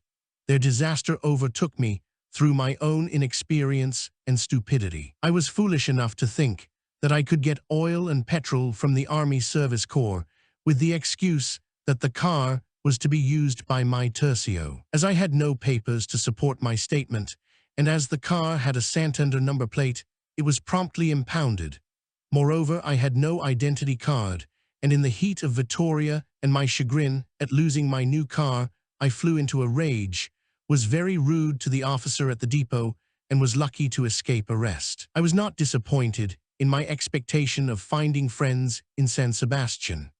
Arriving at the Hotel Continental, I was welcomed almost as a son by the manageress, a generous-hearted Frenchwoman who, at the risk of her own life, had protected many nationalist sympathizers during the period of Republican rule in San Sebastian. Next, walking into Chicote's bar for an early drink to help me forget the loss of my car, I found Noel Fitzpatrick with another friend of mine, Michael Larranaga, the son of a well-known Liverpool shipowner. Having retained his Spanish nationality, Larranaga had come to Spain early in the war to enlist in the artillery. They were sipping two of Perico Chicote's specials with the air of rapt concentration which is due any masterpiece. Before the Civil War, Chicote's in Madrid was already famous. Now he had opened in San Sebastian. If there is a world hierarchy of barmen, and I suggest hierarchy as the most suitable word, Perico Chicote must be one of its principal cardinals. Famous in 2 continents, as much for the warmth of his heart as for the skill of his hand, he radiated through his bar in San Sebastian an atmosphere of sympatia, in which past troubles and dangers, future worries and fears alike were forgotten. In Chicote's, the men liked to let their hair down and relax. Sweethearts and wives, therefore, though not forbidden, were discouraged. They went to the bar Basque, where the men usually joined them after their drinks at Chicote's. I had learnt one thing about the Riquites. For all their courage and endurance, their patriotism and self-sacrificing idealism, they lacked the strict discipline and technical training that are so necessary in modern warfare. This war had altered radically since the early days, and the old qualities of willingness and valor were no longer enough. Only in the Foreign Legion, I was convinced, could I hope to learn first-class soldiering. They were the troops on whom General Franco depended for the most difficult operations. Somehow, I decided I must join the Foreign Legion, but having worked my way from the ranks to be an officer in the Riquites, I was reluctant to enlist as a private in the Legion and start again. After a great deal of thought, I decided to go to Salamanca and see if I could get a posting to the Legion in my present rank. On my way, I stayed a night in Burgos, where I ran into Pablo Meri del Val.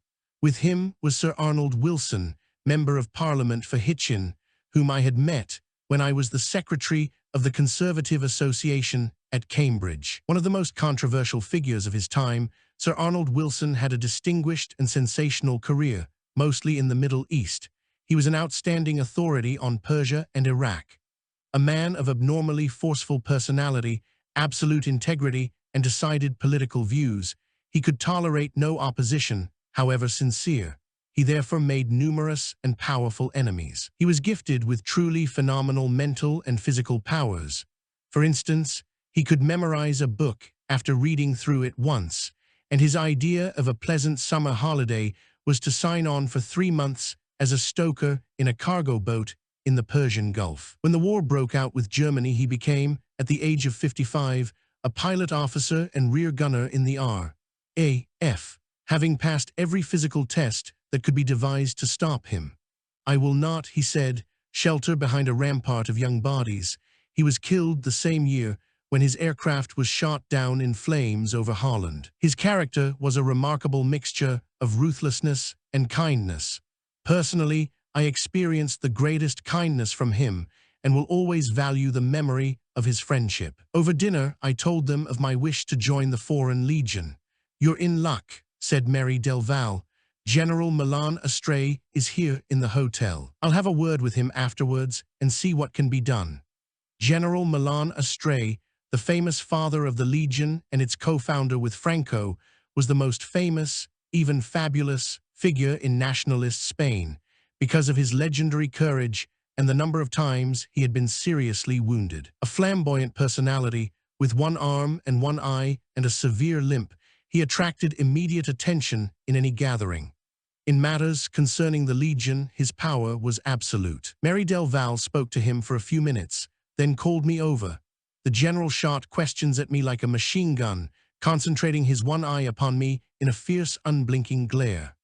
Apparently my answers satisfied him, for he concluded by saying, "I will speak personally to the Generalissimo and recommend that you be admitted to the Legion as alferez. Go to your tercio of Riquites and get your discharge. Then wait in Salamanca for your orders from the Legion. Good luck to you." Chapter 6. I found Major Uhagan and his tercio at Riaño, northeast of León, and just south of the famous Picos de Europa, on the borders of Asturias. The war in the north was virtually over, and Uhagan thought it unlikely that they would see any action before it finished. I was tempted to linger longer with the Riquites in the delightful village, beside a swift and swirling trout stream, where the yellowing birches under the clear September sky made a warm contrast against the grey and somber grandeur of the 8,000-foot peaks which towered above the valley. But my orders from Milan astray were to go as soon as possible to Salamanca, and so I said an affectionate farewell to Uhagan and my other friends. There was a cosmopolitan atmosphere in Salamanca. The long center table in the Grand Hotel dining room was reserved for the German military observers, most of them senior officers. A general presided.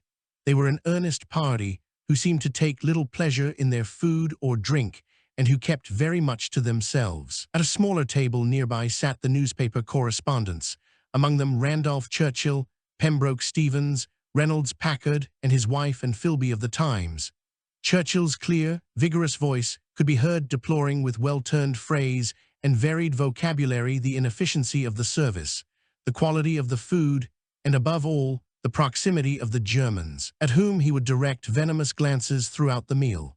Surely, he exclaimed loudly, there must be one Jew in Germany with enough guts to shoot that bastard Hitler. O'Duffy's brigade had gone home, but a few stragglers remained, including my friend, Peter Lawler, a hard-bitten little Irish Australian who had served with the A.I.F. in the First World War. During the troubles in Ireland, he had been an intimate and trusted lieutenant of Michael Collins. In his own part of the country, he was still known as the Commandant. At this time, he was waiting in Salamanca to collect 6 months of back pay due to him from the Spaniards, who were responsible for paying the Irish Brigade. When he received it, a month or so later, he returned to Ireland, very bitter against O'Duffy. Standing one day in the hall of the hotel, I was accosted by a Falstaffian figure with a high, bald forehead and a small blonde moustache, who introduced himself in a direct, almost abrupt manner as Archie Lyall, an author and freelance journalist. He had just come from Santander, where he had been reporting the trials of war criminals by the Nationalists. As a qualified barrister, he considered that they had been very fairly conducted, and that the sentences on those found guilty had been just. Previously, he had written a multilingual vocabulary entitled Lyall's 25 Languages of Europe, some travel books on the Balkans, Portuguese West Africa, and Soviet Russia, and a gay little satire, which I had read called It Isn't Done, or The Future of Taboo Among the British Islanders. One he had also founded and administered a donkey hospital in Fez, supported by contributions from rich and charitable old ladies in the United States of America. When I met him, he was about 35 years of age. An entry under his name in Who's Who described his hobbies as reading, traveling, and collecting matchbox labels. I found him an ideal companion during this time of waiting, for not only was he a witty conversationalist, but he had a remarkable faculty for nosing out the best places in town for food, drink, and entertainment. The second of these was important because bars were supposed to close at midnight, after which the only place where we could get a drink was in the Barrio Chino, or brothel quarter. Here Lyall found a nightclub where we could drink and listen to the guitarista and a singer, who gave a brilliant and moving interpretation of Garcia Lorca's lament for Sanchez Mejias. Sometimes Lawler would come with us, but such occasions had explosive possibilities because of Lyall's tendency to tease Lawler and the latter's quick temper. When Lawler would start to inveigh against O'Duffy and the ruin he had brought so fine a fighting force, Lyall would interrupt with some such observation as, "But surely you can't expect the Irish to be any use in Spain. There aren't any hedges here for them to shoot behind." As half an Irishman myself, I would repudiate the slander, but Lawler would storm out, shouting, "Ye great bucking whore." About this time, Pablo Mary del Val suggested that I should accompany him and Sir Arnold Wilson on a quick tour of Castile and the Basque provinces. My orders to join the Legion might not arrive for another month, but Mary del Val arranged that I should be notified immediately if they came while we were away. With us came Wing Commander Archie James, Conservative member for Wellingborough, who was in Salamanca for a brief visit. Sir Arnold Wilson was collecting material for an article he was writing for the XIXDH Century, and after, of which he was then a director. Arriving in Toledo, we went to examine the ruins of the Alcazar. We were looking across the Tagus beyond the Alcantara Bridge when a battery of field guns opened fire behind us. We heard the shells bursting across the river.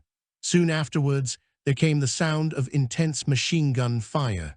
"This takes me back," said James. We later heard that a bandera of the Legion, supported by 2 tabors of Moors, had attacked and cleared the enemy out of the positions from which they had been able to shell and snipe at Toledo.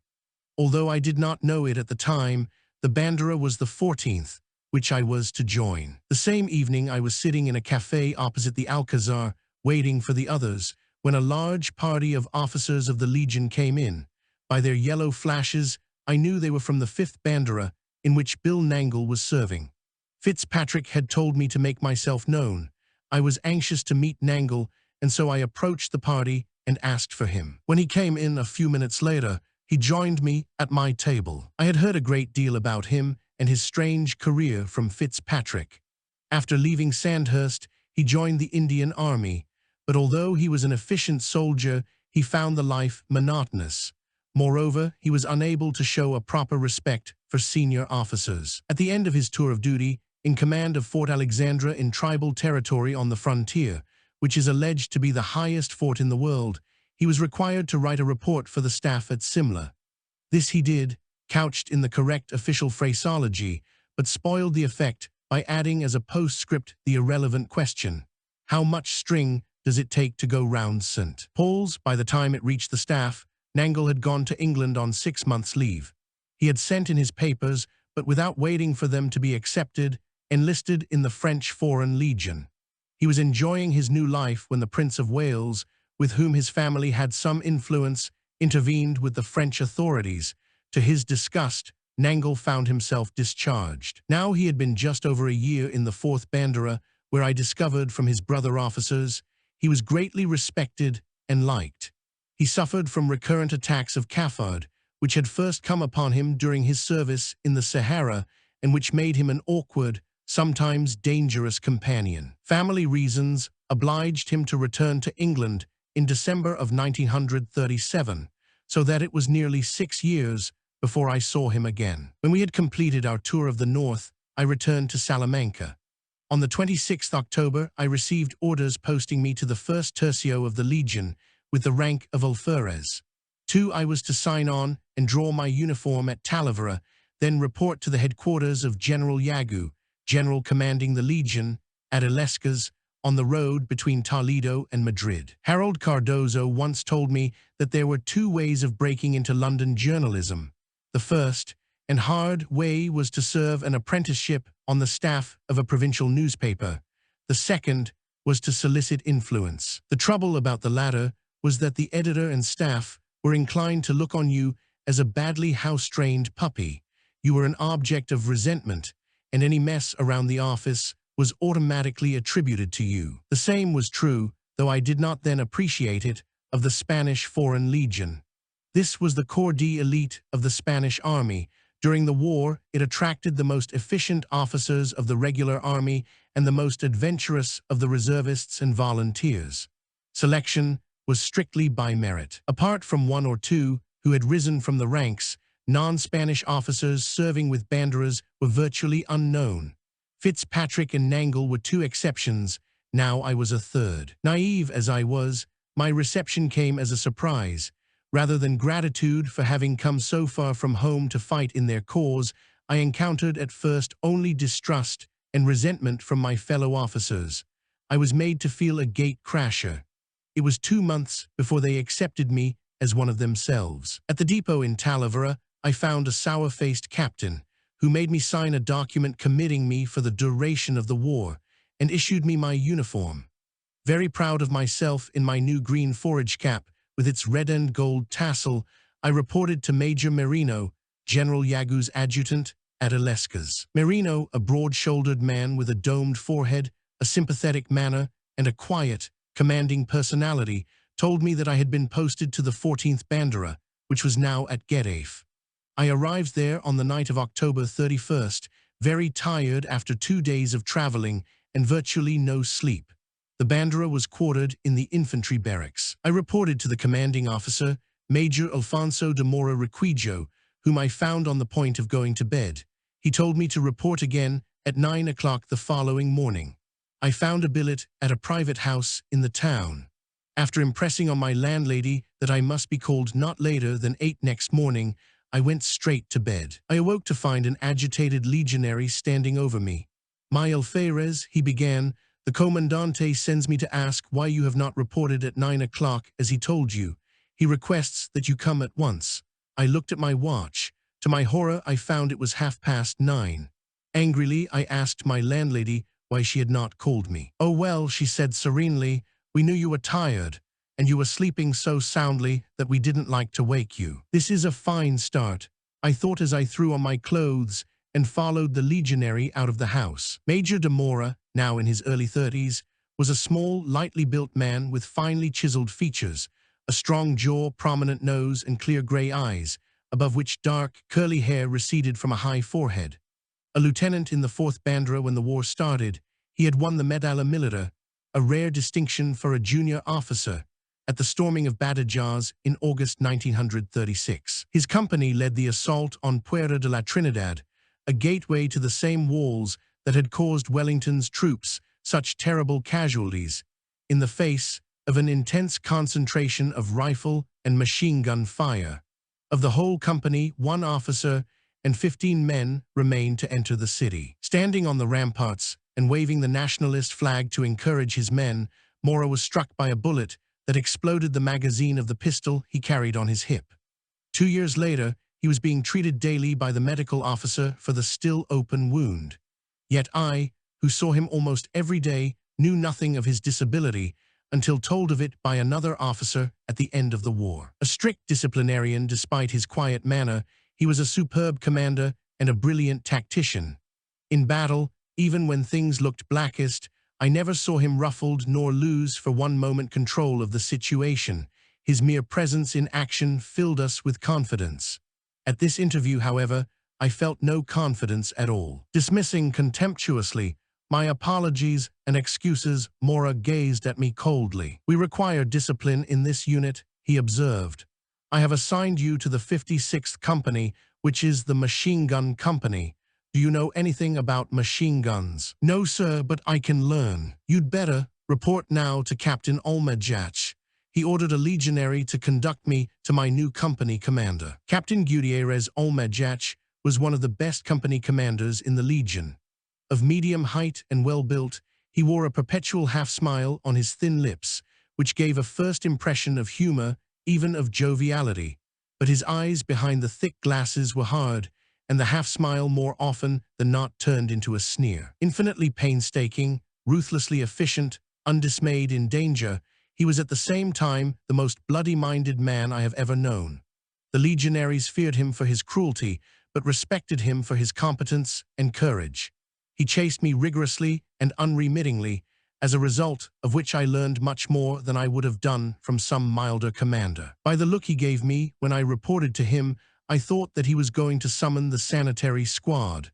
Then he asked my nationality, and I was certain of it. "I shit on Englishmen," he said simply. The 14th Bandera was a newly formed unit, composed partly of veterans from older banderas, partly of officers and other ranks fresh to the Legion.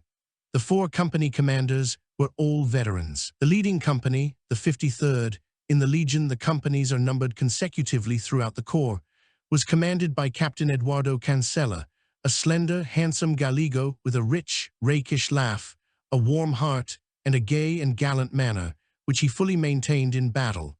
It was who told me of von Gause's death near La Marignosa. He was the one officer who from the first accepted me as a friend and comrade. I shall have more to say of him later. The 53rd was the happiest company in the Bandera, nor was it by any means the least efficient. A small dark officer, Captain Rodriguez, commanded the 54th Company. He had a likable, ugly face and a pleasant, quiet personality.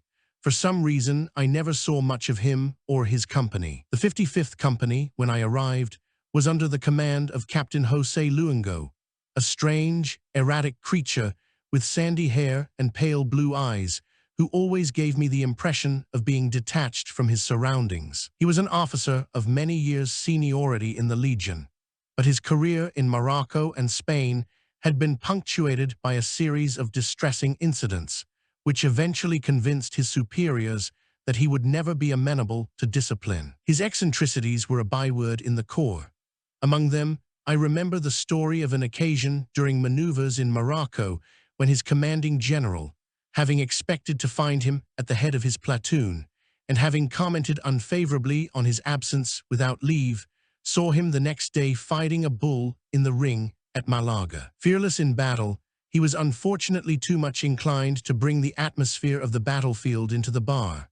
After a few drinks in a café, he would draw his pistol and slowly and with great dignity shoot out the lights one by one. He was universally loved in the Bandera, and even Mora had a soft spot for him.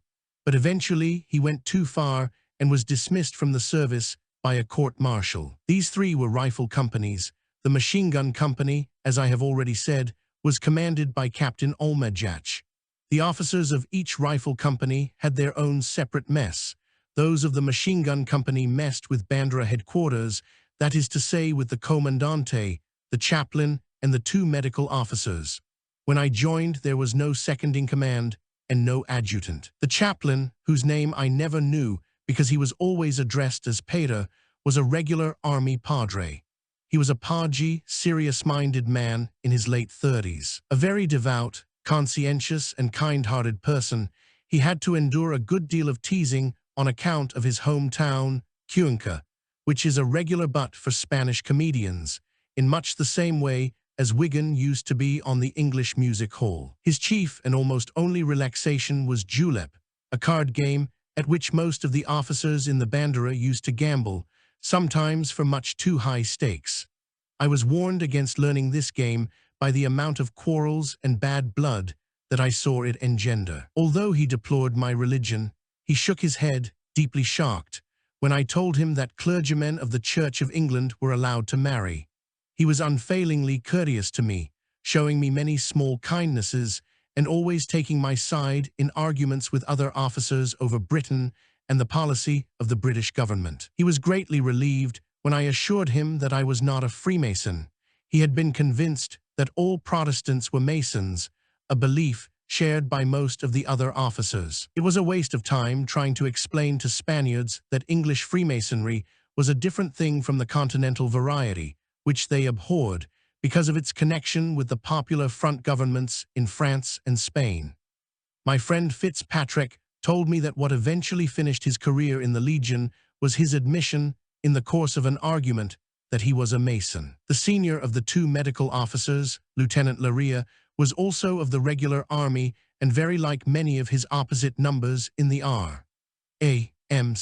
A big man with a loud voice and bluff, hearty manner, he irritated me at first by his frequent attacks on England and the English, a country and people of which he knew nothing, and by his use of me as a target for his witty sallies or outbursts of bad temper. Later, when I found my way around, he became a good friend.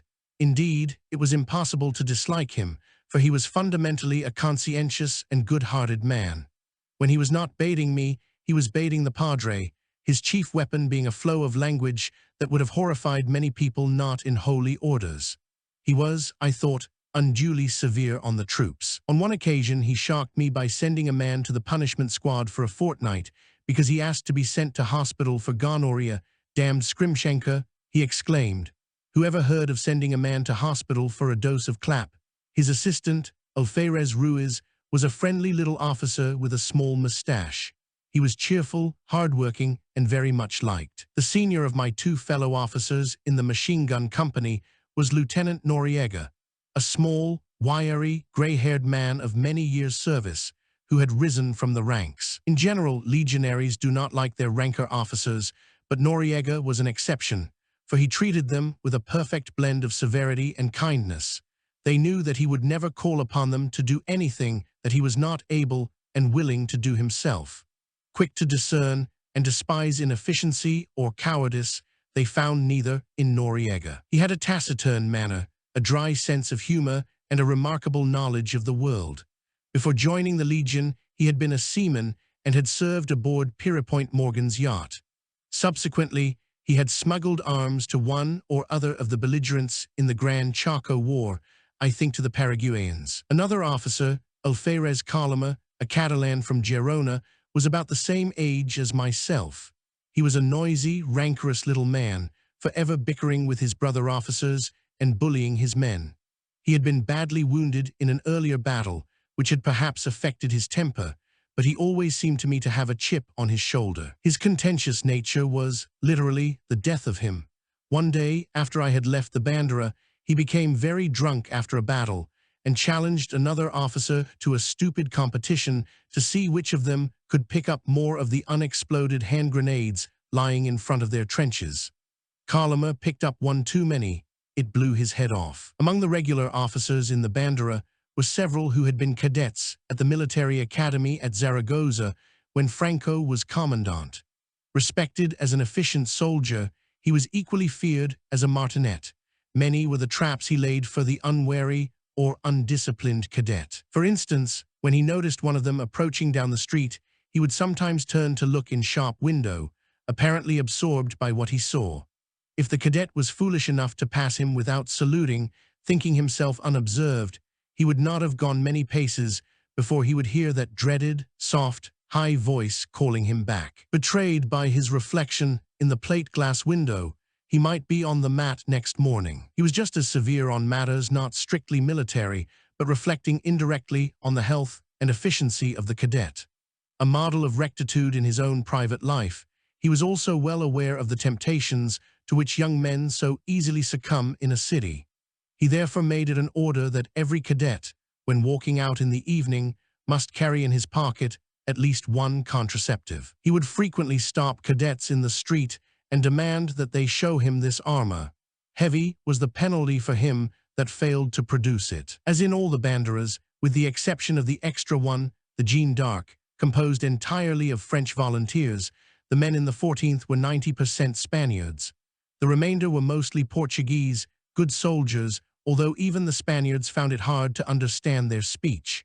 There were a few Germans, poor soldiers, and despised by the rest, a White Russian and a Turk. The Turk was even harder to understand than the Portuguese, but as he hardly ever spoke, it did not matter.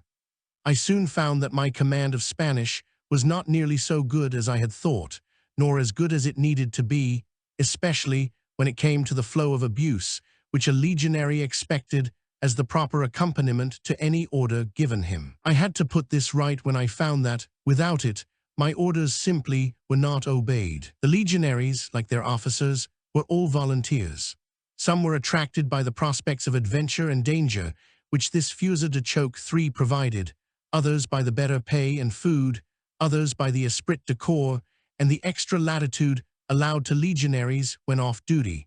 The majority were impelled to join by a combination of them all. A few had signed on for 5 years, others for 3, but most of them for the duration of the war. Pay for officers and other ranks alike was about double that of the regular army. Food was incomparably better. The usual midday and evening meals consisted of soup, followed by fish or pasta, a main dish of meat, and pudding or cheese with wine and coffee. Moreover, the food was extremely well cooked. At the depots of Ceuta and Melilla, it was served to the men on china plates by waiters in white coats. The officers had the same rations as the men, supplemented by a few luxuries bought out of their pay. Spanish troops, when well led and properly disciplined, show superb qualities of courage and endurance. It was the pride of the Legion that it developed those qualities to their full. From the moment he joined, it was impressed on the recruit that he belonged to a corps apart, the finest fighting force. He was taught to believe in the world. It was up to him to prove himself worthy of the privilege. Battle was the purpose of his life. Death in action was his greatest honor. Cowardice the ultimate disgrace. The motto of the Legion was Viva la Muerte. It is easy for more phlegmatic nations to deride this cult of death, but it is essentially in keeping with the Spanish character, and it produced the best soldiers of the Civil War, men virtually impervious to cold and hunger, danger and fatigue. As an Englishman, I can only say that the thrill of serving with and commanding such troops was one of the greatest experiences of my life. The turnout and bearing of the legionary, whether with his bandera or on leave, was expected to be, and was, far superior to that of other units. The greatest freedom was allowed to him when off duty. He was taught to take pride in his individuality. His full official designation was Caballero Legionario, Gentleman Legionary. In contrast, discipline on duty and the field was extremely strict, even savage by English standards. Orders were executed at the double and usually reinforced by threats or imprecations. The slightest hesitation, laxity, or inefficiency was punished on the spot by a series of blows across the face and shoulders from the fusta, a pliant switch made from a bull's petzl, which was carried by all officers and sergeants. More serious or persistent defaulters were sent to the Peloton de Castigo, or punishment squad, where they toiled at the most exhausting tasks from before dawn until well after dark under the command of a corporal, usually chosen for his ferocity. In this mobile glasshouse, food was meager, beatings frequent and severe. A dirty rifle was enough to earn a man a month in the Peloton. Insubordination, whether or not in the face of the enemy, was punishable by death on the spot. Men trained under such discipline were apt to emerge with blunted sensibility, a callous indifference to suffering, whether in themselves or in others, and an unfeeling disregard for the horrible and squalid aspects of war. One of my machine gun sergeants told me with great satisfaction how his comrades had contrived to spend a comfortable night in the open in pouring rain after an attack in the Casa de Campo. The ground, he explained, was waterlogged but fortunately sick. It was littered with corpses. These they collected, arranged them in rows, and laid down on them, covering themselves with their greatcoats. Fitzpatrick, after the capture of Talavera by the 5th Bandera, found a legionary hammering at the face of a dead militiaman with the butt of his rifle. When Fitzpatrick pointed out that the man was dead, the legionary answered serenely, "I know, sir, but look.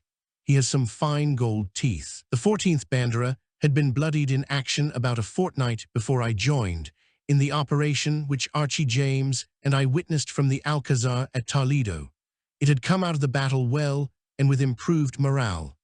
Now everyone was certain that we would soon be thrown into some great offensive that would see the end of the war. I had 4 machine guns in my platoon, divided into 2 sections, each under a sergeant. The guns were Maxims, manufactured and used during the First World War. They had recently been taken from the Republicans. They were unsatisfactory factory weapons, already worn out with service, and very liable to go out of action through breakage of the firing pin. There were 12 machine guns in the company and 2 81 mm mortars. The Bandera remained in Gede for a week after I joined. My time was spent in routine training, getting to know my men, and learning about the guns under the instruction of one or other of my sergeants.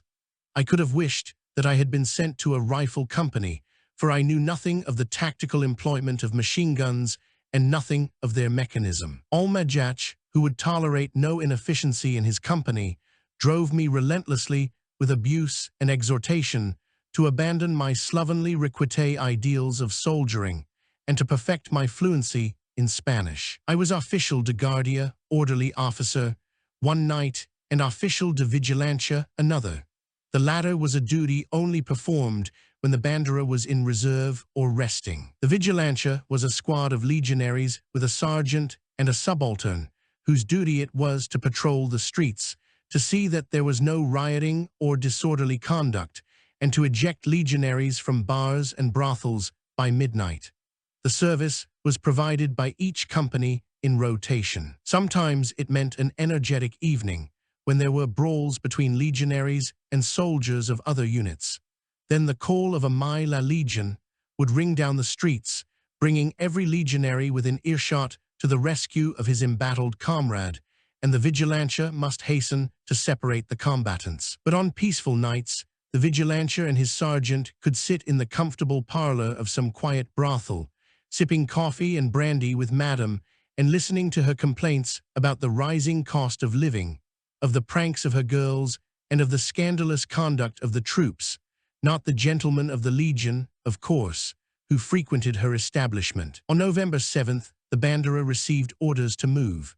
We were to march to Leganés, 2 kilometers away, there to entrain for Talavera. Our final destination was unknown, but it was rumored that we were going to the Guadalajara front, northeast of Madrid. Within 2 hours, the bandera was formed in column outside the barracks. The order was given to march.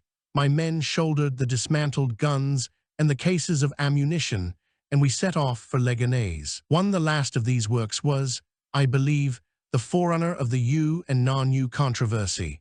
The first enabled a friend of mine to complete the seduction of a Lithuanian chambermaid in the space of 15 minutes. 2. I have already explained, Chapter 2, that the Legion was usually referred to as El Tercio. In fact, at this time its official name was La Legion, and it was divided into 2 tercios, each containing 10 banderas, including one of tanks. The depot of the first tercio was at Melilla in Morocco, that of the second at Dar Riffian near Ceuta. 3 shock troops, i.e. Foreign Legion and Moors in the Nationalist Army, international brigades in the Republican. Chapter 7. Rumor for once was right. We were bound, eventually, for the Guadalajara front, although it took us a month to get there. After 3 days' wait in Talavera, we were put into another train and journeyed for 2 days and nights, via Salamanca, Valladolid, and Burgos, to a place called Calatayud in Aragon, about 50 miles southwest of Zaragoza. Officers traveled in first-class carriages, 5 to a compartment, sergeants in second-class carriages, and the men, singing lustily all the way in cattle trucks, where they must have frozen at night. Calatayud is an ancient town, grouped round the ruins of a Moorish castle, which dominates it from the top of a bare escarpment, and from the name Calat Ayub, or Ayub's castle, is derived. The poet Martial was born there. Today, it is better known among Spaniards through the words of a bawdy song, which the men were forbidden to sing while we were there, because it gave great offense to the inhabitants. Even the first 4 lines, which are harmless enough, suffice to upset a Calatayudian. Si vas a Calatayud, pregunta por la Dolores, que es una moza lozana. Y amiga de hacer favors. 1. After a mug of coffee, we embarked in a long column of open lorries. The men huddled in the backs of the vehicles, exposed to the keen wind, and were driven south to the small town of Calamacha, 65 kilometers away on the Teruel road. Here we were billeted very comfortably, the officers in private houses. We settled down and relaxed while awaiting further orders. Training duties were very light, and we had plenty of leisure. Calamacha is a picturesque little place, hundreds of years old. Its most attractive features, I seem to remember, were a church, surrounded by a shallow moat where mules used to paddle, and a humped bridge of stones across a rushing stream. The people of Calamacha, like all people we met in Aragon, received us with the warmest friendliness and hospitality. The Maños, as the Aragonese are called colloquially, have the reputation of being hard-headed, plain-speaking, obstinate, and even stubborn. They are frugal and straightforward. The North Country word Janik describes them well. They are also, in my experience at least, among the most generous-hearted people on earth. I spent the greater part of a year in and around Aragon, where I noticed that, although the country looked bare and uninviting, the people fared remarkably well for food and drink. They had a great hatred and contempt for the Republicans, which was reflected in their new attitude towards us. About this time I had a new batman assigned to me, a legionary about my own age named Paulino Albaran. A peasant from a village near Salamanca, he was sturdily built, with a podgy, fresh-complexioned face, slightly protruding eyes, and the expression of a friendly, puzzled little pig, which earned him the nickname of Tocinito. Tocino is bacon or fat meat. He was one of the best-natured fellows I ever met, but he was a better soldier than servant, at least when he first came to me. In the afternoons, I usually went for walks outside the town. The bare contours and harsh colors of the countryside were softened and refined by the mellow sunlight and clear air of late autumn. The grape harvest was in, and the peasants were making the new wine. One day, walking down a narrow track, I came upon a whitewashed farmhouse. In a vineyard beside it was a wine press, where an old man with a white, pointed beard was working, surrounded by his family. When he caught sight of me, he called out in a hearty, raucous voice, "Come here, young man." As I approached, he roared at me, "You know me? I'm Satan." Oh yes, they call me Satan because of my beard. Also, perhaps, because of the good wine I make. We'll drink some together, you and I.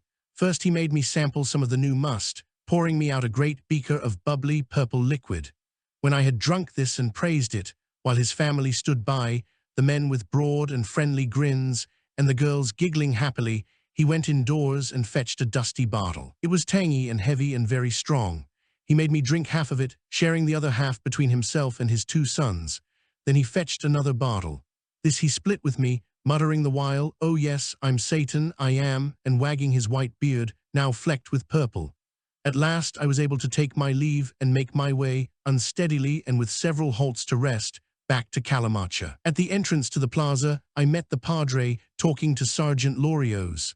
"Hala," he cried, "where have you been?" "Drinking with Satan," I gasped, and left him standing in the middle of the road. Curro Lorio's, one of the well-known family from Algeciras, had been at school in England and was married to an English girl. Before coming to us, he had been attached to the Irish Brigade as a sergeant interpreter, and some of the bitterness and cynicism induced by the experience remained with him to be transferred to the Legion. He had a just grievance in that he should have been an officer, but General Yagu had refused his application for a commission on the grounds that, at 35, he was too old to be a subaltern. Larios believed the real reason to be that Yagu, having strong Falangist sympathies, was prejudiced against anyone with an influential name. Certainly, there were subalterns in the Legion over 35. Larios left us just before Christmas for the 13th Bandera. After a fortnight, we moved by lorry to Torresilla del Robala, a village in the bleak uplands east of the Teruel-Zaragoza road, about 12 miles from Calamacha and 3 miles from the front line. Our life here was no more exciting than in Calamacha, except that we had to be ready to go into action at an hour's notice. The only event to interrupt the monotony was the Feast of the Immaculate Conception on December 8th, the Virgin de la Inmaculada being the patroness of the Spanish infantry. After Mass, we celebrated the fiesta with an enormous lunch, preceded by a party at Bandra headquarters, which all the officers attended. There was also a special lunch for the men. It would have been unfortunate for us had we been called upon to go into action that day or the next. But calm reigned on all fronts, a calm that preceded one of the worst storms of the war. 2 days later, the lorries came for us again. We started off at 5 a.m., down the twisting mountain road to Calamacha and right, along the main road to Calatayud. There we turned left along the main Madrid-Aragon road, and it became clear that we were at last bound for the Guadalajara front. About midday, we stopped for lunch at Medinaceli. Then we drove north through Almazan and west along the course of the Douro, a large village dominated by a square castle which stood by itself on a mound. Here we disembarked and once again moved into billets. There was no question of relaxation now. Our second Guadalajara offensive was about to start, and we had to be ready to leave at any moment. On December 13th, Mora summoned all officers to a conference. The operations against Guadalajara and Madrid, he told us, are about to begin. I expect the order to move at any time now. There are 3 army corps taking part. On the left, the Army Corps of Castile under General Verla. In the center, the 2 Italian divisions and the 2 mixed divisions of Fletchers. On the right, the Marocquí Army Corps, which includes ourselves, under General Yagu. Together with the 16th Bandera and elements of cavalry, artillery, and tanks, we constitute the Brigada Móvil of the Army Corps. Our job, once the front is broken, will be to press on ahead of the other forces, capture important points behind enemy lines, and hold them until relieved. The 16th Bandera and ourselves, operating in lorries, will form the brigade's motorized infantry group under Lieutenant Colonel Peñardonda, whom some of you know. There was a laugh in the back, and a voice said, "Oh yes, the deaf one." Mora stared stonily at the speaker and continued, "I will brief you in detail before we go into action. Meanwhile, here are 1 or 2 general points I want you to remember. There seems to be an idea among officers that their proper place in an advance is always at the head of their troops, company commanders in front of their companies, and platoon commanders in front of their platoons. Also, that an officer has a duty to expose himself to enemy fire the whole time in order to encourage his men. Both these ideas are nonsense, and I will have none of them in my Bandera. The only time when an officer's place is at the head of his men is in the final assault, as you all know. Otherwise, the company commander should be somewhere in the middle of his 3 platoons, where he can control them all. Similarly, the platoon commander should be in between his front and his rear pelotons. I want this rule observed. I assure you all that I will deal very seriously with any officer I see exposing himself needlessly or allowing his men to do so. There will, I have no doubt, be plenty of suitable occasions for the display of courage. Otherwise, an officer must keep his vanity and exhibitionism under restraint. He went on to deal with technical details: the employment of our machine guns, the use of covering fire, the importance of keeping touch, the use of runners, and the clear and concise drafting of messages in the field. One final point: you will see that the rights of the civilian population are scrupulously respected and that there is no looting. If there is any case of an attempt on the virtue of a woman, it will be punished on the spot by death. He concluded, "The orders I have just given you for these operations will be observed in any subsequent operations under my command." The situation of the provincial capital of Teruel, held by the Nationalists since the beginning of the Civil War, had always been precarious. Only in a civil war would a serious attempt have been made to hold it, for its military value was negligible. Forming a salient from the Nationalist lines and dominated on 3 sides by the Republicans, its only means of communication and supply consisted of a single road and railway running northeast through Calamancha to Zaragoza and Calatayud. The Republicans could overlook this road from their positions in the Sierra Palomera to the east of it, and were able to keep it under shell fire. But Teruel was a town of nearly 20,000 inhabitants, and so could not be abandoned to the enemy. While General Franco was concentrating his troops for his offensive on Guadalajara, the Republicans were preparing theirs on Teruel. On December 15th, they attacked with 70,000 men.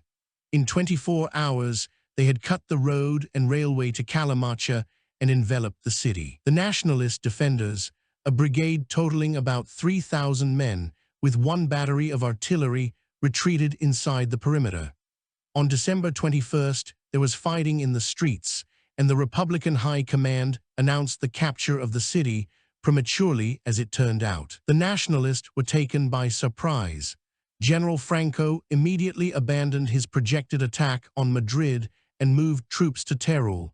He has been much criticized for this. If he had continued with his original plan, he would probably have taken Madrid, an important gain to him and a very serious loss to the other side, whereas the capture of Teruel would bring little military advantage to the Republicans.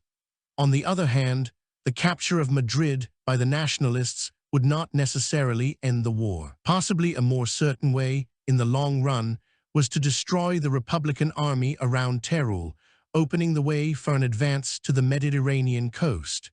This, at any rate, seems to have been the Generalissimo's idea. On December 22nd began the Nationalist counteroffensive to relieve Teruel. General Aranda's Army Corps, Galicia, which had been in reserve near Zaragoza, advanced from the north.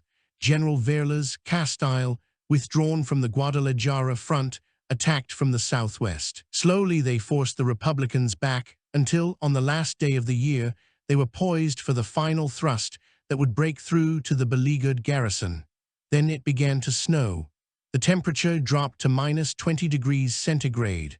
Further advance was impossible. Caught in the open by the blizzard, at an altitude of over 3,000 feet above sea level, without shelter, without warm clothing, and with no possibility of lighting fires, the Nationalists suffered more casualties during the next 3 or 4 days from the cold than from enemy action. General Garcia Valinho, commanding the 1st Navarre Division, told me later that he had 3,500 cases of frostbite.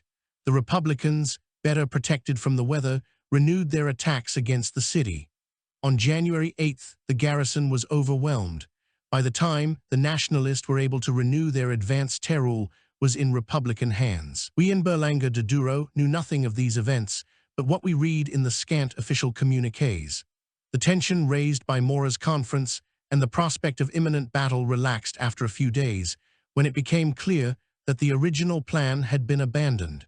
we were obliged to settle into a peaceful routine of parades, training, and long route marches in snow blizzards to toughen us. I was getting to know my men, whom I admired for their keenness and efficiency and liked for their wit and cheerfulness.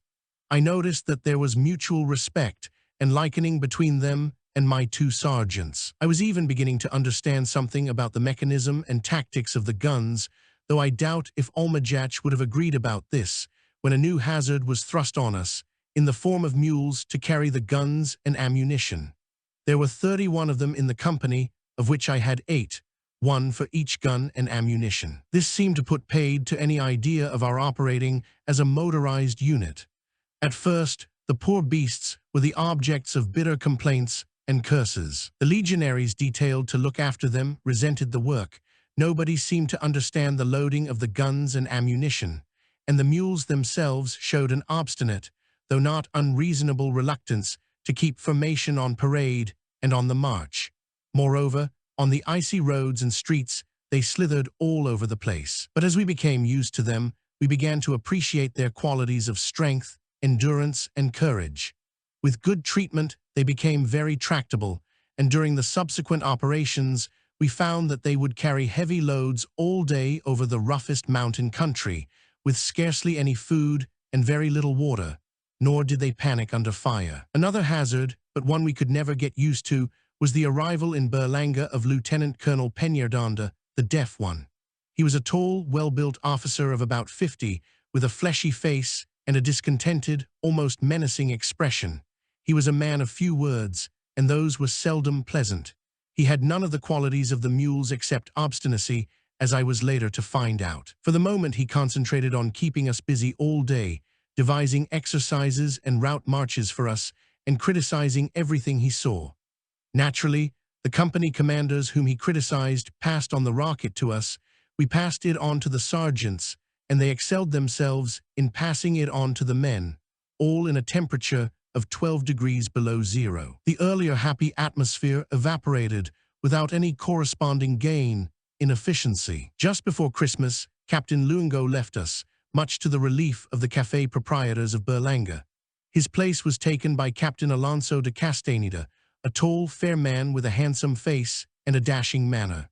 He was a regular Legion officer of the same seniority of Mora, intelligent, of independent mind, unorthodox views, and a strongly argumentative nature. He loved to poke fun at the church when the padre was present, or to cast doubts on the universal depravity of the Republicans or on the sincerity of all nationalist leaders, when Mora or Cancella were there to argue with him. He took my side in all disputes concerning British policy or behavior, but I felt he did it from contrariness rather than conviction. For all that, he had a sensitive mind, with an intelligent appreciation of literature and a sincere love of poetry. He was an extremely competent soldier. My billet was a small house near the Plaza Mayor, kept by a middle-aged working man and his wife. They had 2 pretty daughters of about 15 or 16, to the elder of whom Paulino spent his spare time paying spirited, but I fear, wholly unsuccessful addresses. They were all very kind to me, treating me as one of the family. I was lucky to get such a billet, because Berlanga was already full of troops when we arrived. The 16th Bandera, a tercio of Requetés, and a company of German anti-tank gunners. The latter, I think, were in charge of some new equipment for testing, because they kept entirely to themselves and discouraged all friendly overtures from the Spaniards. Their quarters were in the Palacio, a 300-year-old building in the main square. They caused me plenty of trouble one night, about a week before Christmas, when I was officer of the Vigilancia. It was soon after midnight, when a panting legionary reported at Bandera headquarters that a fire had broken out in the Palacio. When I arrived, I found the whole building ablaze, lighting up the sky, the square, and the surrounding houses. Even the castle on its bare mound seemed to be floodlit. The Germans had neglected to inform anybody until the fire was well underway, although they had removed all their ammunition and equipment to a place of safety. I did not see them at all that night, but heard later that they had been finding themselves new quarters. It was lucky for the inhabitants that they had troops in the town, for if they had been left to themselves, I think all Berlanga would have been burnt. The recrutés and legionaries worked with a will, the former climbing up walls and clambering over rooftops with axes and hoses, the latter forming a chain to pass buckets of water from the river and fountain to the two fire engines. These appeared to date from about the same period as the Palacio, being simple little machines, hand-drawn and hand-operated, each with a crew of 4 puffing, laughing peasants. The rest of the male population stood grouping in doorways around the square, smoking cigarettes and pointing gaily to the fire. "Look how it burns," they cried to me. "We haven't had a blaze like this for 50 years. Pained looks greeted my brusque suggestion that they join in the work. The fire was too strong for us to hope to save the palace. All we could do was to try and stop it spreading. Luckily, it was a calm night with no wind. I was on my feet all night, detailing patrols to keep the streets clear of spectators, organizing a water-carrying service, and directing operations with a hose from a rooftop. About 3:30, I noticed that the legionaries had disappeared, leaving me with my small squad of vigilantes and a few recrutés to deal with the fire, which was still blazing fiercely. Putting my sergeant in charge, I ran to the building where 2 of our companies were quartered, roused them, and set some to carry water and others to work the fire engines, whose crews, tiring of their fun, had gone to bed. By 6 o'clock, the recrutés had gone home, frozen and dead tired, and so I had to find the 2 other companies and turn them out. I should have had help from the vigilancia of the 16th Bandera, but they were occupied in finding new quarters for 2 of their own companies, who had been burnt out of their old ones. About 7 o'clock, the townspeople, having enjoyed a good night's rest, began to appear to see how things were going, but not to help. On my rounds, I came upon 2 fire engines standing idle and abandoned. With some difficulty, I found the alguacil, who corresponds roughly to the town clerk. He was enjoying a quiet cigarette in a doorway. "You may be interested to know," I snapped at him, for my temper was wearing thin by the time, "that 2 of your engines are standing over there, abandoned." He took a puff, removed his cigarette, and asked brightly, "Do you mean that they should work?" However, it turned out the engines did not belong to Berlanga, but to firemen from Burgo de Osma, 15 miles away, who had been summoned when the fire started and had just arrived. I found 4 of these men strolling along the street and told them sharply to get their engines working. They nodded genially, "Certainly, sir. That's just what we're going to do as soon as we've had a little drink to warm us up." I was thankful when my tour of duty ended half an hour later and I could hand over to another officer. At 8:30, I snatched a cup of coffee, shaved quickly, and went on parade until lunchtime. Somebody finally extinguished the fire in the late afternoon. Christmas came, bringing a more optimistic tone in the official communiques, but still no orders for us. We began to wonder whether we were to remain forgotten in Berlanga, while the greatest, and as we thought, culminating battle of the war was raging barely 100 miles away. The new year opened sadly for me. On January 31st, a press car containing 4 friends of mine, Dick Sheepshanks, Kim Philby, and 2 American correspondents, Eddie Neal and Bradish Johnson, was passing through the village of Cord, 8 miles northwest of Terul, during an enemy artillery bombardment, when a 12.40 cm shell burst beside it. Sheepshanks and Johnson were killed outright. Neal died a few days later. Philby escaped with a wound in the head. On January 2nd, a new alferez called Campos came to my company. Being senior to me, he took over my platoon, and I was put in command of the 281 mm mortars. It was a blow to me because I liked and thought I understood my men. They seemed to think so too, for a party of them, under a corporal, came to see me and begged me to ask the captain to retain me in command. I was fool enough to pass this on to Olmejach, who said coldly, "Of course they want you. They can get away with more under you than they could under a Spanish officer." Campos was a tall, flabby young man, a little stupid and morose.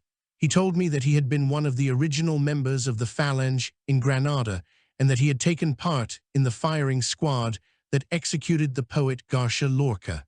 I prefer to believe him a liar. The Nationalists, including the Phalange, strongly denied any responsibility for Lorca's death, attributing to the vengeance of his private enemies, of which he had a large number.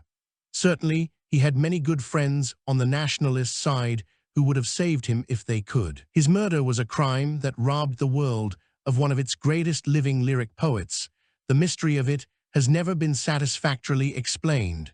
I say this with all respect to Mr. Gerald Brennan, who claims to have fixed the responsibility of the Guardia Civil. No two versions of the tragedy coincide. Campos's account was not circumstantial enough to convince me even at the time. He was careful not to mention it front of Alonso de Castaneda.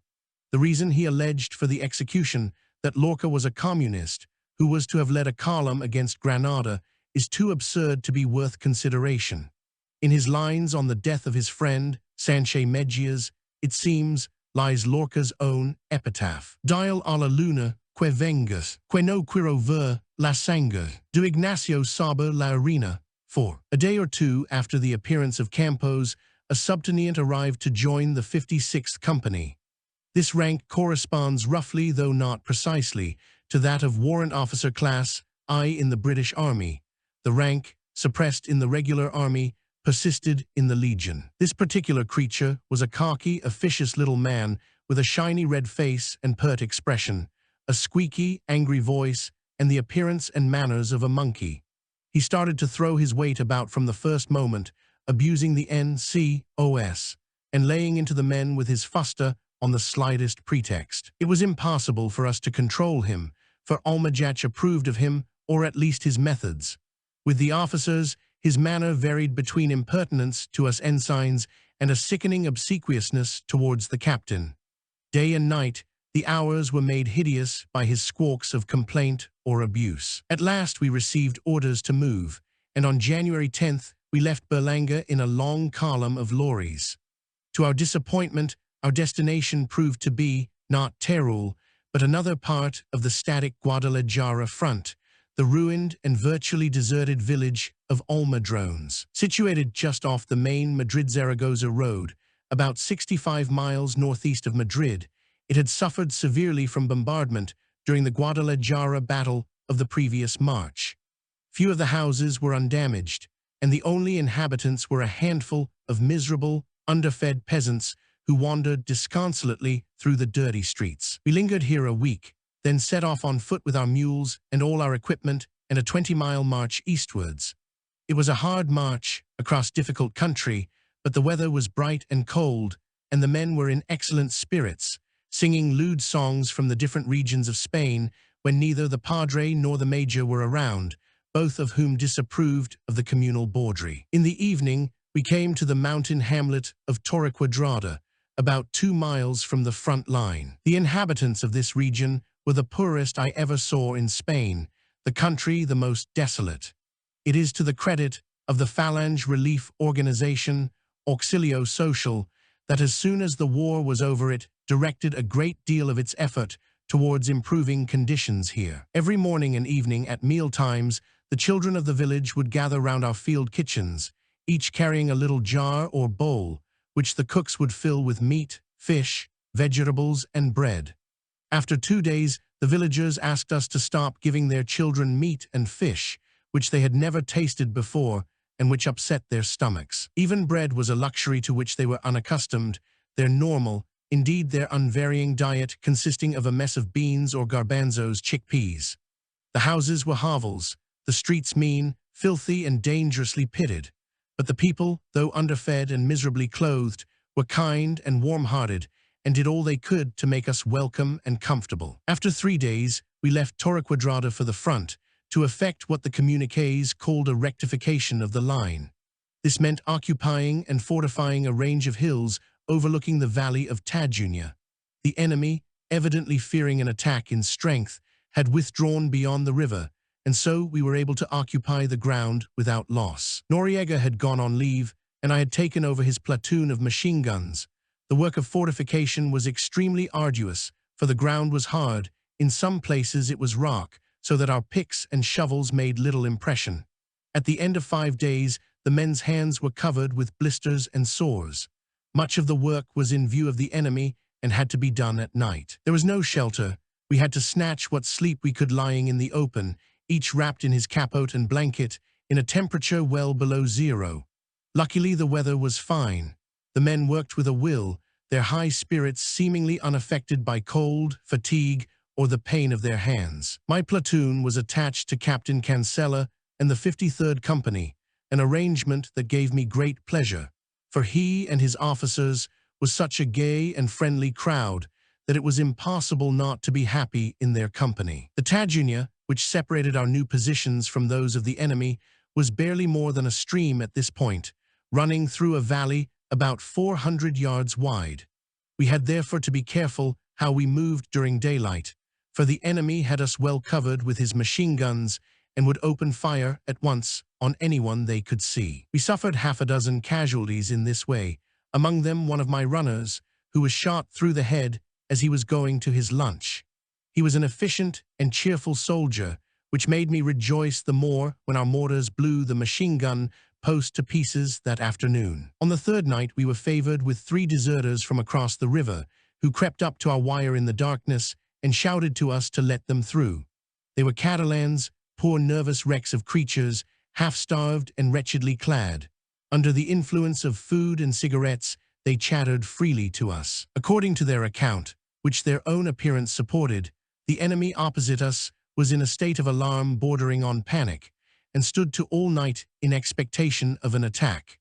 They complained bitterly of well-fed political commissars who came from Madrid or Barcelona to give them lectures on the fighting spirit or the meaning of democracy. I often wondered, but never found out, what happened to deserters after they had been screened, whether they were allowed to live in peace or were conscripted into our army. On the 6th day, we were relieved by an infantry battalion and returned to Torre Quadrada for a rest. Although glad of the relief, I was sorry to leave my friends of the 53rd for the ill humor of Almajach, the bickering of Carlima, or the unceasing bray of the subtenient. On February 1st, we left the Guadalajara front for good. We drove east through the day, arriving in the early evening at the small village of Torrijos del Campo, a few miles south of Calamacha. At last, it seemed, we were to take our part in the Battle of Teruel. The following day we were issued with new uniforms, which turned out to be forerunners of the British Army battle dress, a green cazadora or blouse of rough serge, trousers of the same color and material, which could be pulled in above the ankles, and strapped boots reaching halfway up the calf.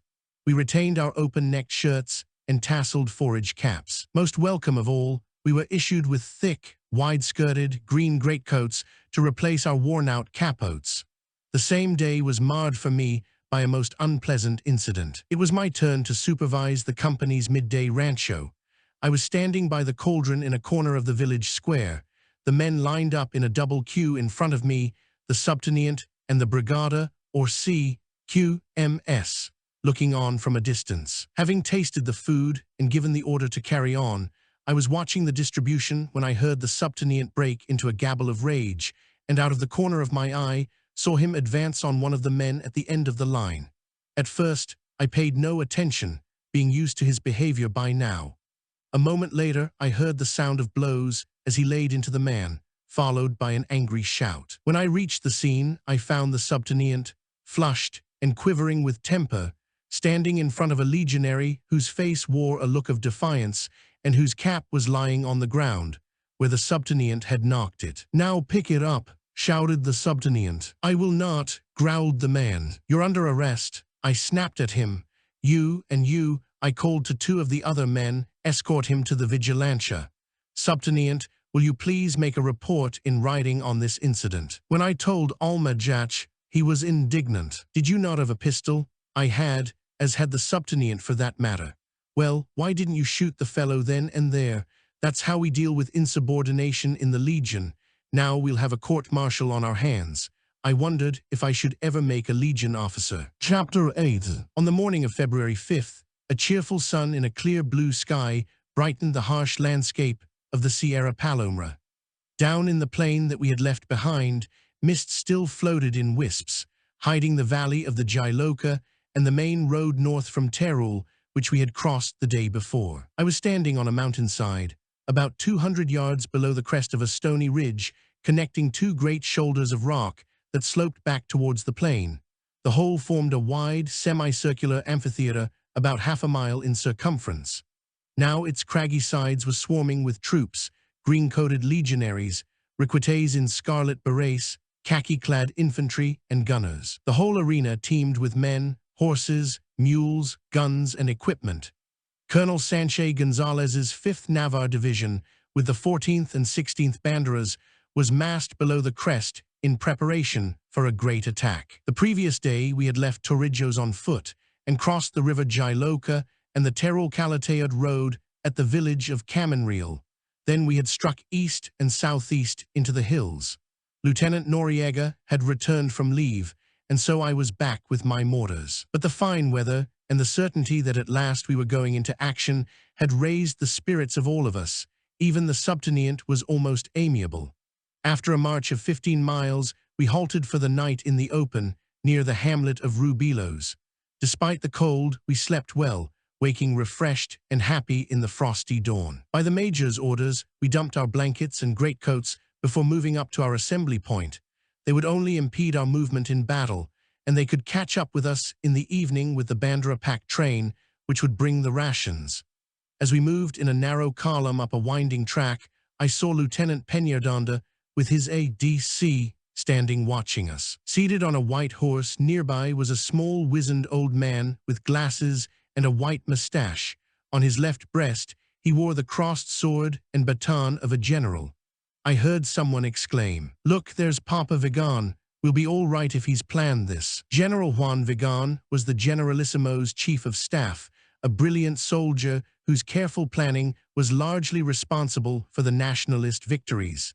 As he caught sight of me, Peñaranda shouted, "Hala, Mr. Peter, are you looking forward to today?" "So we really are going into action, sir." "Certainly we are. There are 5 divisions in this." As we stood on the mountainside, waiting for the artillery and air bombardment to begin, I felt the tension in the mass of troops around me. A hush seemed to spread over the whole area. Men talked little and in undertones. The clink of weapons or harness sounded unnaturally loud, and the bray of a mule from half a mile away seemed like a trumpet call. I heard a strident female voice nearby and saw a girl in Legion uniform talking to a sergeant in the 53rd Company. She was about 30, but looked older, with a leathery, weather-beaten face and short, black hair. These legionnaires were a common sight in all banderas. They usually acted as camp followers, cooking, washing, and mending for the men, and generally making themselves useful. But it was not often that they followed a bandera into action. This girl had been a long time with the Legion.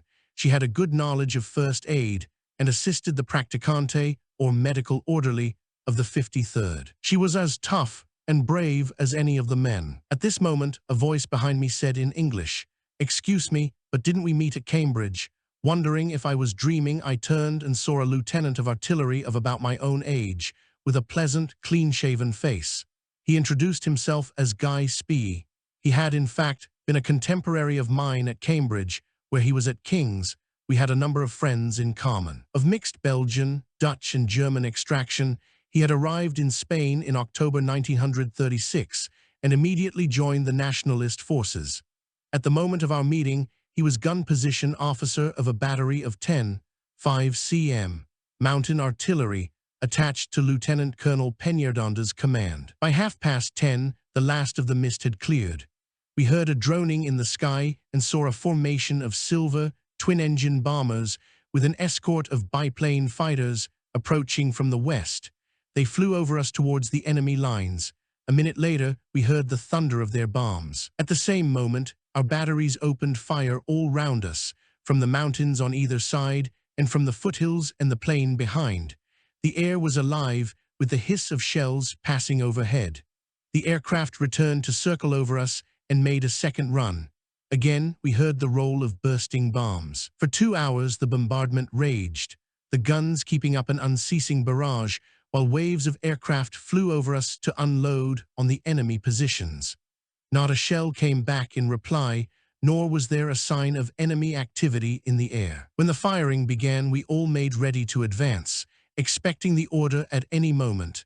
But as it became clear that the bombardment would be a long one, we gradually relaxed and made ourselves comfortable. I thought it odd that we had no briefing from Demora before going into action and that none of us had the least idea of our plan of battle, but I concluded that we should be briefed when the time came.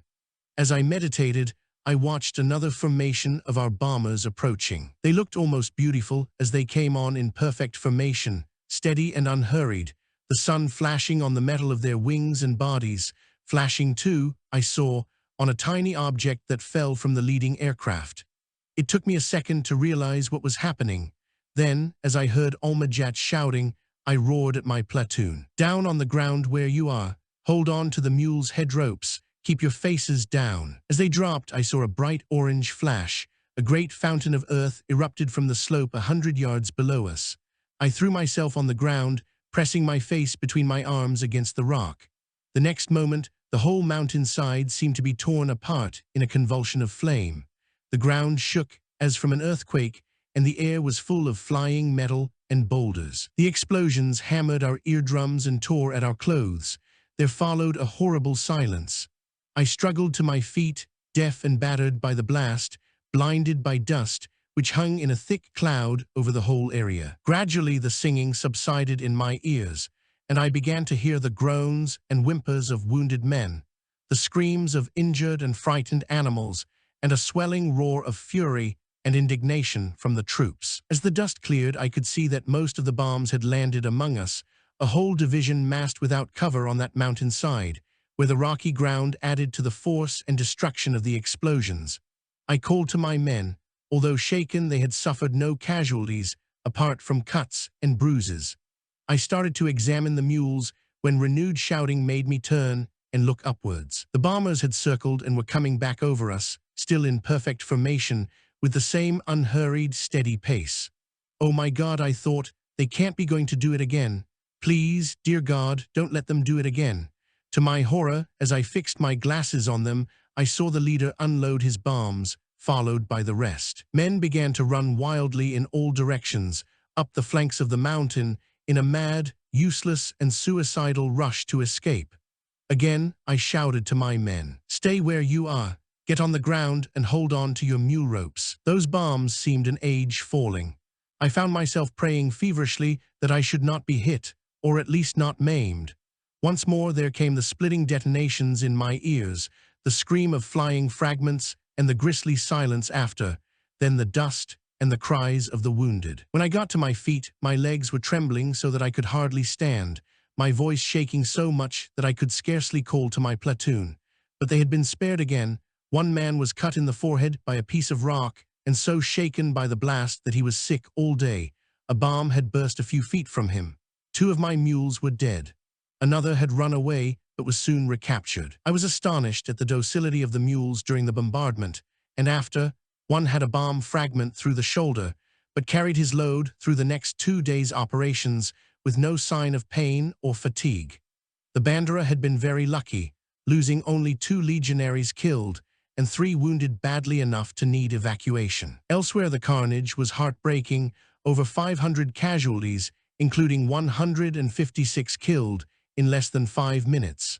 Our sister Bandera, the 16th, had suffered severely, losing one of their best company commanders, whose foot was taken off at the ankle by a bomb splinter. The whole of the mountain was like some nightmare abattoir, with disemboweled horses, shreds of human flesh and clothing, severed limbs, and broken pieces of equipment strewn around. In the midst of it, I noticed the girl medical orderly of our 53rd Company moving calmly and efficiently among the wounded, typing tourniquets and bandages, giving morphia pills, and exchanging an occasional joke in her hoarse chuckle. That was the last we saw, or wanted to see, of our aircraft for that day.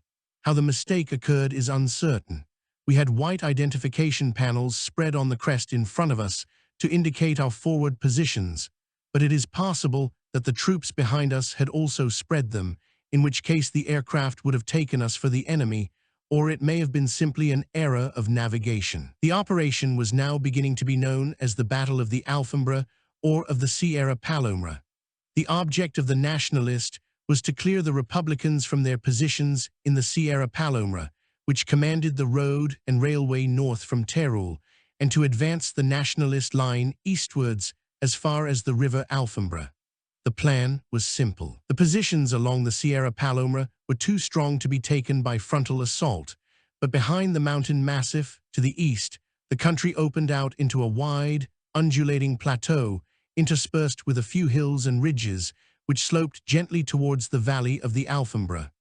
This area the Nationalists selected for their battleground. The operation, a pincer movement, was on a larger scale than Colonel Peñardanda's figure of 5 divisions had indicated. Preceded by a morning's artillery and air bombardment, the attack was launched simultaneously from 3 directions. From the southwest, from the direction of Teruel, by General Aranda's Army Corps of Galicia with 4 divisions. From the northeast, by General Yagu's Marroquí Army Corps with 3 divisions, and from the northwest, by the 1st Cavalry Division and the 5th Navarre Division, both under the command of General Monasterio. The bombardment destroyed the opposing defenses, opening the way for a general advance.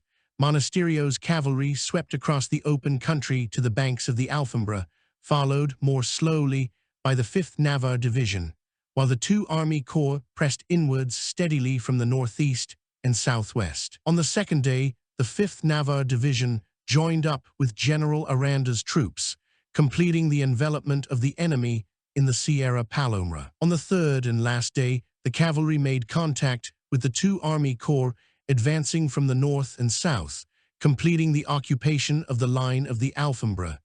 At the same time, the 5th Navarre Division cleared the enemy from the Sierra Palomera, attacking from the rear. During the 3 days, the Nationalists inflicted some 15,000 casualties on the enemy and took a further 7,000 prisoners at very small cost to themselves.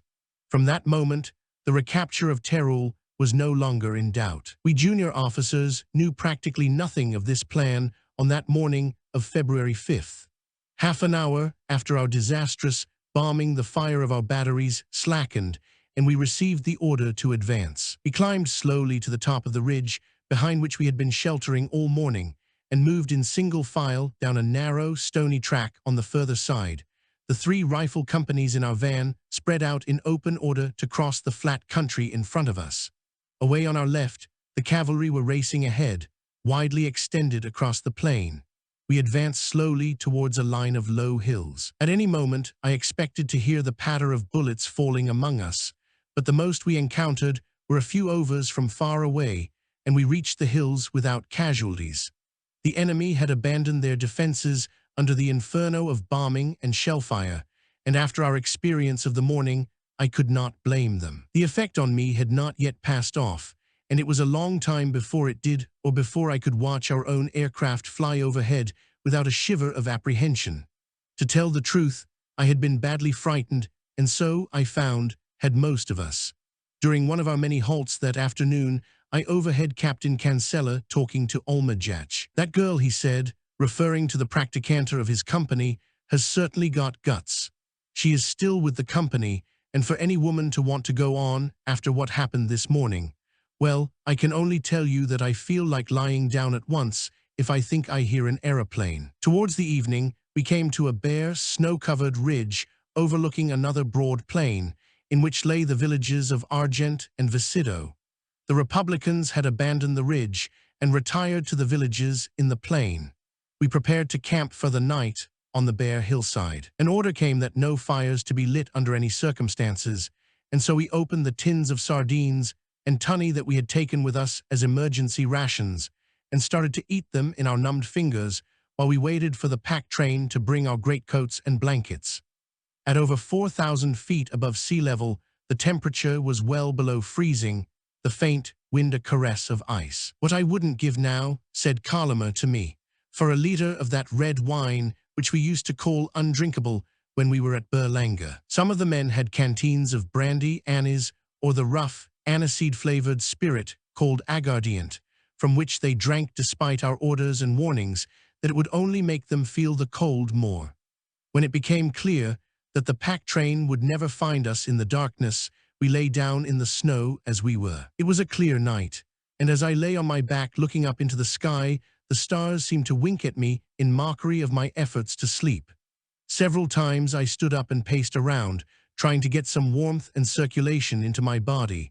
Then I lay down again, hoping to fall asleep before the glow passed off. I must at last have succeeded, for I awoke, without even knowing that I had been asleep, to find a sky a pale rose above the Alfambra Valley in front of us. As I stood up, I saw that the front of my jacket and breeches was stiff and white with hoarfrost. It was thick in my nose, my eyebrows, and my hair, reminding me comically of that old colonel in London who had taunted me before I first came to Spain, with Napier's description of the Peninsular War and the icicles in their noses. But I was not so amused soon afterwards when I saw a group of legionaries bent over a stiff figure on the ground. He had died in the night from the cold. With the daylight came the packed train and permission to light fires.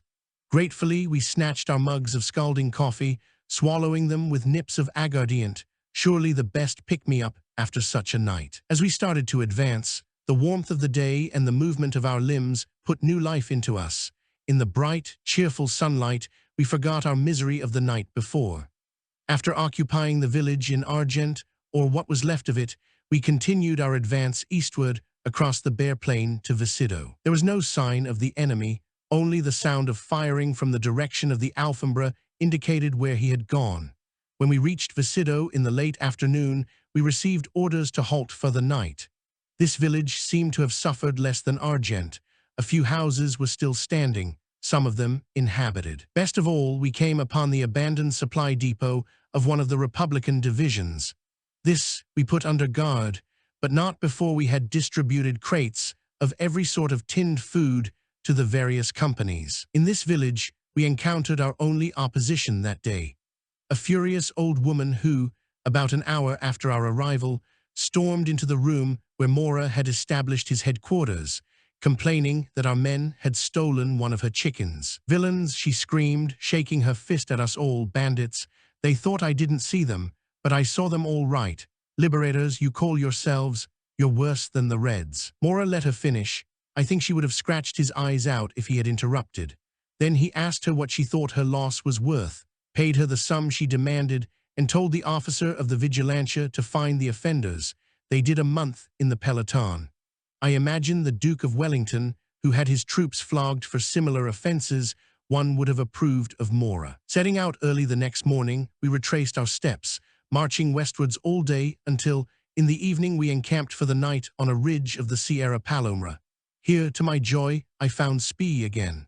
I had been worried that he might not have survived the bombing of 2 days before, but he rode into our camp, leading a spare horse, and asked me to ride back to his lines and dine with him. Neither Mora nor Almajach raised any objection, only insisting that I should be back with the Bandera by first light. I was astonished how well the artillery looked after themselves in such conditions, for not only did we dine extremely well, with the luxury of good cooking and good wine, but Spee found me a small tent to sleep in. He ordered his servant to call me half an hour before dawn with a horse ready saddled to take me back to the Bandera. His battery had been detailed to cover the movements of the 14th and 16th Banderas. Although he had not been required to go into action, Spee had been able to form a fairly clear picture of the course of the battle, which he explained to me. "Tomorrow," he said, "we were going to clean up the Sierra Palomera from the rear of the enemy, but it was unlikely we should meet with much resistance. We both reckoned we were due for leave when it was over, and agreed to spend it together in Zaragoza." Next morning, accompanied by Spee's servant, I cantered the 2 miles back to the Bandera in the crisp air of another bright dawn. All that day, we climbed among the ridges of the Sierra Palomera, rounding up the broken remnants of the Republican forces. They were in no state to offer resistance, and only wished to surrender as quickly as possible. They were all Spaniards. In the evening, we arrived exhausted at a ruined monastery in the mountains, where we spent the night. Tired though we were, it was a sleepless night for most of us. The wind howled and whistled among the bare rocks, cutting clean through our greatcoats and blankets. We were thankful when the day brought another sun to warm us. During the morning, we completed our sweep of the Sierra, then made our way by steep, winding tracks down to the plain and Terol Calatayud road. Late that night, we limped into the village of Torremacha, where hot food and comfortable billets awaited us. During the whole operation, the Bandera had suffered less than half a dozen casualties from the enemy. These had been among the rifle companies on the first and third days. But the cold had killed an equal number of us. From the stony soil of the Sierra Palomera to the comfortable bed in the Grand Hotel at Zaragoza was the sort of sudden change that we came to accept as natural during the Civil War.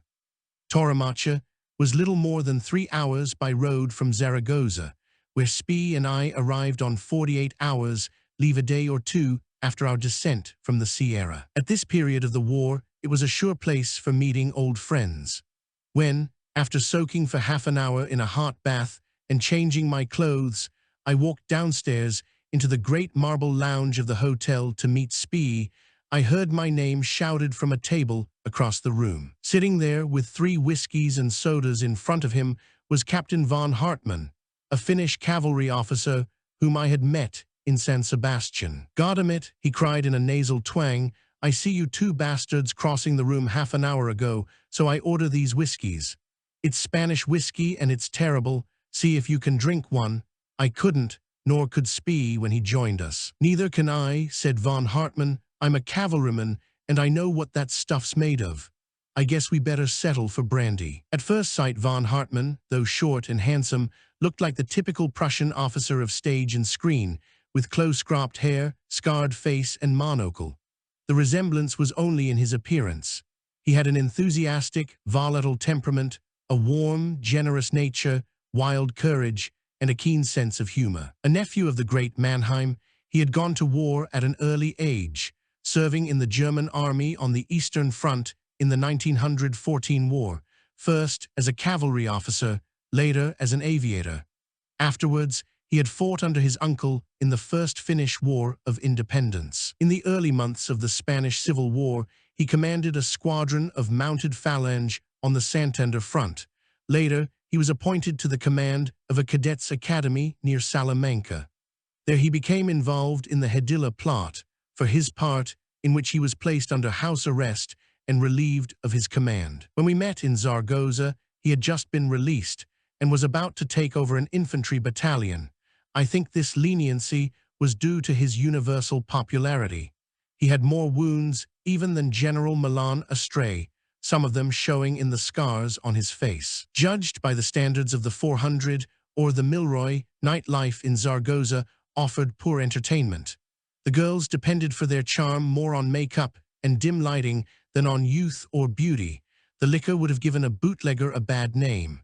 But to us, it all seemed glamour and gay. It was sometimes exciting as well, for under the influence of cabaret brandy and, I suppose, war strain, officers would sometimes become boisterous, then bellicose. Pistols would be drawn and bullets start to fly across the room.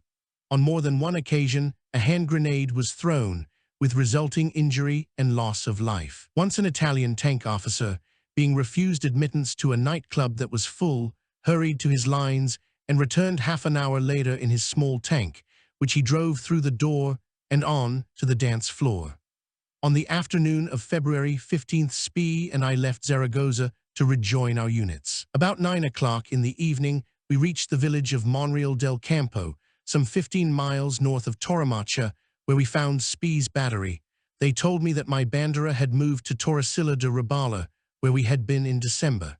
It was too late for me to reach them that night, but the battery were moving in that direction at dawn and would give me a lift. After a few hours, broken sleep on the floor of a chilly, unheated room Spee, and I climbed into a lorry in the freezing darkness of early morning. With the rest of the battery, we drove north to Calamacha, there turning east up the winding road to Torresilla in the first grey light. Torresilla was deserted, but a mile or 2 farther on, I found the Bandera Commissariat and learned that the Bandera was in action about a mile to the northeast. I could hear the sound of incessant machine gun fire and the occasional explosions of shells and mortars. With a legionary to guide me, I hastened on foot towards the battle. We followed the road eastwards for a few hundred yards, then turned left to descend a rocky valley studded with shrubs and pine trees. The going was difficult and we made slow progress, but as we stumbled on, the sound of battle grew nearer and seemed to intensify. Bullets hissed through the branches above us, and a few shells landed on the sides of the ravine. After about 20 minutes, when we had reached the bottom of the valley, their firing slackened. I saw a figure approaching slowly with his arm in a sling. He was a young Catalan officer, Alferez Mentasi, from the 53rd Company. He was very pale and obviously in great pain, but he smiled a greeting. "Watch your step up there, Peter," he gasped. "It's pretty bad. We've had a lot of casualties. I've a bullet in my wrist, and it hurts like hell." He stumbled on, and I began to climb the ridge ahead of me, traversing it towards the left. About 100 yards below the crest, I found Demora, the two doctors, the padre, and Noriega. With them was the subtenient, taking surreptitious pulls at a bottle of brandy. The previous day, the Republicans had launched a surprise attack on this sector with 2 international brigades, 1 Canadian and 1 Anglo-American, supported by 2 Spanish brigades. After the Alhambra battle, the Nationalist front ran roughly north from the line of the Alhambra, through the road and rail junction of Vival del Rio and the village of Segura towards Zaragoza. With their first onslaught, the Republicans overran the forward positions of the Nationalists, capturing the village of Segura. Their further advance was blocked by a second line of defense in front of Villanueva del Rebala, 4 miles east of Torrecilla. The 2 mobile banderas, the 14th and 16th, under Colonel Peñaranda, were rushed to the scene, with orders to counterattack and retake Segura and the lost positions. They were supported by a battalion of infantry and 1 or 2 batteries of field artillery.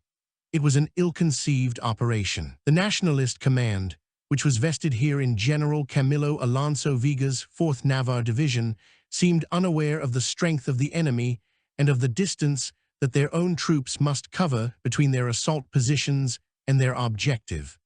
This was about a mile of difficult going, a large part of it brutally exposed to the defenders' fire. In the event, a force of under 2,000 men, with inadequate artillery and no air support, was ordered to attack in daylight an enemy of several times its number, an enemy firmly entrenched on a high ridge, well supplied with automatic weapons, and enjoying at least equal artillery support. Under the cover of darkness, the plan might have succeeded, but Spanish troops were not trained in night operations. Between the opposing lines ran 2 valleys separated by a low pine-covered ridge. Scrub and low bushes grew in the valleys and on the lower slopes. At first light that morning, Demora, with his company commanders, had made a personal reconnaissance of the nearer valley, the one I had just crossed, to select a route for his advance. They came under fire immediately. Captain Olmejach received a bullet in the foot, which shattered the bone and crippled him for life. Noriega took command of the company. Taking advantage of such cover as the undergrowth afforded, the bandera advanced down the forward slope against a murderous volume of fire from some 100 heavy and light machine guns. In spite of casualties, it crossed the first valley and reached the low ridge of hills about 600 yards from the enemy. Here Demora halted and placed his machine guns. When I arrived, he was about to continue the attack. I was put in command of a machine gun platoon on top of the ridge, on the right flank. 2 of its 4 guns had already been destroyed by shell or mortar fire. I hurried off to supervise the distribution of ammunition and arrange for the provision and carriage of fresh supplies during the ensuing engagement. Then I prepared to bring my 2 remaining guns into action, to cover the rifle company's advance. Across the valley I could make out where the enemy positions were located, well concealed among the pines and dominating our own. My orders were simply to maintain as high and accurate a volume of fire upon them as possible. My left-hand gun was emplaced behind a low, broken-down brick wall which had once formed part of a pigsty. It gave cover rather than protection. The other gun was shielded inadequately by a rough, shallow earthwork constructed by the crew. As soon as the rifle companies began to move down through the trees in front, the enemy opened fire all along his line, sweeping the forward slope and the crest of our ridge with a steady rain of bullets, mortar bombs, and shells. As I ran from gun to gun, crouching low and taking what cover I could from the formation of the ground, I wondered how anyone could survive in the open against such a devastating weight of fire. I flung myself to the ground beside each gun in turn, straining to mark through my field glasses the impact of its bursts on the enemy positions, and passing corrections in elevation and direction to the sergeant in command, shouting my orders to make myself heard above the stammer of the gun. I tried to hold the glasses steady, to give my orders without a tremor in my voice, and to ignore the vicious spatter of the enemy's bullets. The legionaries needed no encouragement from me. Quietly, efficiently, and with occasional jokes, they worked the two guns, maintaining a steady rate of fire as if they were on range practice. It was difficult at that distance to be certain just where our shots were falling, but when I had satisfied myself as best I could that we were firing on target, I stationed myself and my two runners in between the guns, where I could control them both. The enemy artillery and mortars were searching for us, their shells throwing up earth and stones around us. Shells from our own guns on the ridge behind were close overhead, some of them landing short, uncomfortably near. We had been in action for 20 minutes or half an hour when a mortar bomb landed on my right gun, dismounting it and scattering the crew. I hastened to the spot to find the gunner dead and the sergeant severely wounded in the face and chest. There were no other casualties, but the gun was wrecked beyond repair. I withdrew the survivors of the section behind the shelter of the crest and returned to place myself beside my remaining gun. It seemed only a matter of time before it, too, must be destroyed. Some 15 minutes later, a runner arrived from Bandra headquarters with orders for me to cease fire and report to Demora. On my way down the hill, I met the subtenant, red-faced and puffing, on his way to take command in my absence. I found the major with his company commanders and the other machine gun officers. It was a grim and gloomy gathering. Even Cancella had lost his usual ebullient good humor. The rifle companies had suffered heavily and made little progress. Even if they were to reach their objective, it seemed impossible that they should capture it against such superior numbers. Demora, who valued the lives of men he had trained and formed into this fine fighting unit, was unwilling to sacrifice them uselessly in such an ill-planned operation. On his own responsibility, therefore, he halted the advance, having accepted that the 16th Bandra II could make no headway. Then he sent back a report to Colonel Peñaranda and division, requesting at least some air support or more artillery. It must have taken a great deal of moral courage for him to make this decision in the face of his orders. In the event, it nearly cost him a court-martial, but it saved the 14th Bandera and probably the 16th as well from annihilation. It began to snow. With numbed fingers, we opened tins of sardines and tunny, spreading the frozen contents on lumps of hard bread. I have never been able to eat either of those fish since that time. The enemy had ceased fire. A dispiriting silence pervaded the dismal landscape of the Sierra under the murky yellow sky. In all my life I had seldom, if ever, felt so disheartened. The other officers shared my gloom, but the men, whether from ignorance of our situation or from natural good spirits, seemed in excellent humor. I noticed, with gratitude and almost a feeling of shame, one of the survivors from the crew of the gun I had seen destroyed, an energetic little man with a flair for buffoonery. He darted from post to post, cracking jokes with his comrades in a high, squeaky voice that brought shouts of laughter and applause. His unquenchable gaiety, together with Demora's quiet confidence, put new heart into me. I was to need it. In the afternoon, orders came to continue the attack. Indignant that neither Colonel Peñaranda nor anyone from division had thought it necessary to come forward and see the position for himself, we dispersed to our battle stations. I grieved for the men of the rifle companies sent to futile execution by this heartless lunacy. I could not bring myself to look at Demora. Strutting in front of my only machine gun was the subtenant, a bottle of brandy in one hand. He offered me a swig, which I refused, though unwillingly. "Come, Mr. Peter," he shouted, "let's see if those cabrones in the front can kill us." Taking me by the arm, he swaggered forward about 20 yards down the slope. There he stood and spread his arms, shouting insults towards the Republican lines amid a chorus of titters from the men. Of all the silly ways to get killed, I thought, and cursed myself for not checking the exhibitionism of this drunken mountebank. Yet I felt I must put a good face on it in front of the troops, though I wonder if they would not have respected me more had I bowled him out on the spot. To my relief, the enemy chose to ignore us, if they even saw us, and after a minute I said, "The battle is about to start again, subtenant. I think you had better go back to Lieutenant Noriega."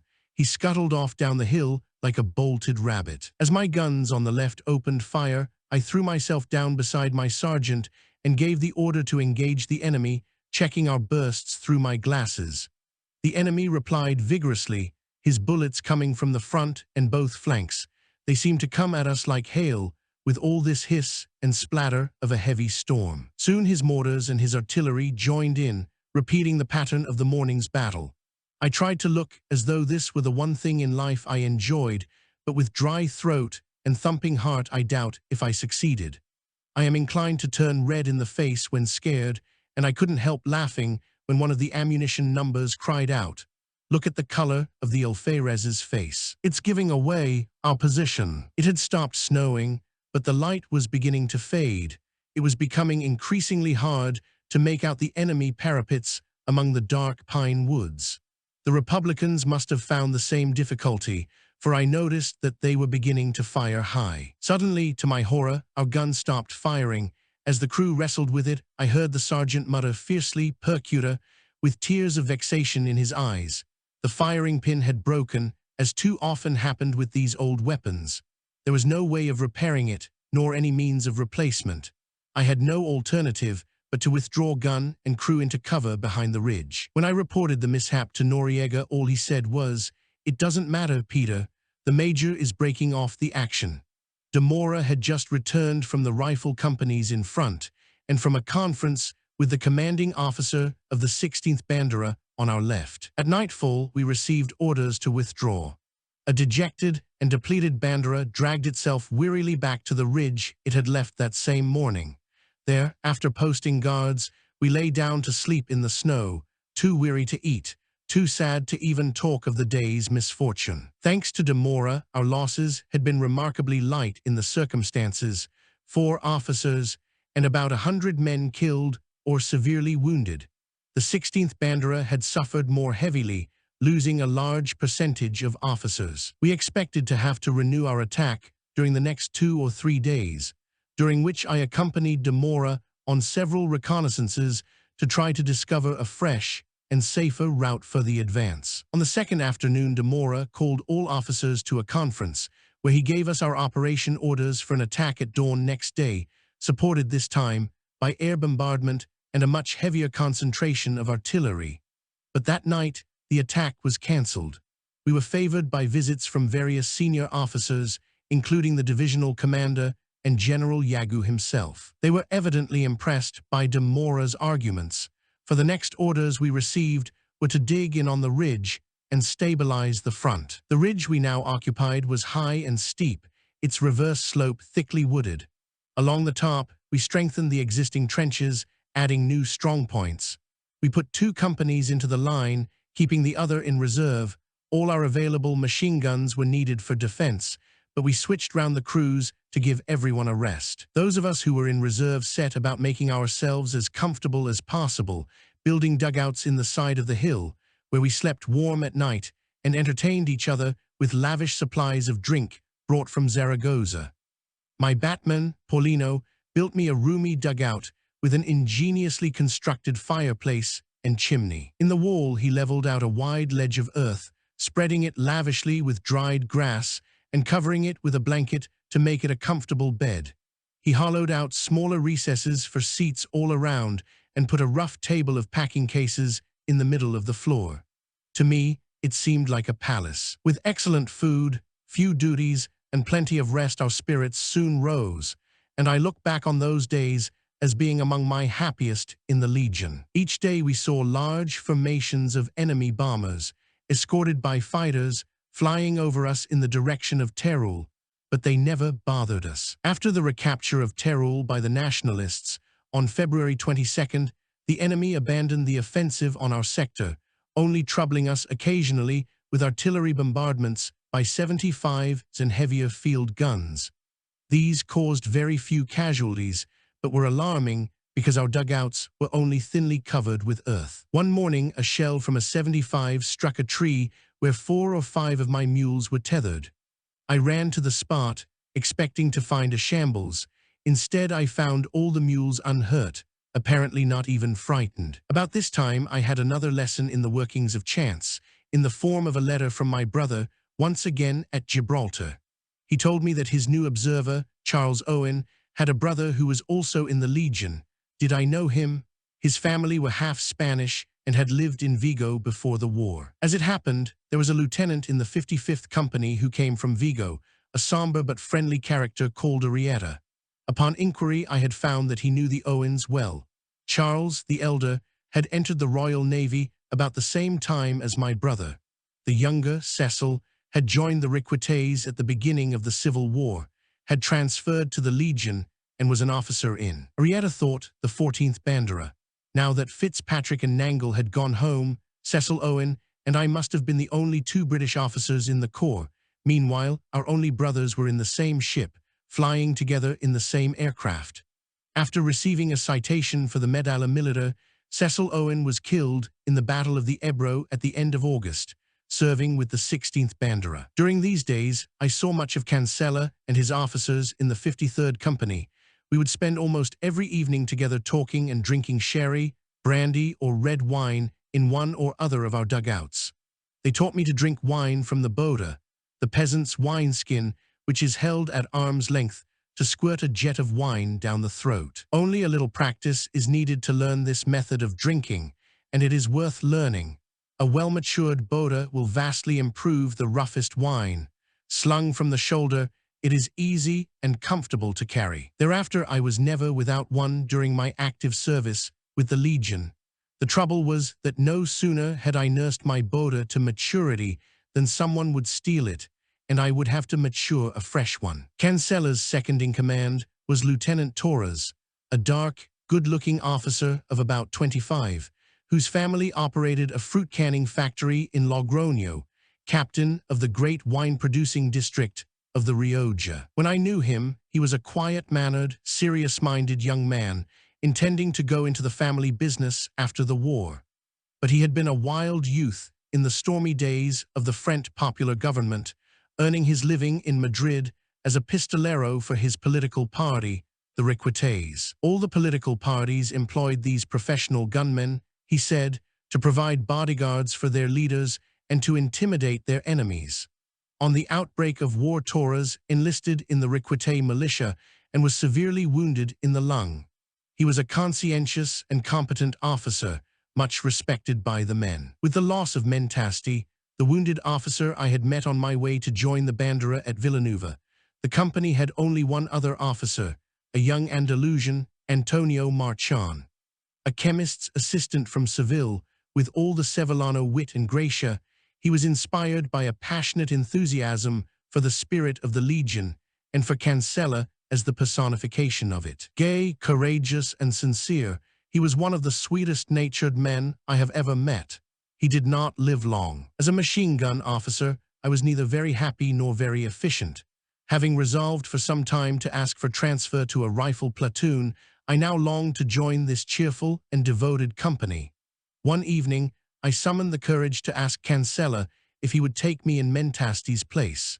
He readily agreed and promised to arrange it with De Mora as soon as we moved. After a week of idleness, I was ordered up to the line to take command of one of the machine gun sections.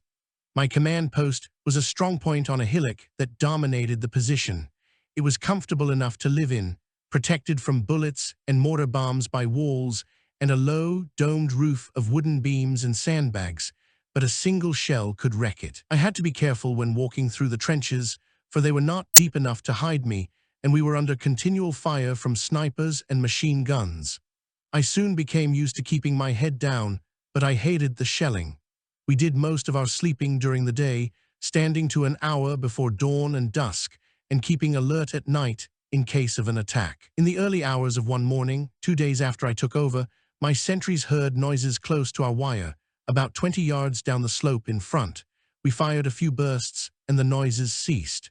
In the morning, we saw 2 khaki-clad bodies entangled in the wire.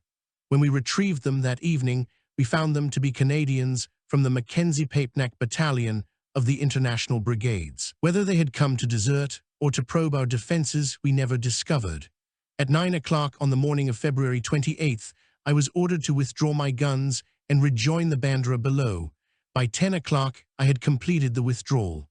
Around noon, a 75 shell landed squarely on top of my recent command post, blowing it inside out. Chapter 9. At dusk on the same evening, we left the pine woods of Villanova for the last time.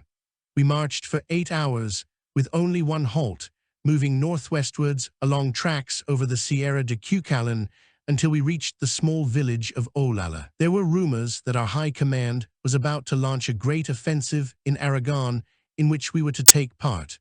Replacements began to arrive to bring us to full strength, including a captain to take over the machine gun company, a pagi, middle-aged officer, quiet and soft-spoken, very different from the domineering Olmejach. From Olala, we moved in lorries to Kodos, a charming little place in the mountains east of Calatayud.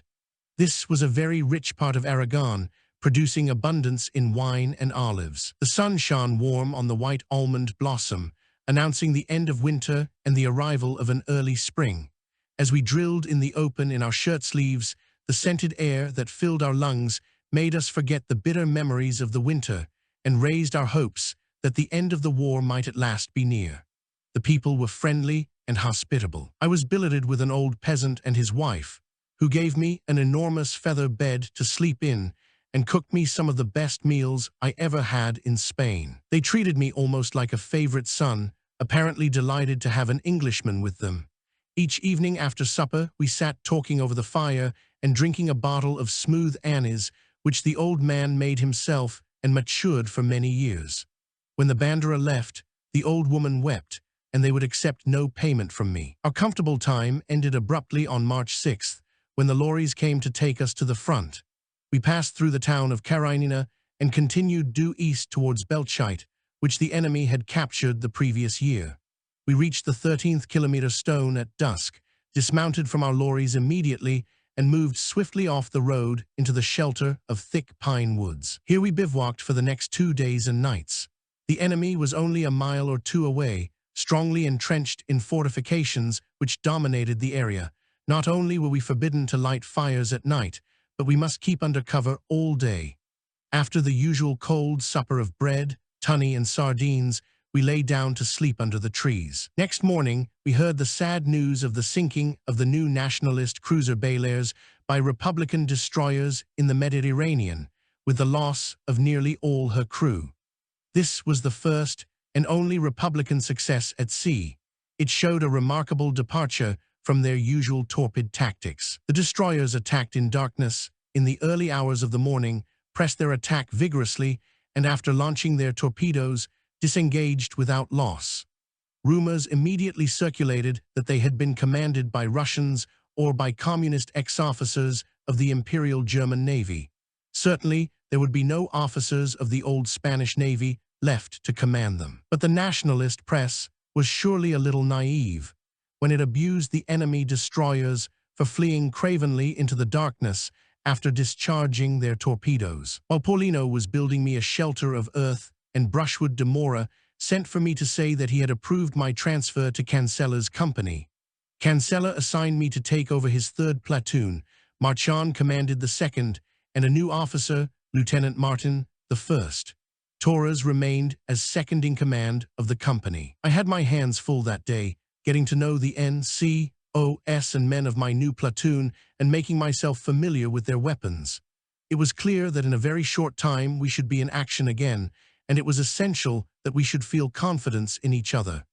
I had about 30 men in 2 pelotons, each commanded by a very capable sergeant. They were a merry, self-confident crowd who seemed to know their jobs and to look forward to the prospect of battle.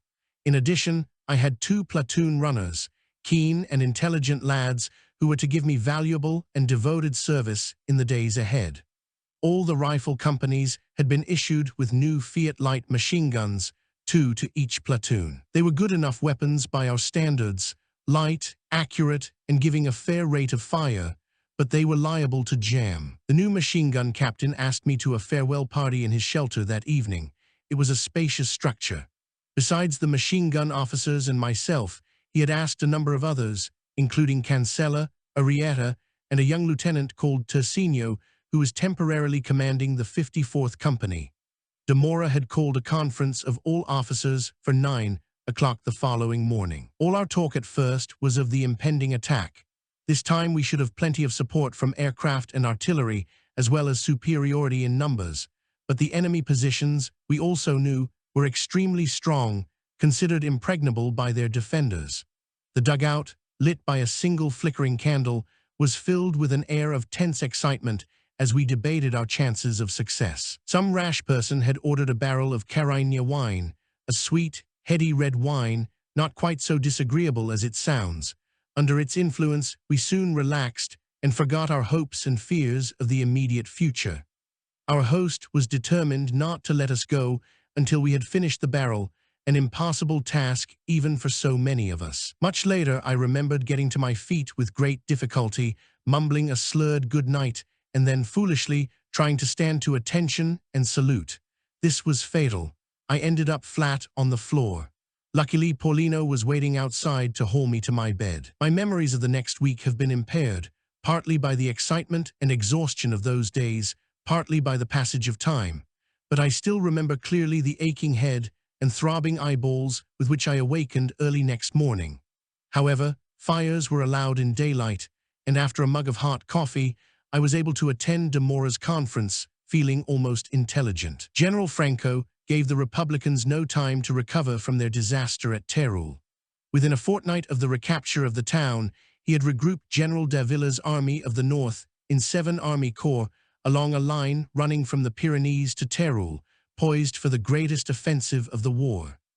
This time, the campaign was to be conducted along the Blitzkrieg lines advocated by the Germans. Concentrating an overwhelming superiority of aircraft, artillery, tanks, and troops, the Nationalists shattered the Republican defenses and in less than 6 weeks swept across Aragon to the borders of Catalonia and the Mediterranean coast. Cutting Republican Spain in two, this offensive virtually settled the outcome of the war. There were 3 phases of campaign. The first, from March 9th to 17th, comprised the breaking of the enemy front south of the river Ebro and the Nationalist advance to Caspe and Alcañiz. The second, from the 22nd of March to the 20th of April, saw the breakthrough north of the Ebro and the advance to the borders of Catalonia, with the capture of the towns of Lérida, Balaguer and Tremp, and the power stations which supplied the industries of Catalonia. The last, which overlapped with the second, brought the Nationalists from Caspe and Alcañiz to the shores of the Mediterranean, south of Tortosa. My story is concerned only with the first phase. This attack was launched by 4 army corps. On the left, with its left flank on the river Ebro, was the Marocquí Army Corps, commanded by General Yagu and consisting of the 15th, 5th, Navarre, 13th and 150th Divisions, in that order from north to south. On the left center with a corps known as Agrupación García Valinho, from the name of its commander. This contained 2 infantry divisions and General Monasterio's cavalry division. On the right center was the Italian Corps, consisting of 2 Italian divisions and 2 mixed divisions. General Aranda's Army Corps of Galicia, with 5 divisions, formed the right flank of the advance. The 14th and 16th Banderas, under Lieutenant Colonel Peñaranda, made up the mobile striking force of the Marocquí Army Corps. For the present, we were to operate as part of General Sanchez González's 5th Navarre Division. At dusk, de Mora explained, we were to move forward to our assault positions, just east of the village of Villanueva del Hueva. The axis of our advance would be the Carignan-Belchite Road. After capturing Belchite, we should continue eastward to Azela, where we should join up with the 15th Division on our left, who would be advancing along the south bank of the Ebro. Our next objective would be Escatron, after which we should move on the important road junction and enemy headquarters of Caspe. Much of this time, we should be operating as motorized infantry in conjunction with tanks. The 3 rifle companies would take it in turn to lead the Bandera. The assault would start tomorrow at daylight with an intense bombardment. Our first objective was a hill known as the Fronton, a heavily fortified position of great natural strength. A fronton is a pelota court, a Basque game something like 5s. This hill was called the Fronton because its face rose perpendicularly, like the back of a 5s court, dominating the plain across which we should be advancing. If there was any serious enemy resistance left after the bombardment, we should have a hard time of it. A screen of tanks would move between 100 and 200 yards ahead of us, 1 section of tanks to each company. A section of tanks consisted of 6 light German tanks, each carrying 2 machine guns, and 2 of the captured Russian tanks, each mounting a 37 mm gun. Their crews were from the tank Bandera of the Legion. The sun had dropped below the horizon behind us when, at the head of my platoon, I followed the rest of the company out of the pine woods and down a winding track that led into a shadowy ravine. We were all in excellent spirits, partly because we were on the offensive again, partly because of our confidence in our commanders, and partly because we believed that we were taking the enemy by surprise. Even so, we had no idea how complete our victory was to be. My own private exultation sprang from the knowledge that at last I was going to get grips with the enemy under a company commander I liked and trusted unreservedly, and from my happiness in my new command. Some leaders have a genius for inspiring confidence by their very presence, making their subordinates feel themselves capable of achievements or endurance beyond their normal powers. De Mora was one of these, Canceller another, as both had proved and were soon to prove again. My platoon was singing My Barco Velero, a song they had adopted for their own and a popular song of the period. It had a gay, lilting rhythm well suited to the quick marching step of the Legion. A clear, full moon came up, washing the sides of the valley in silver light and casting deeper shadows in the depths. Overhead, we heard the rising drone of an approaching aircraft. An order came down the line to halt and keep close to the cliffs that rose above the road. The aircraft circled overhead for several minutes, then the pulse of its engine increased as it straightened into a run. In front and to the left of us, we saw a series of flashes and heard the detonations of a stick of bombs falling on Villanueva del Hueva. We reached the bottom of the valley and started to climb to the further side. In a little while, we emerged into open pasture, with hills on 3 sides intersected by ravines. In one of these ravines, we halted for the night. I slept well, warmly wrapped in my greatcoat and 2 blankets, awakening before sunrise with the first paling of the sky. The ground, covered with hoarfrost, was thick with troops, some still asleep, others bustling about or stamping their feet for warmth. Paulino brought me some bread and a few slices of smoked ham, which we ate together, washing them down with draughts of rough red wine from my boda. The sun rose in a clear sky, its early warmth giving promise of a perfect day of spring. I felt excited and happy. A runner arrived from company headquarters with orders for me to report to Cancela. There I found Torres, Marchand, and Martin. "The bombardment will be starting soon," began Cancela, "so I'll give you my orders now. We are the left-hand company of the Bandera today. The Comandante is deploying the Bandera in inverted arrowhead formation for this attack, the 53rd and 54th companies leading, with the 55th in the center and a little to the rear. I am going to use the same formation for our company. Your platoon, Marchand, will be on the right, yours, Martin, on the left, with Peter's one in reserve. Torres and I, with company headquarters, will be in between the 2 leading platoons. Watch me carefully for signals. Above all, when you see me stop, halt your platoons immediately and get down on the ground. Keep your men well spaced out and see that they keep formation and distance at all time. Don't hesitate to check your men whenever necessary." He laughed. "It will keep their minds off the bullets." Soon after 9 o'clock, the first squadron of bombers flew over us towards the enemy, and our artillery opened fire with a barrage far more powerful than that which we had witnessed in the Sierra Palomera. The bombardment continued for over 2 hours, with constant relays of aircraft and incessant fire from our batteries. If the enemy had artillery, it was silent. Beyond the low ridge of hills in front of us, which hid the enemy from view, we could see columns of smoke and dust drifting upwards. Shortly before noon, we heard the rumble of engines as our tanks moved into position. A few minutes later, the advance began. We left the shelter of the hills and began to cross a flat, open plain covered with coarse grass. Less than a mile in front of us, I saw, for the first time, the bulk of the Fronton, a great black mass of rock rising sheer above the plain. A grey pall of smoke hung over and around it, clouds of earth and stones erupting from it as our guns continued their pounding. I deployed my platoon in open order, with 1 peloton in advance, and to the left of the other, myself and the 2 runners in the middle. I had plenty to occupy my attention watching Cancella and seeing that my platoon kept station. It was a while, therefore, before I noticed how meager was the enemy's fire. Our bombs and shells were no longer falling on the fronton, but small units of our fighters were diving on the position, raking the trenches with the machine gun fire. About 200 yards ahead, our tanks halted.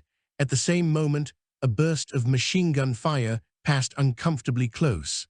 As I saw Cancella halt, I ordered my platoon to get down. I saw one of our captured Russian tanks fire 3 shots from its gun, then move forward. Cancella stood up and waved us on. A few bullets whistled past us, and I shouted to my sergeants to keep the men well spread out. Someone was hit over to the right. I saw the stretcher-bearers running across. Next moment I was treading on flattened barbed wire, and a line of trenches was gaping a few yards ahead of me. Huddled in the bottom and slumped across the further parapet were a few dead bodies. The surviving defenders had fled. I now saw that for the last part of our advance, we had been slowly climbing.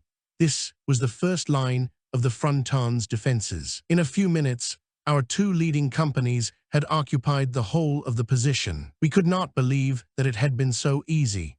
The 53rd and 54th companies had less than a dozen casualties between them, of which my company had 2, neither of them serious. But when we looked around at the effects of the bombardment, we began to understand why we had escaped so lightly. The whole mountainside was blasted into craters. Parapets had caved in, trenches were filled with earth and rubble, pillboxes had collapsed. A few nerve-shattered and tearful prisoners were being given cigarettes by our men before being sent to the rear. They belonged to one of the Republican second-line divisions. All the same, said Cancella, if those had been first-class troops, we should have suffered heavily. Half an hour later, we formed in column on the Belchite Road and continued our advance eastward. Having entered the deserted village of Funaditodos without opposition, we halted there for food and rest. This village is the birthplace of Goya. The museum in his house had been gutted by the enemy, but a few of us left our ranks to gaze respectfully at his monument. In our immediate neighborhood, the fighting seemed to have subsided, but the sky was full of aircraft, and from a mile or 2 away to the south came the sound of intense machine gun fire and the roll of bursting bombs. We met no more resistance that day. Other troops, who had taken our place in the van of the division, were sweeping aside such hastily organized opposition as the enemy could muster.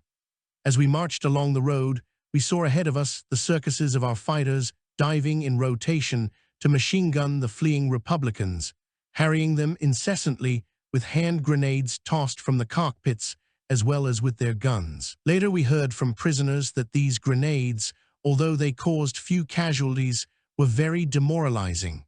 In this manner we continued until dark, when we encamped for the night on some high ground beside the road. Cancella seemed satisfied with our performance that day. Of course, he said, you had no chance to prove yourselves in action, but I could see you had your platoons well in hand. I awoke with the dawn of another fine, clear day. Before the sun was up, we had started our advance along the road. After an hour of marching in columns, we bore to the right of the road into open country and deployed in order of battle. Ahead of us lurched a section of our tanks, keeping a constant distance of about 100 yards between themselves and our foremost files. The other 2 companies were leading the attack this morning.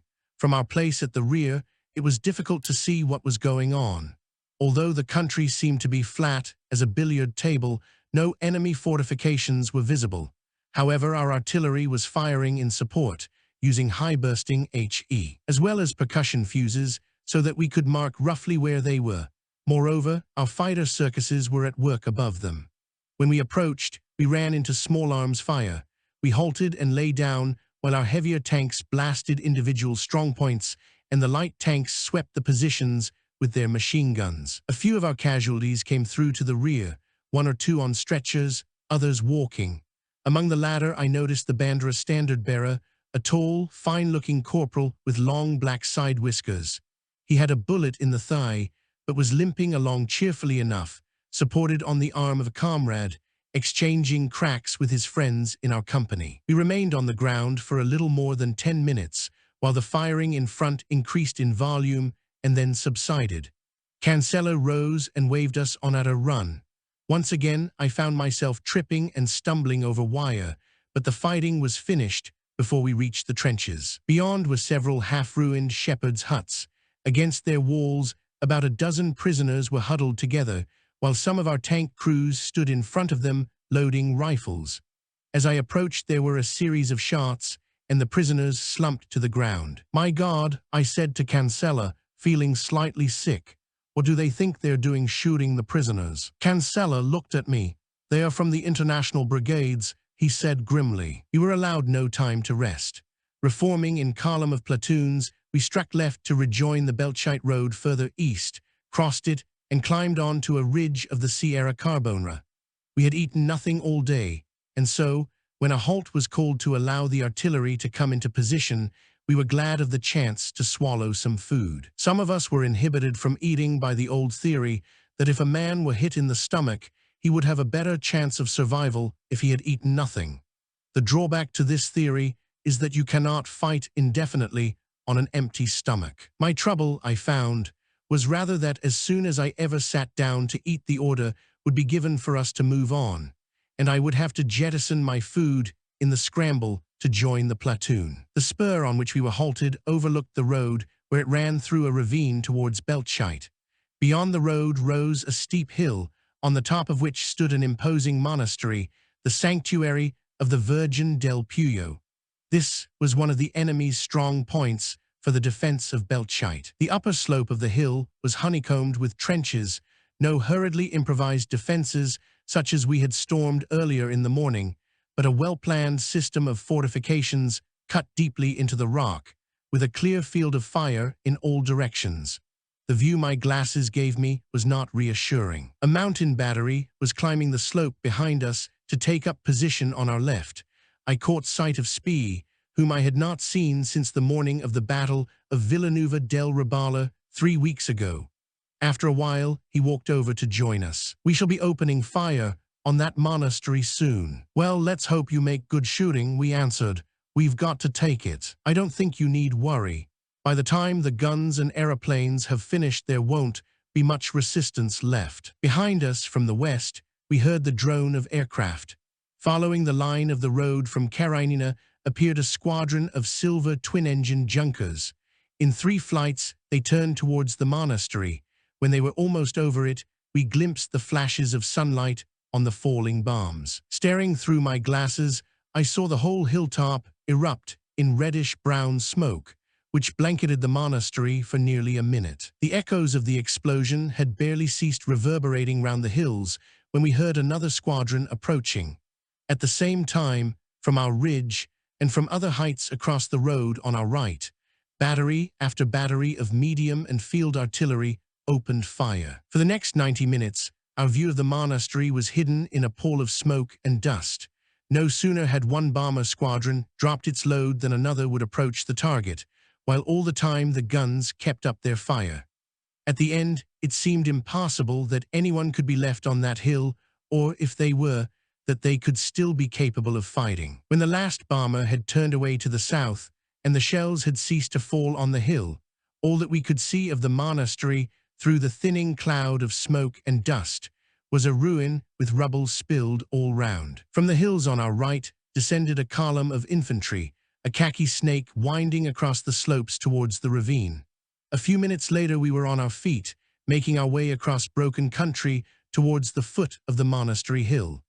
Not a shot came from the top as we panted slowly upwards and picked our way through the torn, barbed wire. Only the dead remained to greet us, sprawled in the trenches and mangled under mountains of brick and stone. 2 of our companies, including the 53rd, were ordered to occupy the ruins for the night. The rest of the Bandera encamped at the foot of the hill. About 5 o'clock that evening, we heard that the town of Belchite was in our hands. The late defenders of the monastery included, as well as Spanish units, our old adversaries from Villanueva del Rebala, American and Canadian contingents of the International Brigades. In their flight, they had abandoned their personal belongings, including a large quantity of mail from home, some of it unopened. Cancela asked me to look through the letters in English while he and the other officers examined the Spanish. I had barely started to read when he called me back. I found him convulsed with laughter over a letter from a girl in Valencia to her boyfriend, which he insisted on my reading. It was a weary and salacious letter, every sentence alive with bawdy gaiety that was strangely moving in its cheerful allusions to the squalor and discomforts of that suffering city. You say you haven't enough to eat at the front, she had written, so hurry back here as soon as you can get leave. At least I can promise you plenty of crumpet. 2. Some of the letters I had to examine were more tragically moving. Letters from sweethearts, wives, and even, in 1 or 2 cases, children. It was horrible to feel that many of these men, who spoke my own language, and who had come even further from home to fight for a cause in which they believed as deeply as I believed in ours, would never return to enjoy the love that glowed so warmly from the pages I was reading. The radio is on, a girl from Brooklyn had written, and I'm writing letters. Yours comes first, of course. They are playing the 7th Symphony. You know how that music brings us together, how often we've heard it together. Please, oh please, come back to me soon. The next day, March 11th, was marked by some ugly fighting in which my own carelessness nearly cost me my life. We had been advancing since dawn after bypassing Beltschite. About midday, we went into action against a line of trenches and barbed wire similar to those we had stormed the previous morning. The enemy resisted tenaciously, and the bare plain across which we were advancing hummed with bullets, most of them, fortunately, above our heads. We were one of the leading companies, and my platoon was on the left. About 100 yards short of the wire, the enemy machine guns pinned us to the ground. As we lay there, gathering ourselves for the final assault while our tanks blasted the position, as hell burst in the air almost directly over my head. The blast seemed to tear at my breeches, and I felt a slight pain in my right thigh, like the slightest touch of a hot iron. I looked over at a jagged rent where a piece of shrapnel had ripped through the cloth, leaving a faint graze on the skin. I had time only to note that there were no casualties in the platoon before I saw that the tanks were moving forward and Cancella was waving me on to the charge. I shouted to my men and, drawing my pistol, leaped over the remains of the enemy wire, closely followed by my 2 runners. A figure rose up at me out of the trench in front, leveling his rifle and slamming home the bolt. I aimed my pistol and tried to press the trigger, but nothing happened. I had forgotten to release the safety catch. Even in that second of hypnotized terror, as I watched the rifle come to his shoulder, there flashed through my brain the bitter message: if ever a man deserved to die, you do now. You're no more use in a rifle company than you were in the machine guns. At that moment, there came 2 rifle shots, almost simultaneous, from behind me. The man fell back into the trench. My 2 runners had been wider awake than I. By now, the Bandera had overrun the whole position. Legionaries were moving among the trenches, dispatching with rifle butt and bayonet the few remaining defenders. The enemy were German soldiers from the Thälmann Brigade, good soldiers and desperate fighters, since even their homeland was barred to them. They expected no mercy and received none. I felt a sickening disgust as I watched the legionaries probe among the fallen, shooting the wounded as they lay gasping for water. I resolved to speak to Cancella at the first opportunity. I had not come to Spain for this. We had in our company a German lance corporal, known as Egon. I never knew his surname, for he was not in my platoon. He was a very young, quiet boy, with a baby face, fresh complexion, and innocent light blue eyes. He was not very popular with his fellows. Reporting for orders, I found Cancella interrogating a prisoner. Egon was interpreting. When he had finished, Cancella looked away at the legionaries around him, then motioned the prisoner away, saying a fusillade. Egon's face became suffused with excitement. "Please let me shoot him, sir," he begged. "Please let me do it." His eyes were shining, and a small droplet of spittle trickled down his chin. Cancella seemed surprised, but he told Egon to take the prisoner away. Trembling with excitement, Egon jabbed his rifle into the prisoner's ribs, barking at him in German, "About turn. Start walking." They had gone about a dozen paces when the prisoner suddenly bent double and started to run, zigzagging as he went. In that flat country, he had no chance. Egon fired 2 or 3 shots after him, then the legionaries around him joined in. Within a few seconds, the fugitive lurched and fell to the ground.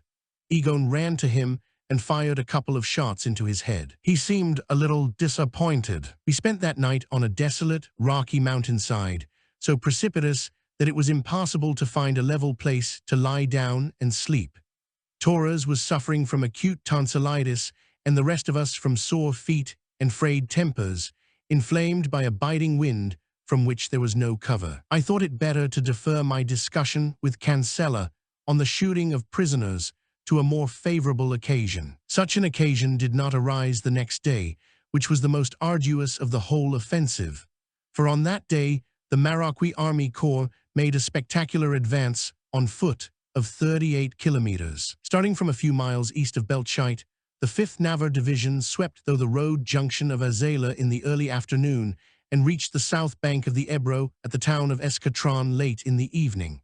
By this rapid advance, large enemy forces were cut off, with the Ebro at their back, in a pocket between Escatron and Quinto to the northwest. There they were destroyed at leisure. As the spearhead of the division, the Bandera covered a full 25 miles on foot during the day, marching and fighting from daylight until long after dark, with scarcely a pause for rest. Our maneuvers followed a familiar pattern. Preceded by an advance guard of tanks, we marched at a forced pace along the main road.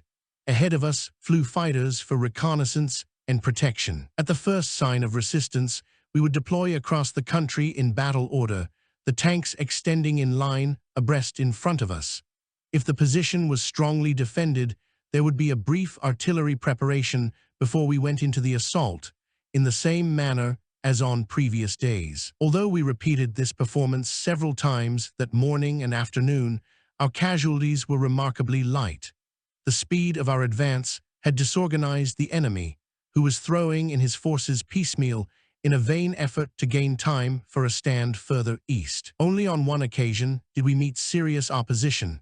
In the morning, at a place between Belchite and Azela, where the old front line used to run before the Republican offensive against Belchite in August 1937. Here the enemy trenches were deep and well traversed, stoutly reinforced with concrete, well concealed from observation, yet commanding an excellent field of fire. They held us up for an hour before we overran them and their garrison of international brigades. At about 5 o'clock, we were enjoying a brief rest on the top of a broad escarpment that overlooked the valley of the Ebro. I had taken off my boots and socks and was rubbing my swollen feet with surgical spirit, reveling in its refreshing coolness, when Spee walked over from his battery. "Hello," I greeted him. "Your bloody battery dropped some shells pretty close to us this morning." "Nonsense. You infantrymen always think it's us when it's really the enemy shelling you." "Their artillery has been pretty accurate today for a change," I observed. "But not very accurate. You can think yourselves lucky they've got no officers. I'm prepared to bet those are sergeants in command of batteries." At that moment, Colonel Peñaranda approached with de Mora and 2 legionaries, escorting a prisoner, a lieutenant of carabineros who had surrendered after the last engagement. He was a stocky little man with dark, curly hair, whom fear and exhaustion had made into a pathetic figure. The carabineros, like the Guardia de Asalto, were especially detested by the Nationalists. Few of their officers who were taken prisoner survived. Addressing Cancela, de Mora said, "The colonel wants some men to shoot this prisoner." There was a wild scramble around me as a dozen legionaries leaped to their feet, clamoring for the job with an eagerness surprising in men who a moment earlier had seemed exhausted. Even Peñaranda was startled. "Quiet, my children, quiet," he urged in a pained voice. "There's nothing to get excited about. This is simply a creature who is about to pass over to the other side." His unctuous tone barely veiled his satisfaction. He turned to de Mora. "I think we'd better have an officer." De Mora caught sight of Torres. "Will you undertake it?" he asked. Poor Torres, still suffering from his tonsils, turned a shade paler. When the prisoner had made his confession to our padre, Torres pulled himself together and, with obvious reluctance, approached the man. They spoke together for a moment. Then they walked slowly towards the edge of the escarpment, the escort following. The prisoner stood with his back to us on the top of the bluff, gazing across the shadowed valley to the further side where the slanting sunlight touched the hills with gold. Torres stepped back, drew his pistol, and shot him once through the back of the head. It was after midnight when we halted beyond Escatran, turned off the road, and encamped for the night on a cliff top overlooking a small tributary of the Ebro. After a while, Cancella returned from a visit to Bandra headquarters with news that we were to rest all the next day. "I'll spit the liver of the man who tries to wake me before 8 o'clock, he announced as he sank to the ground. It was over lunch the next day that I nerved myself to ask Cancella, "Where do the orders come from that we must shoot all prisoners of the international brigades?" "As far as we're concerned, from Colonel Peñardanda, but we all think the same way ourselves. Look here, Peter," he went on with sudden vehemence, "it's all very well for you to talk about international law and the rights of prisoners. You're not a Spaniard. You haven't seen your country devastated, your family and friends murdered in a civil war that would have ended 18 months ago but for the intervention of foreigners. I know we have help now from Germans and Italians, but you know as well as I do that this war would have been over by the end of 1936, when we were at the gates of Madrid, but for the international brigades. At that time we had no foreign help. What is it to us if they do have their ideals? Whether they know it or not, they are simply tools of the communists, and they have come to Spain to destroy our country. What do they care about the ruin they have made here? Why then should we bother about their lives when we catch them? It will take years to put right the harm they've done to Spain." He paused for breath, then went on. "Another thing, I mean no offense to you personally, Peter, but I believe that all Spaniards, even those fighting us, wish that this war could have been settled one way or another by Spaniards alone. We never wanted our country to become a battleground for foreign powers. What do you think would happen to you if you were taken prisoner by the Reds?" "You'd be lucky if they only shot you," Torres's quiet voice interrupted. "If it comes to that, what chance would any legionary stand if he were to fall into their hands, especially into the hands of the international brigades? We know what they did to their prisoners at Brunit and Teruel. We realize you can't feel the same as we do," concluded Cancella, "but please, Peter, do not speak to me of this again." Nevertheless, I knew this was not the policy of the Nationalist High Command, who already had several thousand international brigade prisoners in a camp at Miranda de Ebro, and who released all of them a few months later. Spanish prisoners, of course, were decently treated by the Nationalists at this stage of the way, with the exception of regular officers of the armed forces, who were regarded, by a curious process of thought, as traitors. Apart from the difficult question whether international law can be applied to a civil war, I believe that its rules afford no protection to volunteers from non-belligerent countries. For myself, if I were taken prisoner, I expected no mercy. 3. While we were enjoying our rest on the 13th, other forces were mopping up the numerous large pockets of the enemy isolated by the last few days' advance. Although doubtless necessary and certainly welcome to us, this delay gave the enemy time to reorganize his defense and give us a nasty shock a few days later. The following day remains in my memory for one of the most horrible incidents in my experience. The horror of it is still with me as I write, nor, I fear, will it ever leave me. I can scarcely bear to write of it now. At noon next day, we were still resting on our cliff top when I was ordered to report to Cancella. I found him talking with some legionaries who had brought him a deserter from the international brigades, an Irishman from Belfast. He had given himself up to one of our patrols down by the river. Cancella wanted me to interrogate him. The man explained that he had been a seaman on a British ship trading to Valencia, where he had got very drunk one night, missed his ship, and been picked up by the police. The next thing he knew, he was in Albacete, impressed into the international brigades. He knew that if he tried to escape in Republican Spain, he would certainly be retaken and shot. And so he had bided his time until he reached the front, when he had taken the first opportunity to desert. He had been wandering around for 2 days before he found our patrol. I was not absolutely sure that he was telling the truth, but I knew that if I seemed to doubt his story, he would be shot, and I was resolved to do everything in my power to save his life. Translating his account to Cancella, I urged that this was indeed a special case. The man was a deserter, not a prisoner, and we should be unwise as well as unjust to shoot him. Moved either by my arguments or by consideration for my feelings, Cancella agreed to spare him, subject to Demora's consent. I had better go and see Demora at once, while Cancella would see that the deserter had something to eat. Demora was sympathetic. "You seem to have a good case," he said. "Unfortunately, my orders from Colonel Peñaranda are to shoot all foreigners. If you can get his consent, I'll be delighted to let the man off. You'll find the colonel over there, on the highest of those hills. Take the prisoner with you, in case there are any questions, and your 2 runners as escort." It was an exhausting walk of nearly a mile, with the midday sun blazing on our backs. "Does it get any harder in this country?"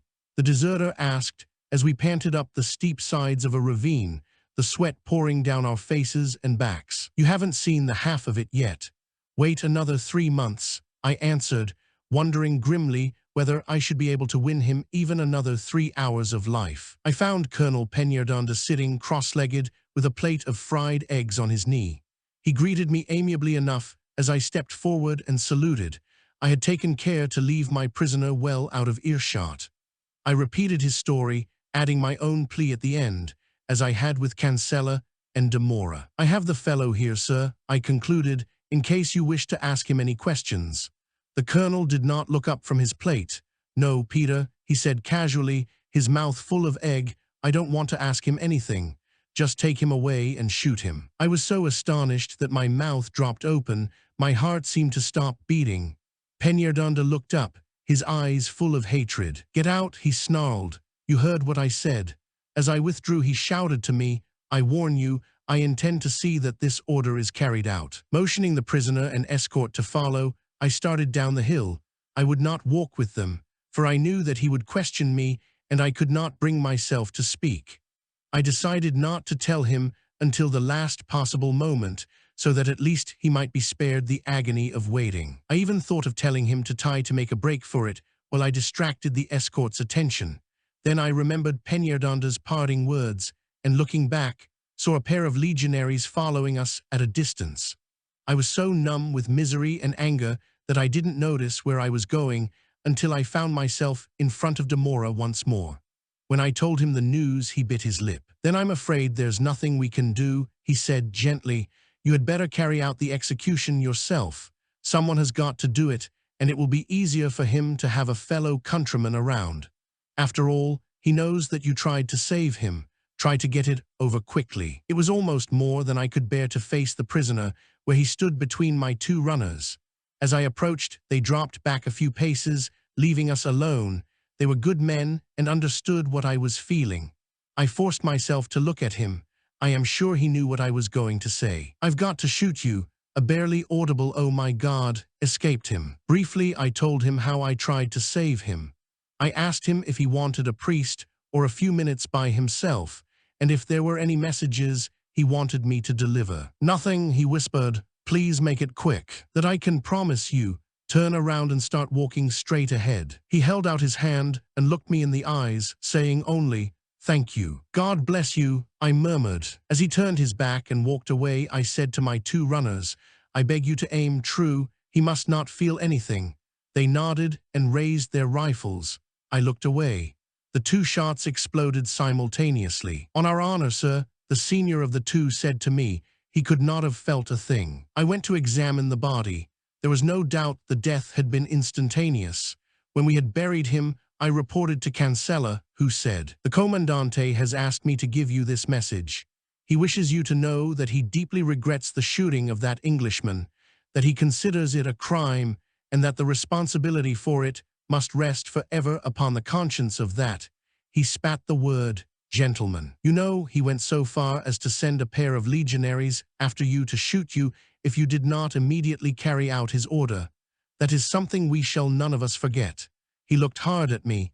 "We are all sorry, Peter." I excused myself hurriedly. I was not left long to my thoughts. In a few minutes, a messenger came running from Cancella to tell me that the Bandera was on the move. 2 hours later, we were assembled beside the main road that led from Escatron to the important town of Casp, the last town in Aragon remaining in Republican hands. Here we waited until dusk, when a company of tanks rolled up the road from Escatron. Behind them came a column of lorries, into which we climbed. It was dark when we started towards Casp, the tanks moving about half a mile ahead of us. A few minutes later, we put out our lights. The driver beside me seemed to think that we were bound for Casp itself. In a sudden dash to take the enemy by surprise, I doubted we should get so far in our lorries, even at night. It was impossible to see anything of the country, for the night was very black. After half an hour, the column came to a halt. I heard the sound of small arms fire ahead of us. A minute later, bursts of tracer fire flew over us from high ground on our right. This was the first time I had been under fire from tracer. I was fascinated to watch the little red bulbs, each seeming to approach ever so slowly, then suddenly accelerating to fly past with a very frightening hiss. I began to wish that someone would order us off the lorries. I heard our tanks moving across towards the enemy positions and saw the flash of tracer from their guns. In half an hour, the engagement was over and we were on the move again. There was another brief action a mile or two further on, which held us up for a quarter of an hour while we stayed in our trucks. We finally halted near the hamlet of Chiprana, about 18 kilometers from where we had started. Leaving our lorries, we climbed to the top of the hills overlooking the road, where we spent a cold and uncomfortable night, alert for possible counterattacks. We made steady progress next morning, moving well ahead of the 5th Division. We met no serious opposition, but came under a good deal of artillery fire in the afternoon, most of it from 75s. Towards evening, we halted on the fringes of the thick olive groves that cover the approaches to Casp. The sun was setting when a runner from Bandera headquarters hurried up to me with orders to report at once to the major.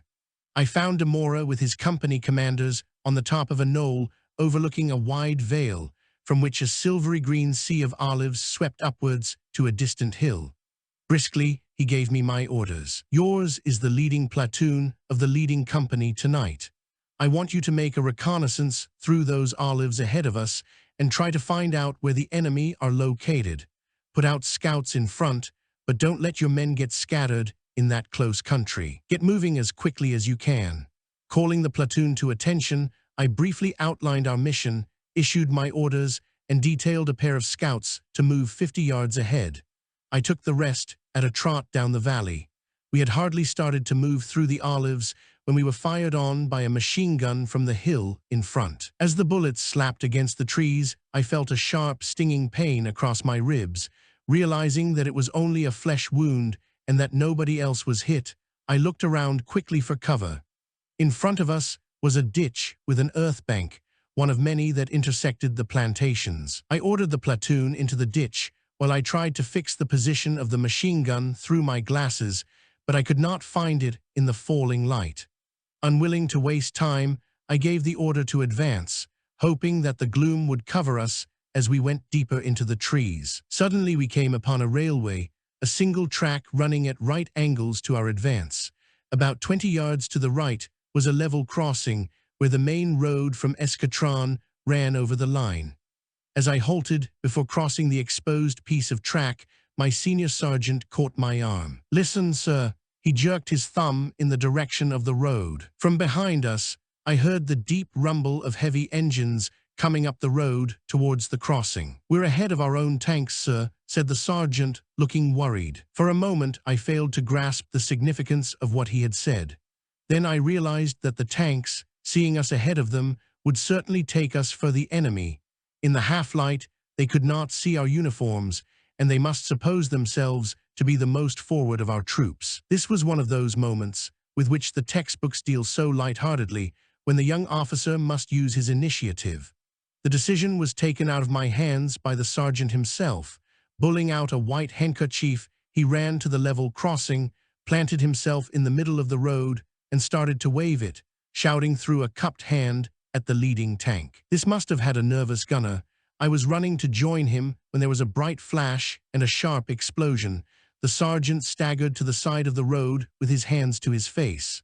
A few seconds later, the tank lumbered into view, with its turret open and the officer peering out of his top. When he saw us, he halted, horrified at his mistake. At that moment, Cancella came to tell me to discontinue the reconnaissance and rejoin the company with my platoon. The sergeant was carried back to the medical officers, who patched him up and sent him off to hospital. Miraculously, he had escaped serious injury, although he had a nasty gash in the side of the face. I was going to miss him badly. His peloton was taken over by a tall, red-haired Portuguese corporal called Matthew, a good enough soldier, but lacking the sergeant's experience. The company crossed the railway in extended order and began to move at a rapid pace through the olives that covered the gently rising slope beyond. We were no longer under fire, but I found it an exacting task to keep touch with Cancella on my right in the thick country and gathering darkness. Our feet sank heavily into the earth. We fell into ditches and stumbled up banks, sweating and cursing in a frenzied effort to keep pace.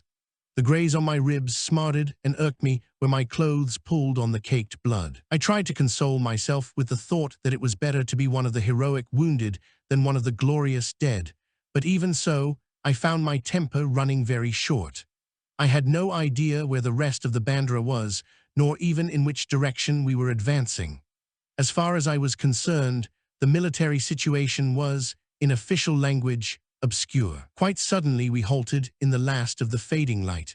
Ahead of us, the hill rose sharply and steeply to a conical mound, falling away gradually to our right in regular, unbroken lines of olives.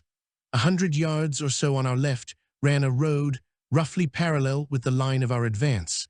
We could hear tanks moving along it. One of the rifle companies was sent to occupy the mound, supported by Colomer's machine gun platoon. We stayed where we were, near Demora, ready for instant action. It seemed that we had run into heavy opposition and would not take Casp without a fight. When we were settled, I went to Bandera headquarters to get one of the doctors to dress the greys on my side. I found them in a small hut with the Padre and Demora. The latter was lying down, looking very tired. Back with the company, I forced myself to eat something and then lay down to sleep. But I found sleeping as difficult as eating. The air was charged with tension and uncertainty. The night was full of the sounds of impending battle, explosions and bursts of machine gun fire from over the hill, and the rumble of tanks along the road on our left. At first, I was confident that the tanks were ours, but soon afterwards, I was disturbed to hear the sound of engines coming down the road from the direction of Casp. A few minutes later, the last of my complacency was shattered by a series of sharp reports, followed immediately by the hiss and explosion of shells among the surrounding olives. The tanks were hostile. Moreover, they were shooting at us. At first we lay where we were, hoping the bombardment would subside. On the contrary, it increased rapidly in volume, shells raining on the ground around us or bursting in the branches overhead. I heard the clamor of Colomer's machine guns from the mound and the thud of grenades. Cancella shouted to the company to stand to. I felt better on my feet. The shelling continued for half an hour.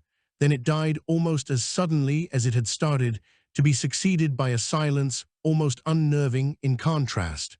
I doubt if any of us slept for the rest of that night. We were on our feet again before dawn. Demora ordered the company to take up a position over on the right and prepare for a strong enemy counterattack. Our delay on the 13th and 14th had given the Republicans time to pull the bulk of their retreating forces into Casp.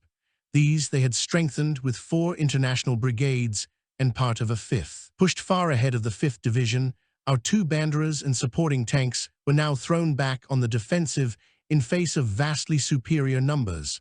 Furthermore, the enemy controlled the high ground. Until substantial reinforcements could arrive, we should be batting, in the language of Mr. Naunton Wayne, on a very sticky wicket. In the first faint grey light, we moved to our new positions, crossing without incident one very exposed piece of open grounds, bare of olives or other cover. Cancella posted my platoon on the left, Martin's on the right, and Marchand's in the center. At first, he had planned to keep mine in reserve, but with the length of the front we had to hold and the danger of enemy infiltration on the left, he felt he could no longer afford the luxury of any reserve but that of his own headquarters. Our orders, Cancella explained, were to hold our positions at all costs. Rather than retreat, we must die where we stood. Remembering the open ground across which our ammunition supplies would have to reach us, I wondered if we should be able to achieve even that usefully. As the sun rose, we heard the first sounds of battle over on our left, where the rest of the Bandera was engaged. I was relieved to note that the enemy seemed to be very short of artillery. Apart from the 37 millimeters of tanks, I could hear none. In trying to describe the action that followed, I am at a disadvantage, which anybody who has been an infantry subaltern in battle will appreciate. I had little idea of what was happening anywhere but in my own immediate vicinity, and not always a clear idea of that. Moreover, my mind was so fully occupied at the time that, even while I was in hospital immediately afterwards, I found it difficult to recollect the sequence of events. Demora could not spare us any machine guns, and so we must depend on our own Fiats and rifles. I was thankful that the olives at least made it difficult for the enemy to use mortars. Taking advantage of the cover afforded by the banks and ditches, I disposed my platoon with a view to giving the maximum depth to my defense. "Fire at anything you see moving to your front," Cancella had said. There was, of course, no time to cut away the olives that blocked our field of fire, giving excellent cover to an attacker. I awaited the enemy's assault, trying to dissemble my anxiety from the men. I did not have long to think about it. One moment we were waiting, the men crouched behind their weapons, myself scanning the olive groves through my glasses. The next, bullets were hissing through the trees, slashing the trunks, spattering earth from the bank in front of us. I heard Marchand's guns go into action a second before my own. All we could see of the enemy was an occasional glimpse of a crouched figure darting from one tree to another. For a while we held them off, but at the end of 20 minutes, when the firing died down, I had lost half a dozen men, and we knew the enemy were appreciably closer. I sent a runner to Cancella with an account of the action. He returned with orders for me to report in person. I found the captain looking grave. "There's a hill just above you on your right," he said, pointing it out to me. "Take one of our pelotons, get up there as quick as you can, and hold it at all costs, he repeated. I was getting to know that phrase pretty well. I ran back to my platoon, made a quick readjustment of my plan of defense, and ordered Corporal Matthew to follow me with his peloton to the top of the hill. There was a small piece of open ground in front of the foot of the hill. As we ran across it, a sharp burst of fire came from the left. I felt a searing pain across the front of my throat. A bullet had torn a shallow furrow through the flesh, but I had no time to think about it as we scrambled panting up the hillside. On the top was a small space of open ground before the olives began again on the farther edge. Hurrying across it, we dug in on the other side. When I returned to Cancella to report my dispositions, he said, "Go and get that wound dressed." I hesitated. It had bled profusely, making a picturesque mess on the front of my jacket, but it was causing me no trouble. I felt that this was scarcely the time to bother with trivialities. "Don't argue," he said. "The sooner you go, the sooner you'll be back." And so I went, running all the way. Bandra headquarters was under heavy fire from the enemy tanks. It seemed the fuses of the shells were adjusted to explode immediately on impact, so that many of them burst in the trees on striking a branch or even a twig, producing an alarming effect and causing a number of casualties. The sound of fighting seemed to come from all sides.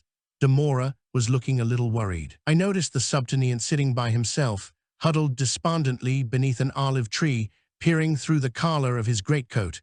He looked like an old, mournful, red-faced sheep. Paulino greeted me with a look of friendly concern. "You again," laughed Dr. Laria when I came up to him. I apologized for bothering him because I could see that he and Ruiz had their hands full, with the wounded pouring in from all companies. Demora, standing near, looked up. "I think you ought to go to hospital," he said. "Those throat wounds can be very dangerous." I had not the face to follow up this suggestion and ran back to rejoin Cancella. I found the battle had broken out again. I could hear the sound of continuous small arms fire from ahead, and from the right where Marchand and Martin were closely engaged. As I arrived, a runner hurried across from Martin with the news that he was under severe pressure, heavily outnumbered, and in danger of being outflanked. "He's got to stay there," said Cancella. Sounds of firing came from the hill which I had recently occupied. Cancella told me to take the rest of my platoon up there to join Matthew. "The position on the left can look after itself, but that hill is vital. We ought to have occupied it before. For God's sake, hold on to it, Peter." For some reason, the enemy had ceased to press his attack on the left, so that my peloton was not engaged when I reached it. We climbed to the top of the hill without difficulty and took up firing positions. Matthew was glad to see us. With his limited firepower, he had been unable to stop the enemy closing in. I cursed the thickly planted olives, which prevented my seeing where the enemy were, or at what point they were likely to launch their main attack. Their fire seemed to come from straight ahead and from the right, saturating us in a deluge of bullets that was carrying off my men at a frightening rate. During one of the intervals, I found Cancella beside me, come himself to see the situation. I told him quietly that if the enemy were in the strength that I believed them to be, I did not see how we could avoid being overrun. He nodded gravely. "This is a classic Legion situation, Peter, but don't be dismayed." He raised his voice in a laugh for everyone to hear. "We'll enjoy our drinks more in Zaragoza when we look back on this day." "Well," I said, "I certainly hope the girls will look better than they did the last time I was there." Our poor sallies were acknowledged by a few grins from the men. Suddenly, one of them attracted our attention, pointing over to the left, where we saw a figure crawling painfully on his stomach across a piece of open ground, trying to reach the shelter of some trees. "Shall we shoot, sir?" he asked. We studied him for a moment through our glasses.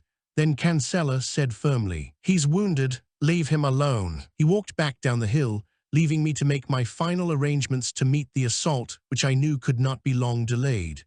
Both my Fiats were still in action, and I reckoned I had enough ammunition and grenades. On the other hand, I had already lost half my men, including one of my runners. However, the rest were in good heart, and I knew they would stand by me. I resolved that, before we were finally overrun, I would pull my force back to the edge of the hill and make my last stand there, where we could at least deny the position to the enemy. There was a small ditch, which would give us some protection. I warned my sergeant and Corporal Matthew of my intention. "They are on the move again," cried the sergeant as a fresh hail of bullets started to fly among us. This would be the final assault. While we poured our full volume of fire into the attackers, or what we could see of them, the legionaries tearing at the bolts of their rifles, slamming them back, and shooting as fast as they could, the Fiat gunners firing in long, steady bursts. I ran, crouching, from one peloton to the other, checking the fire to see that we were not shooting too high and trying desperately to forecast the point of the enemy's principal thrust. But from what I could make out, they were converging on both sides in equal and overwhelming strength. They were getting terribly close to us. The explosions of grenades were added to the crackle of small arms fire. Realizing that if we were going to disengage, we must do so at once, I gave the order to retire. In a few seconds, we had covered the 20 yards to the edge of the hill. We were now ready for what I reflected grimly was, literally, a last-ditch stand. I sent my runner to warn Cancella. Across the clearing, we saw the gaps in the olives fill with figures. I noticed one of them steady himself against a tree and take aim. I thought at me. I fired twice with my pistol, and he disappeared.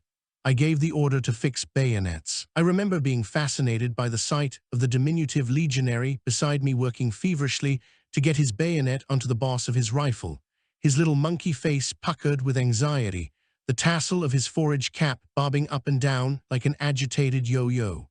We were a pitiful remnant, a bare dozen. Around us the ground was strewn with the bodies of our comrades. In a few moments, minutes at most, the enemy would close and that would be the end. As I unwound the tape from a grenade and slung it across the clearing, I understood that at last I was face to face with death, that there was nothing I could do about it. With that realization, there came over me an extraordinary sense of freedom and a release from care. A few yards in front of me, I caught sight of the red and yellow colors of a Nationalist flag, which had been carried by one of our pelotons. It was on the ground beneath the dead body of its bearer. Running forward, I realized now, of course, that this was the most puerile dramatics. I seized the flag and ran back with it. Calling encouragement to my men, I waved it in a wide arc. Whether this nonsense had any moral effect, I am unable to say. A second or two later, there was a soft thud beside me, an anguished shout of warning from my runner, Cuidado my alferez, and a violent explosion. I was knocked clean backwards, clean off my feet to roll over and over down the hill, ending up in a heap in front of Cancella, who, with Torres, was on his way to visit us. I pulled myself up, dazed and shaking, to feel the blood pouring down my left arm. I began to climb back, but Cancella reached the top before me. Taking one look at the situation, he shouted, "Down the hill, all of you." I feared we should be shot down as we ran, but the enemy was slow to press his advantage. We halted about 100 yards beyond the foot of the hill, behind an earth bank among the olives, where we found Cancella's headquarters. Nearly a year later, I learnt that our adversaries this day were a British battalion of the International Brigades. Captain Don Davidson, my informant and one of its company commanders, told me that their own casualties were very heavy. Although embarrassed by the enemy's capture of the hill, with the dominating position it gave them, Cancella was determined to hold his ground, covering de Mora's right flank.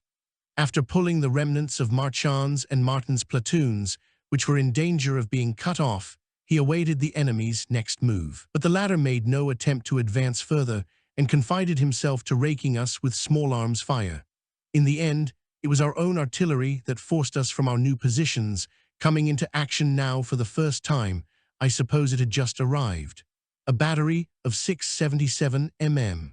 Dual-purpose anti-aircraft guns began to fire at the enemy on the hill. Unfortunately, 3 shells in every salvo landed in our midst. After what we had been through, we were enraged as well as unnerved each time we heard the guns fire, to know that within a few seconds we were likely to be disemboweled or maimed by one of our own shells. Pressing my face into the earth and shrinking as the blast of the explosion swept over me, I cursed a fate that had delivered me from an honorable if uncomfortable death at the hands of the enemy, only to consign me to ignominious and messy annihilation by my own guns. After a grim 10 minutes, during which time we had as many casualties, Cancella took us back another 100 yards, where life seemed peaceful in comparison, with only the enemy's bullets to worry us. Soon even these abated, and we reckoned that the guns, with their high rate of fire, must be giving the enemy as bad a time as they had given us. About 20 minutes later, we had our first really happy moment of the day. A section of our tanks appeared through the olives behind us, negotiating the difficult country with remarkable agility. "It looks as if the worst is over," said Cancella. He turned to me, "Now go and get that arm looked at." I was glad enough to obey. The blood had clotted and the arm was stiff and painful. I moved warily through the olives, having no wish to be knocked out at this stage of the battle by a sniper's bullet. I came to the edge of the open ground we had crossed early that morning. Among the trees on the other side, I saw Lieutenant Tercino, who shouted to me not to linger while crossing it. I saw what he meant when a couple of bullets sang past my head as I hurried over. The tanks were still shelling Bandera headquarters, where Laria and Ruiz were working calmly and efficiently, while the Padre was busy among the rows of wounded on the ground. De Mora looked strained and grim, but he cheered up a bit when I told him about our tanks. The subtenient was wailing that he had been hit in the chest by a shell fragment that was hurting him horribly. When the girl practicanta had cut away the sleeve of my jacket and shirt, prattling happily to me the whole time, Laria examined the wound. There were no bones broken, but splinters of metal had lodged in my forearm and above the elbow. He looked at me with his hands on his hips. "This time, damn it, you really are going to hospital. I haven't enough lint and bandages to keep on wrapping up a bloody great beanpole like you." When he had dressed the arm and put it in a rough sling, he wrote out a hospitalization order, which he handed to me. "You'll find a casualty clearing center somewhere back down the road. Just go on walking till you find it." De Mora added, "Be careful for the first part of the way. It's dangerously exposed to fire." Accompanied by Paulino, who I was delighted to see, and hung on to my wine boda, I walked away from the battle.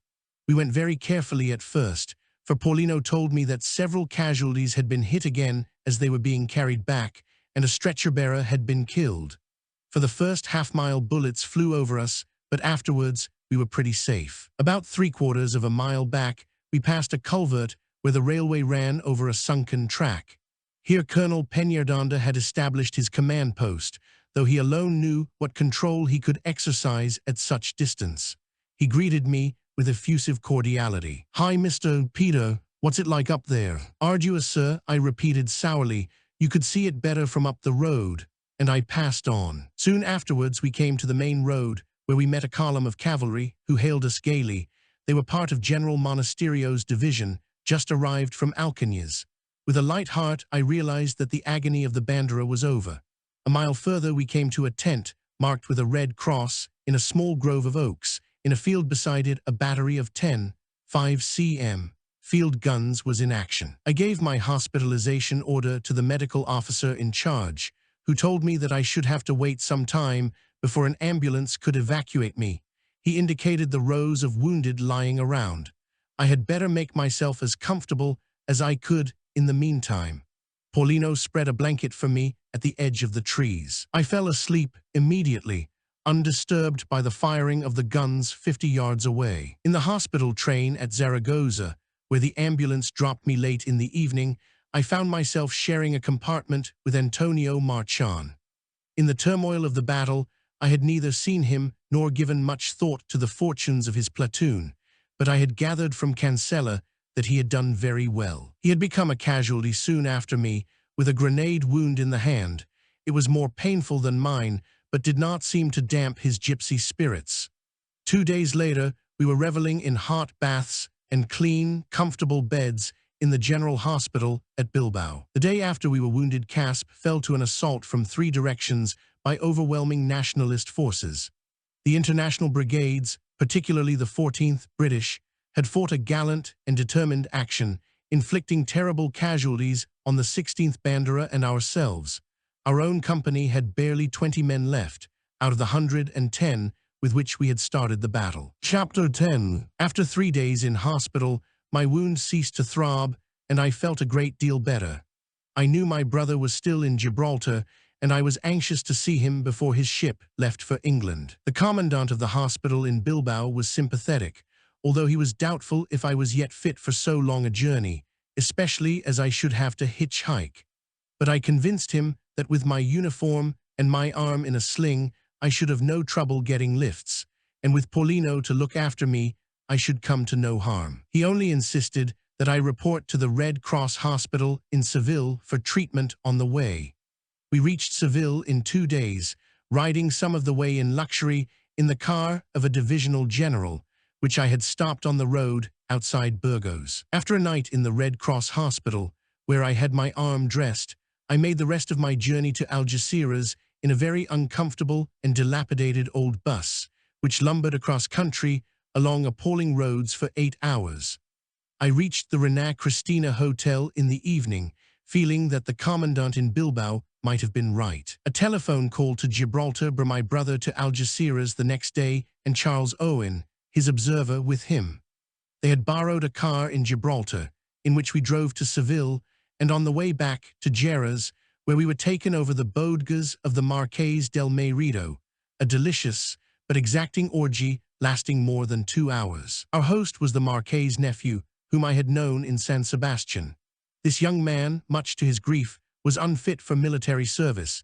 Instead, he had worked for the SIM, or military intelligence, where one of his jobs had been to keep tabs on me. The Nationalists were no more spy-conscious during the Civil War than the British were during the last war, or than the Americans have been since. My position as an infantry subaltern was not one where I could have been very useful as a spy, but the SIM probably thought that any lone foreigner would bear watching. In fact, it never occurred to me to offer my services to the British intelligence authorities, even if I had known how to do so. Certainly, they never approached me. I suppose I was considered too irresponsible. After saying goodbye to Neil and Owen, I returned to Seville, where I entered the Red Cross Hospital as an inpatient. Not only did I need some rest after the past few days, but I felt that I had tried the patience of medical authorities far enough. In the hospital, the medical attention was adequate, the nursing conscientious rather than skillful, the food plentiful and excellent, but there was little opportunity for rest. In the first place, I was in a ward with 15 other officers of about my own age, and like myself, only lightly wounded. Secondly, it was now Holy Week, when the processions went on all night, and no one seemed to mind how long we stayed out, provided we were back in time for our treatment in the morning. On Easter Sunday, there was the usual grand bullfight, the first of the season. Cancela used to tell me that since he had gone to war, he no longer enjoyed watching bullfights, that the reality of his own escapes from death blunted for him the thrill of watching those of the matadors. I could not agree with him.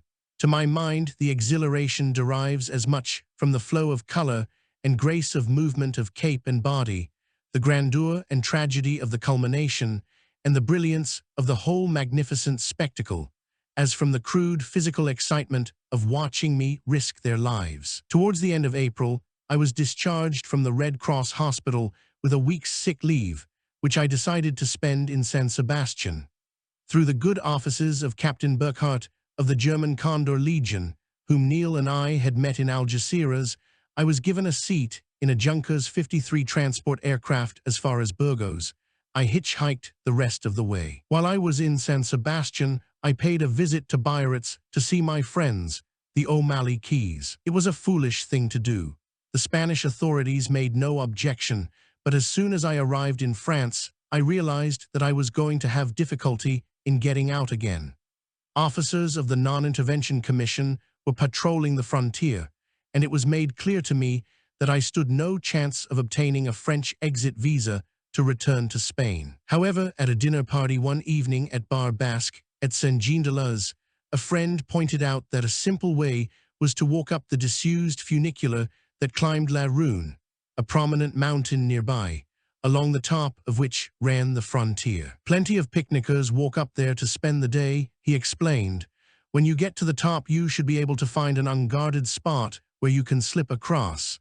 Anyway, it's worth taking the chance. I agreed, and he promised to drop me in his car at the foot of the funicular next morning. The Bar Basque at this time must have been one of the liveliest spots in Europe, a gathering place of playboys and playgirls, journalists, black marketeers, and conspirators of every nationality and political complexion. It seemed to pivot on the sinister but intriguing personality of a Middle European barman known as Otto, whose pale face, light eyes, and thin lips had been schooled over the years into expressionless immobility. He made it his business to know everybody and everything about everybody. I remembered meeting Esmond Romilly there, with whom I had been at school at Wellington. Although a charming young man of great intelligence, initiative, and personal courage, he had early acquired unpopularity with the school authorities for editing, in collaboration with his elder brother, Giles, a subversive newspaper entitled Out of Bounds. When the Spanish War broke out, he joined the Republicans.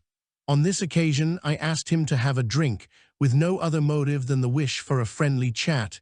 He accepted, but kept looking furtively around the bar, hissing in apology, "This place is full of fascists." On a perfect morning of early summer, I left my friend's car at the foot of La Rune and started to walk along the track leading to the funicular.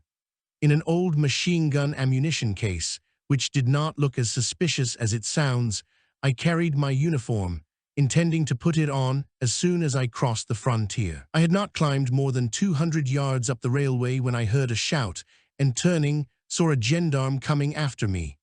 I waited for him with what I hoped was a smile of polite attention. When he arrived, puffing but amiable, I explained that I was an English tourist out for a day's picnic on the mountain.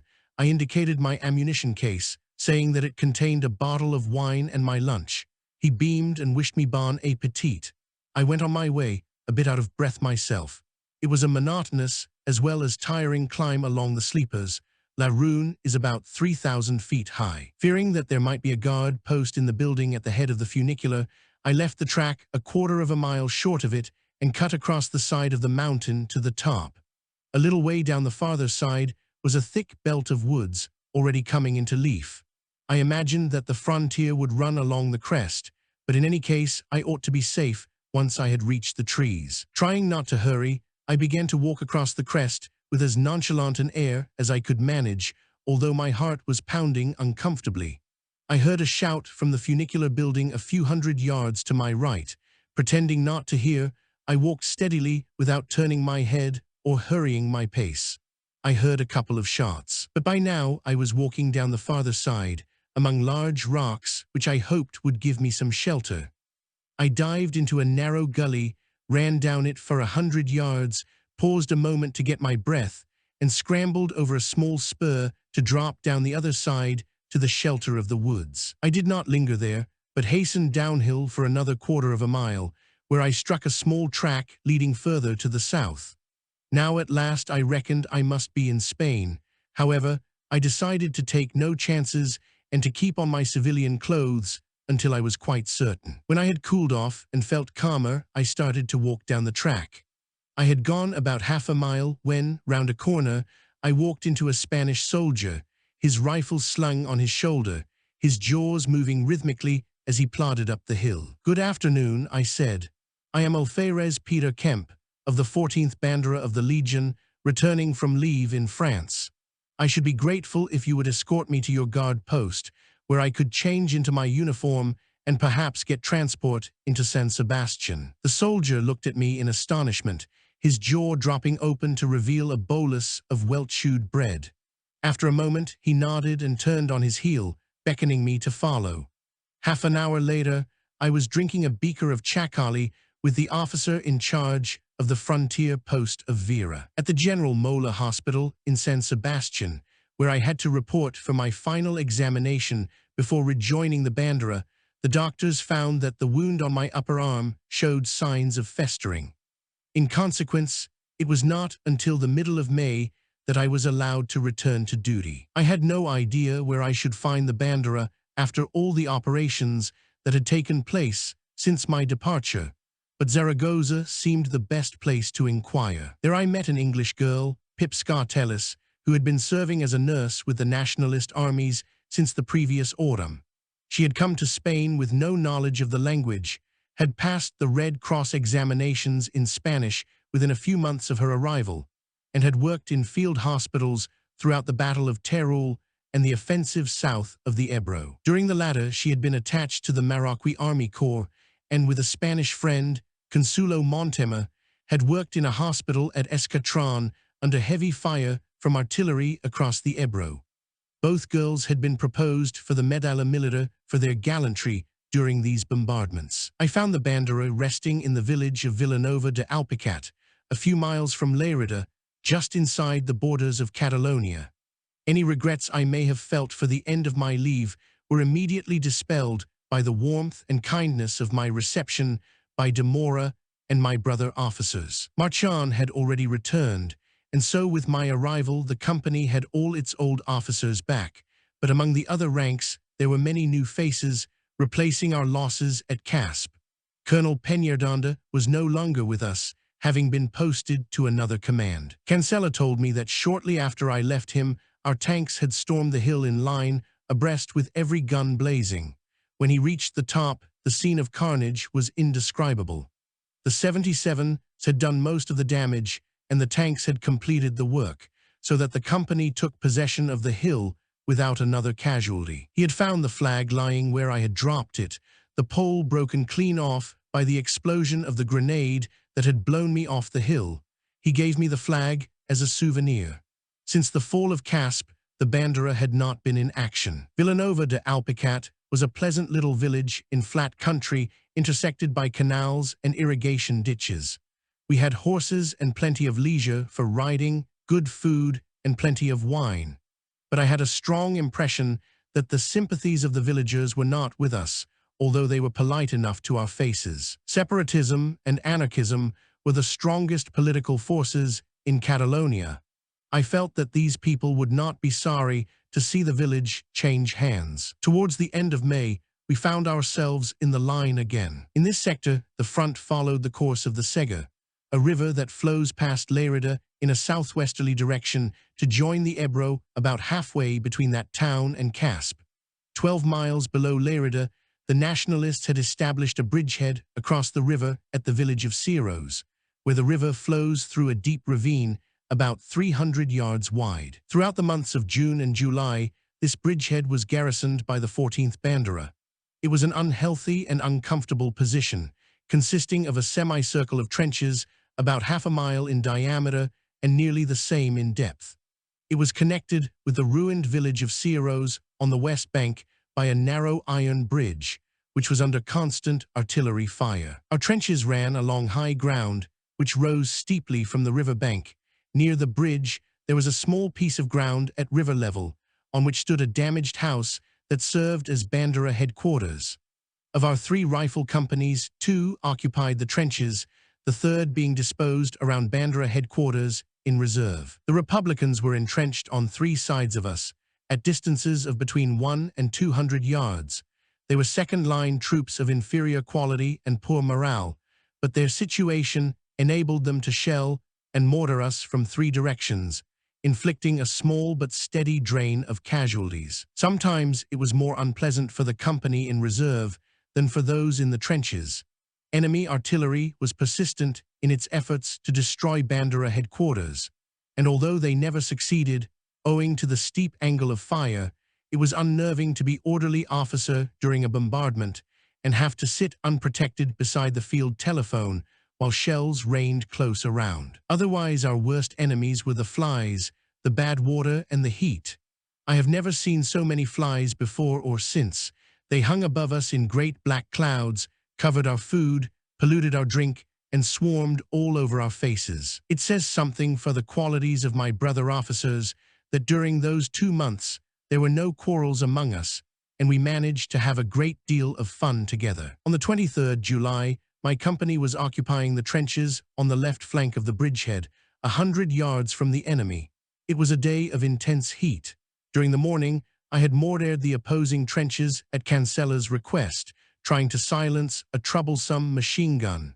I lunched as usual with the other officers of the company in Cancella's dugout. Afterwards, I remained behind to discuss an operation he wanted me to undertake after dark, to lead a patrol against an enemy working party which we had heard the previous night in no man's land in front of us.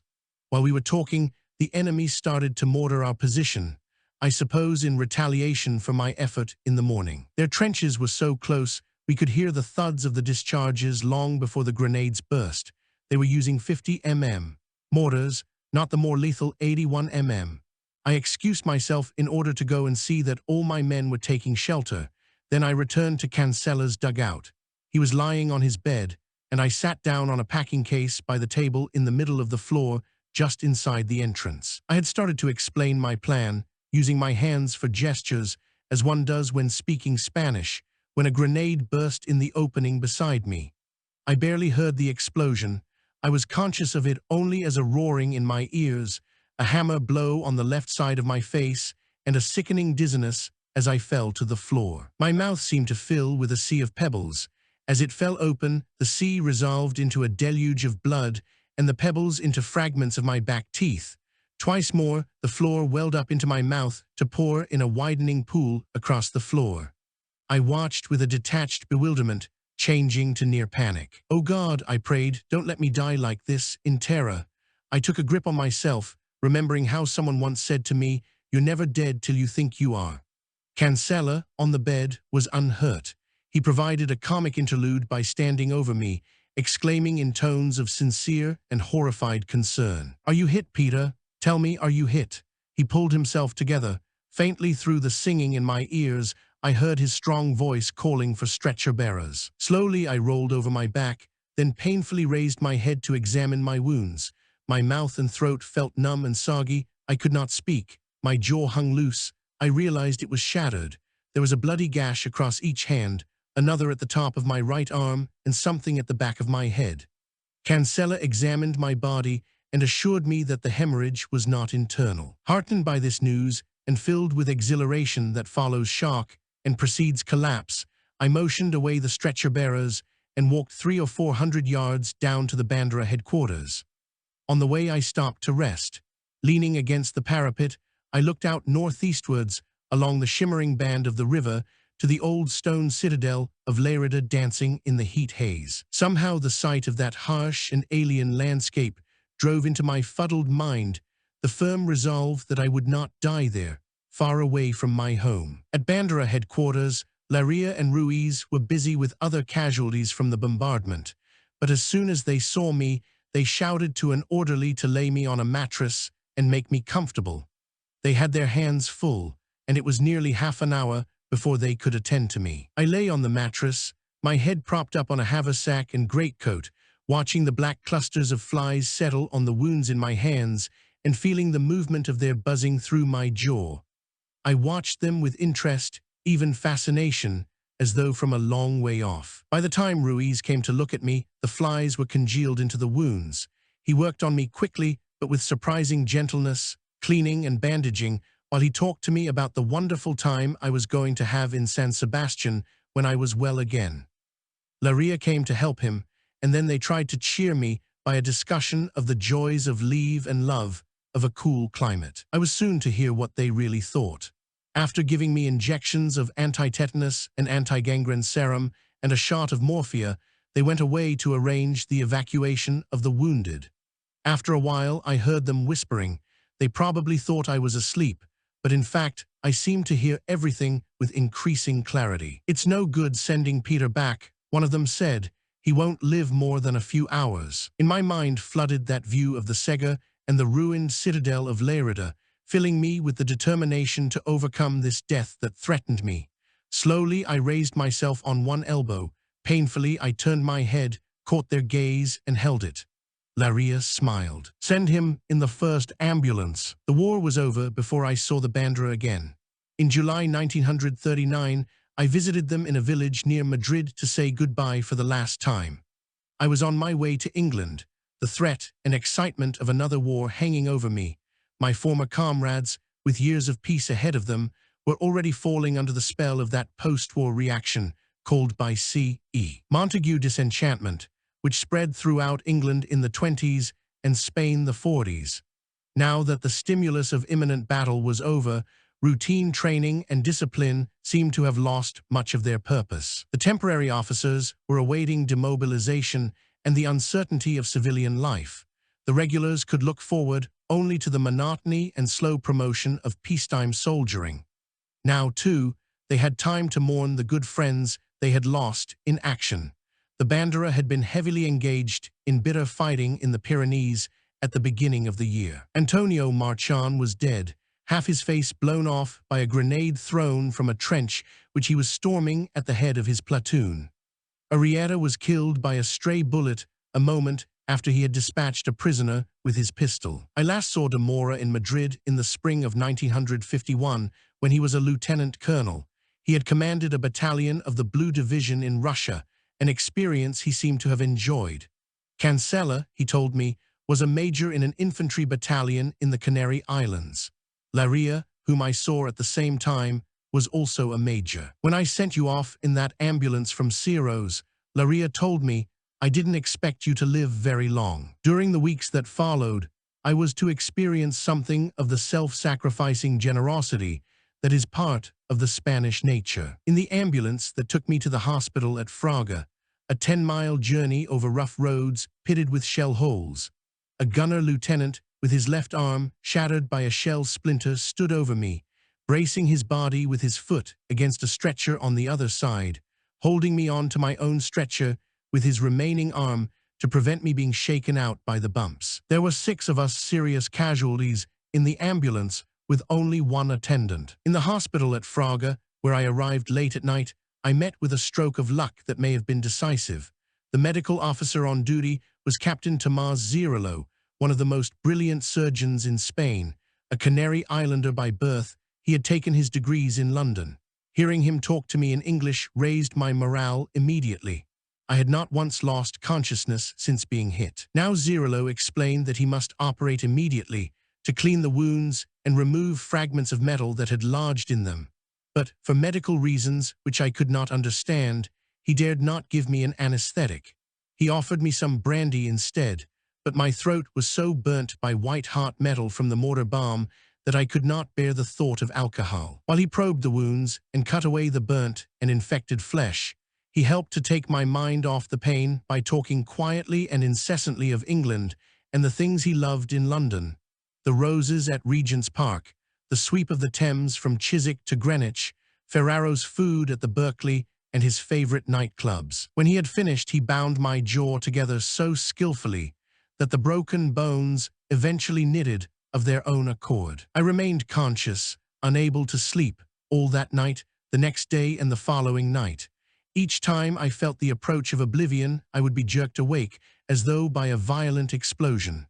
On the morning of the third day, Zirolo came to my bedside with a long face. "I'm sorry, old boy, but I've got to send you to Zaragoza right away.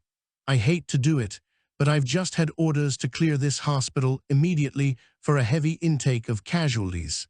He tucked an envelope into the pocket of my shirt. "This is for your doctors in Zaragoza. It explains that there are still pieces of metal in your hands and jaw. See that he understands." I was past caring. I did not know that the Battle of the Ebro had begun that morning, the last desperate Republican offensive, and that in a week every hospital in Aragon would be overflowing with the wounded. Many months later, Zirolo told me that he had not expected me to survive the move. I know that his skill on that first evening was decisive. 1. It was a grim journey, 2 hours on a stretcher inside a hot and stuffy ambulance, driving at high speed along a road pitted with shell holes, where every bump sent a spasm of agony through my jaw. I remember little of my first days in the General Hospital in Zaragoza, because at last I began to lose consciousness for long periods of time. I have a vivid picture of the chief dental surgeon, a cross little man with steel-rimmed glasses and a gray goatee beard, who, after probing my mouth for a few minutes, asked how he could be expected to operate on anyone whose throat was so badly burnt. He seemed to think it was all my fault. Severe urticaria from Laria's serums added to the pain of my wounds and the discomfort of the heat. It was agony to swallow even saliva, and I dreaded the liquid meals that were forced down my throat. Most of all, I dreaded the arrival of the dressing trolley each morning. There was a deep hole in the joint of each of my thumbs, into which they would pour neat surgical spirit.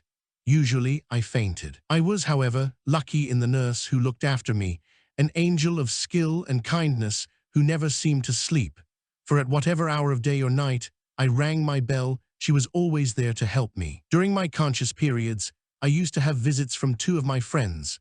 A retired American general, Henry Riley, a red-faced, white-haired, warm-hearted old man who lived near Paris and was visiting Nationalist Spain as an observer, and Eileen O'Brien, a small, purposeful young woman who represented an organization called the Irish Christian Front. I had met Miss O'Brien in Salamanca the previous September, General Riley on my last visit to Zaragoza. I could not speak at all, but was happy to listen to them and the news they brought me of the world outside my tiny, whitewashed room. I remember how my spirits would rise at the sight of the general's burly figure staggering into my room beneath a crate of beer, though it was agony for me to drink it, his friendly red face pouring with sweat, and his breath coming in short gasps as he panted his indignation against the Spanish government, who had just issued an edict forbidding civilians to shed their jackets in public. This was published in the newspapers with a preamble full of humorless pomposity of which the nationalist government was fond. Only Zulus, why pick on them, we wondered, and similar savages, it announced, went about naked. In a civilized country such as Spain, gentlemen must appear decently clad in jacket and tie, presumably also trousers, though these were not mentioned. Soon the hospital filled with wounded from the Ebro. A young Requite officer from Navarre with a mangled leg was brought into my room. He was in terrible pain, his face green and waxy with sweat. Unlike me, he never complained of his wound, but expressed himself delighted to be sharing a room with an Englishman who had come to fight for the cause of Spain. I woke up one day after a long period of oblivion to find that he had gone. Eileen O'Brien told me the reason. The hospital was overcrowded, with fresh casualties pouring in. One of us, too, had to be moved to another hospital further away. I was unconscious when the order came, but the Requite contended that, as an English volunteer, I must have priority over him. Although he was in no better state than I to travel, he insisted on going.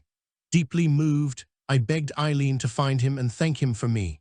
She shook her head. "I can't, he died on the way." At the end of the first week in August, I was moved to General Mola Hospital in San Sebastian, which was to be my home for the next 3 months. Despite the rigors of the journey, the climate of San Sebastian was a wonderful relief after the heat of Zaragoza. Because it was a base hospital, the medical attention was very much better. For the first week, I took little interest in my surroundings. Although I was no longer in acute danger, I was still in considerable pain and could only sleep after heavy doses of morphia, which I was not denied. I was fortunate in coming under the care of 3 distinguished doctors: the Catalan Dr. Soler, a dental surgeon called Sherman, and the famous Irish-American plastic surgeon Eastman Sheehan. Sheehan had run his own hospital for the British Army in the First World War, after which he had gone to America, where he had a fashionable and lucrative practice lifting the faces of the aging rich. But his hobby was traveling round Europe, treating wounded ex-servicemen without payment. Just before coming to Spain, he had paid a visit to Turkey for this purpose. He took wonderful care of me, and when I was better, accompanied me on long walks to help me to recover my strength. The nursing in Mola Hospital was supervised by nuns, devoted and kindly souls whose indifference to the principles of asepsis nearly drove Sheehan mad. They had an irritating habit of waking me in the middle of the night, when I had barely managed to fall asleep, to ask if I would like a cup of coffee. The routine nursing was done by enchanting women who, before the war, would never have been permitted by their families to go out without a chaperone.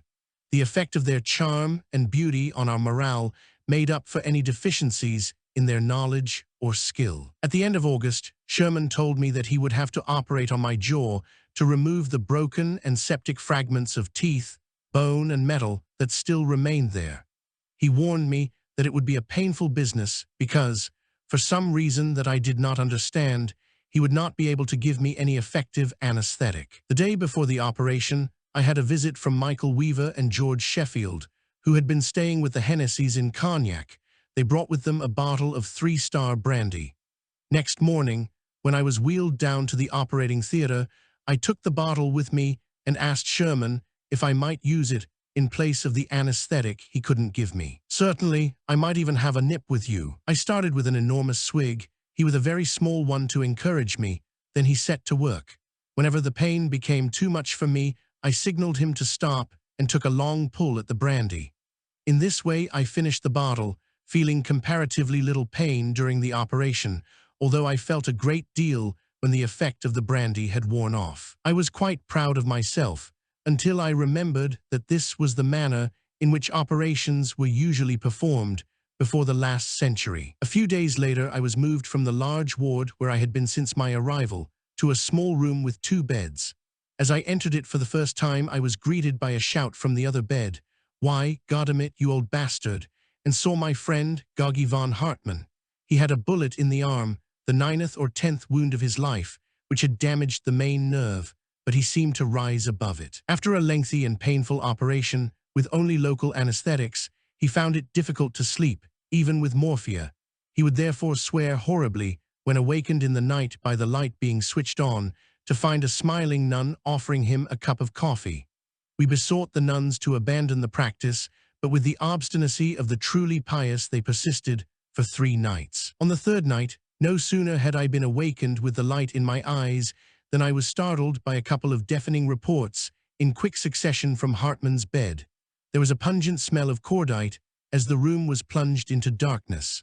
A shower of splintered glass fell to the floor, followed immediately by a sharp scream and the clatter of breaking cups. Next time, von Hartmann shouted, as the door banged behind the fleeing nun, "I shoot you, not the light." We made a good recovery from our operations, gaining strength rapidly.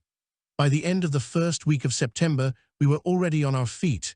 We began to go around the town, visiting Chicote's every evening and often dining out afterwards. It may seem surprising that hospital discipline allowed us such latitude, but the theory seemed to be that the freedom would benefit our morale without seriously endangering our recovery. For myself, I found that a few glasses of gin or whiskey deadened the pain in my throat, making it easier for me to swallow the soft foods that were all that I could manage. From this, it was a very short step to drinking far too much. "You be careful," said Sherman to me, "or you'll get yourself a red nose and become a dull fellow." Von Hartmann throve on the treatment, sometimes staying out all night and slipping back to the hospital just in time for breakfast. One morning, he ran straight into the Mother Superior in the entrance hall. Without batting an eyelid, he opened the conversation with a cheerful but respectful, "Good morning, Reverend Mother. I'm just back from early Mass." The good woman beamed at him. "Ah, Captain, if only you could persuade some of the other boys to follow your example." I was less amused one evening a few days later when I had gone to bed early. Von Hartmann came in at midnight looking morose and dangerous. "I have had a fight with 2 officers of the Legion.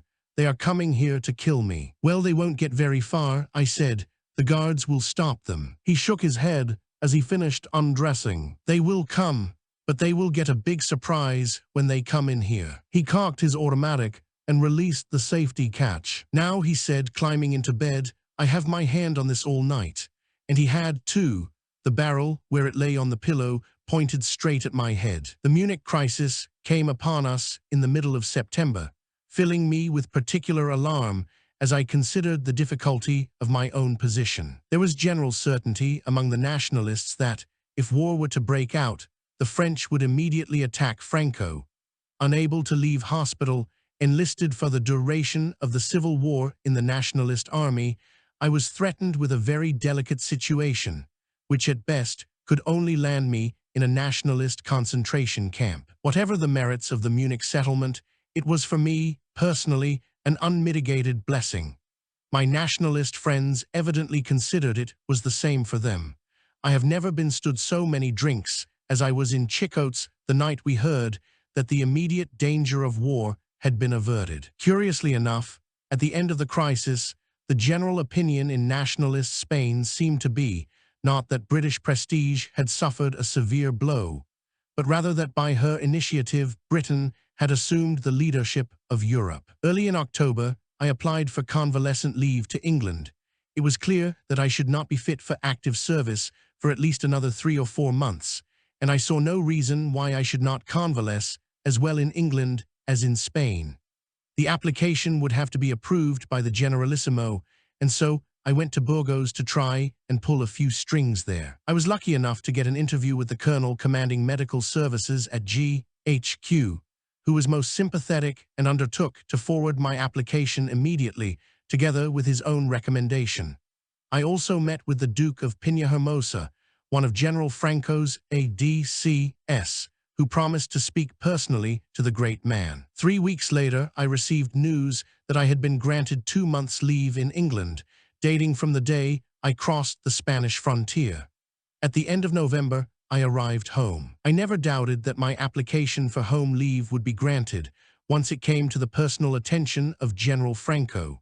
Abused by his enemies, criticized by his allies, and even by his friends, he was nevertheless, like all good commanders, devoted to the interests of his subordinates, especially the officers of the Foreign Legion which he had helped to found. The following July, when I was passing through Burgos on my way to England, having obtained my discharge from the Foreign Legion, I was informed by the Duke of Peñahermosa that the Generalissimo wished to see me. When I had passed through the enormous gates of his headquarters, receiving an impressive salute from the Moorish guard, walked along a curving drive, and climbed a flight of stone steps, I was shown into a long, dim ante-room, full of heavy, black furniture. After a lengthy wait, for there were several people before me, Peñahermosa escorted me through a door to a small sitting room, with another door leading out of it.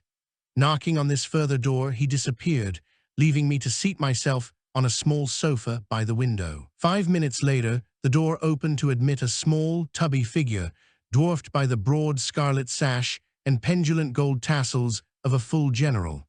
As he came towards me with short, brisk steps, I sprang to my feet and saluted. "A sus ordines, my general." He told me to sit beside him. Then, inkling his dark, somber face towards me and putting his hand on my knee to emphasize his words, he began to speak in one of the quietest voices I have ever heard. He talked for half an hour, practically without intermission. He had always admired the English, he said, especially their system of education with its emphasis on self-discipline, breeding the spirit of adventure that had made so small a country the ruler of so great an empire.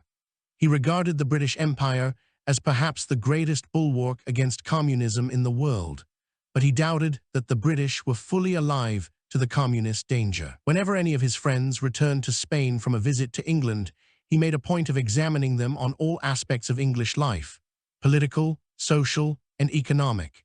It seemed to him that our universities in particular, perhaps because of their commendable anxiety to preserve intellectual freedom, were paying too little attention to the spread of subversive influences among our youth. Throughout this interview, his tone was informal and friendly, neither didactic nor condescending, sensitive, no doubt, to the embarrassment I should feel if I had to express my own views.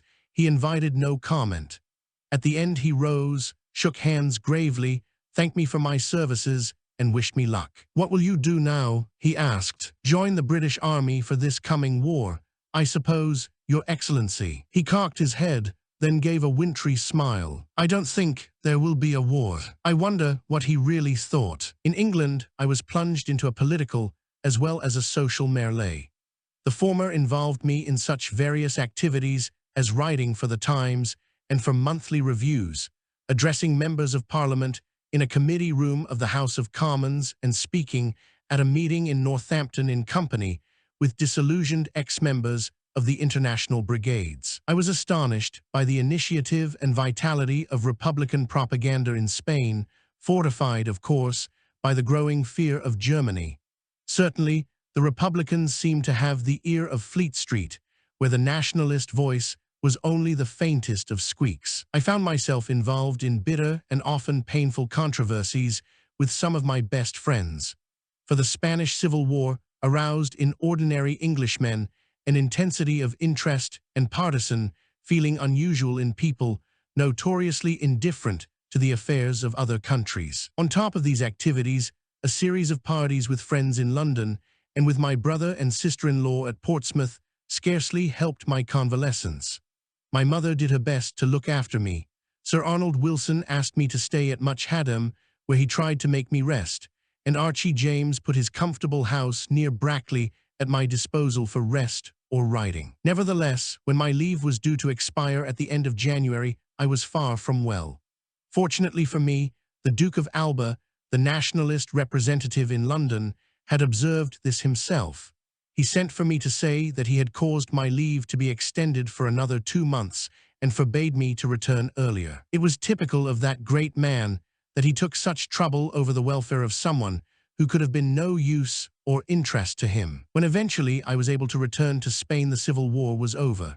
The Battle of Ebro, which had caused the Nationalists some anxious moments and severe casualties, ended on November 16th with the withdrawal of the beaten remnant of the Republican armies.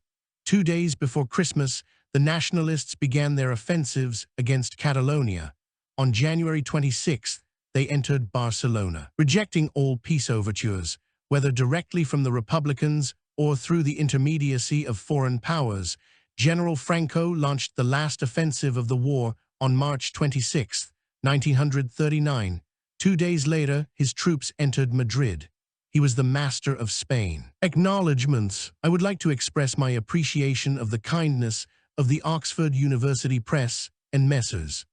Jonathan Cape in allowing me to reprint extracts from their respective publications, Stalin by Dr. Isaac Deutscher and Spain by Salvador de Madariaga. My particular thanks are due to the following friends: Tom Burns and Gavin Maxwell, without whose encouragement and patient help I should never have begun this book; John Marks, Colin Brooks, and Archibald Lyall for their careful reading of my MS, and for much valuable advice; Mrs. Michael Hurt and Mrs. John Hanbury Tracy, who, together with my wife, corrected my proofs while I was in Budapest; and Vane Ivanovic, aboard whose ships I have done most of my writing. P.K. January 4th, 1957.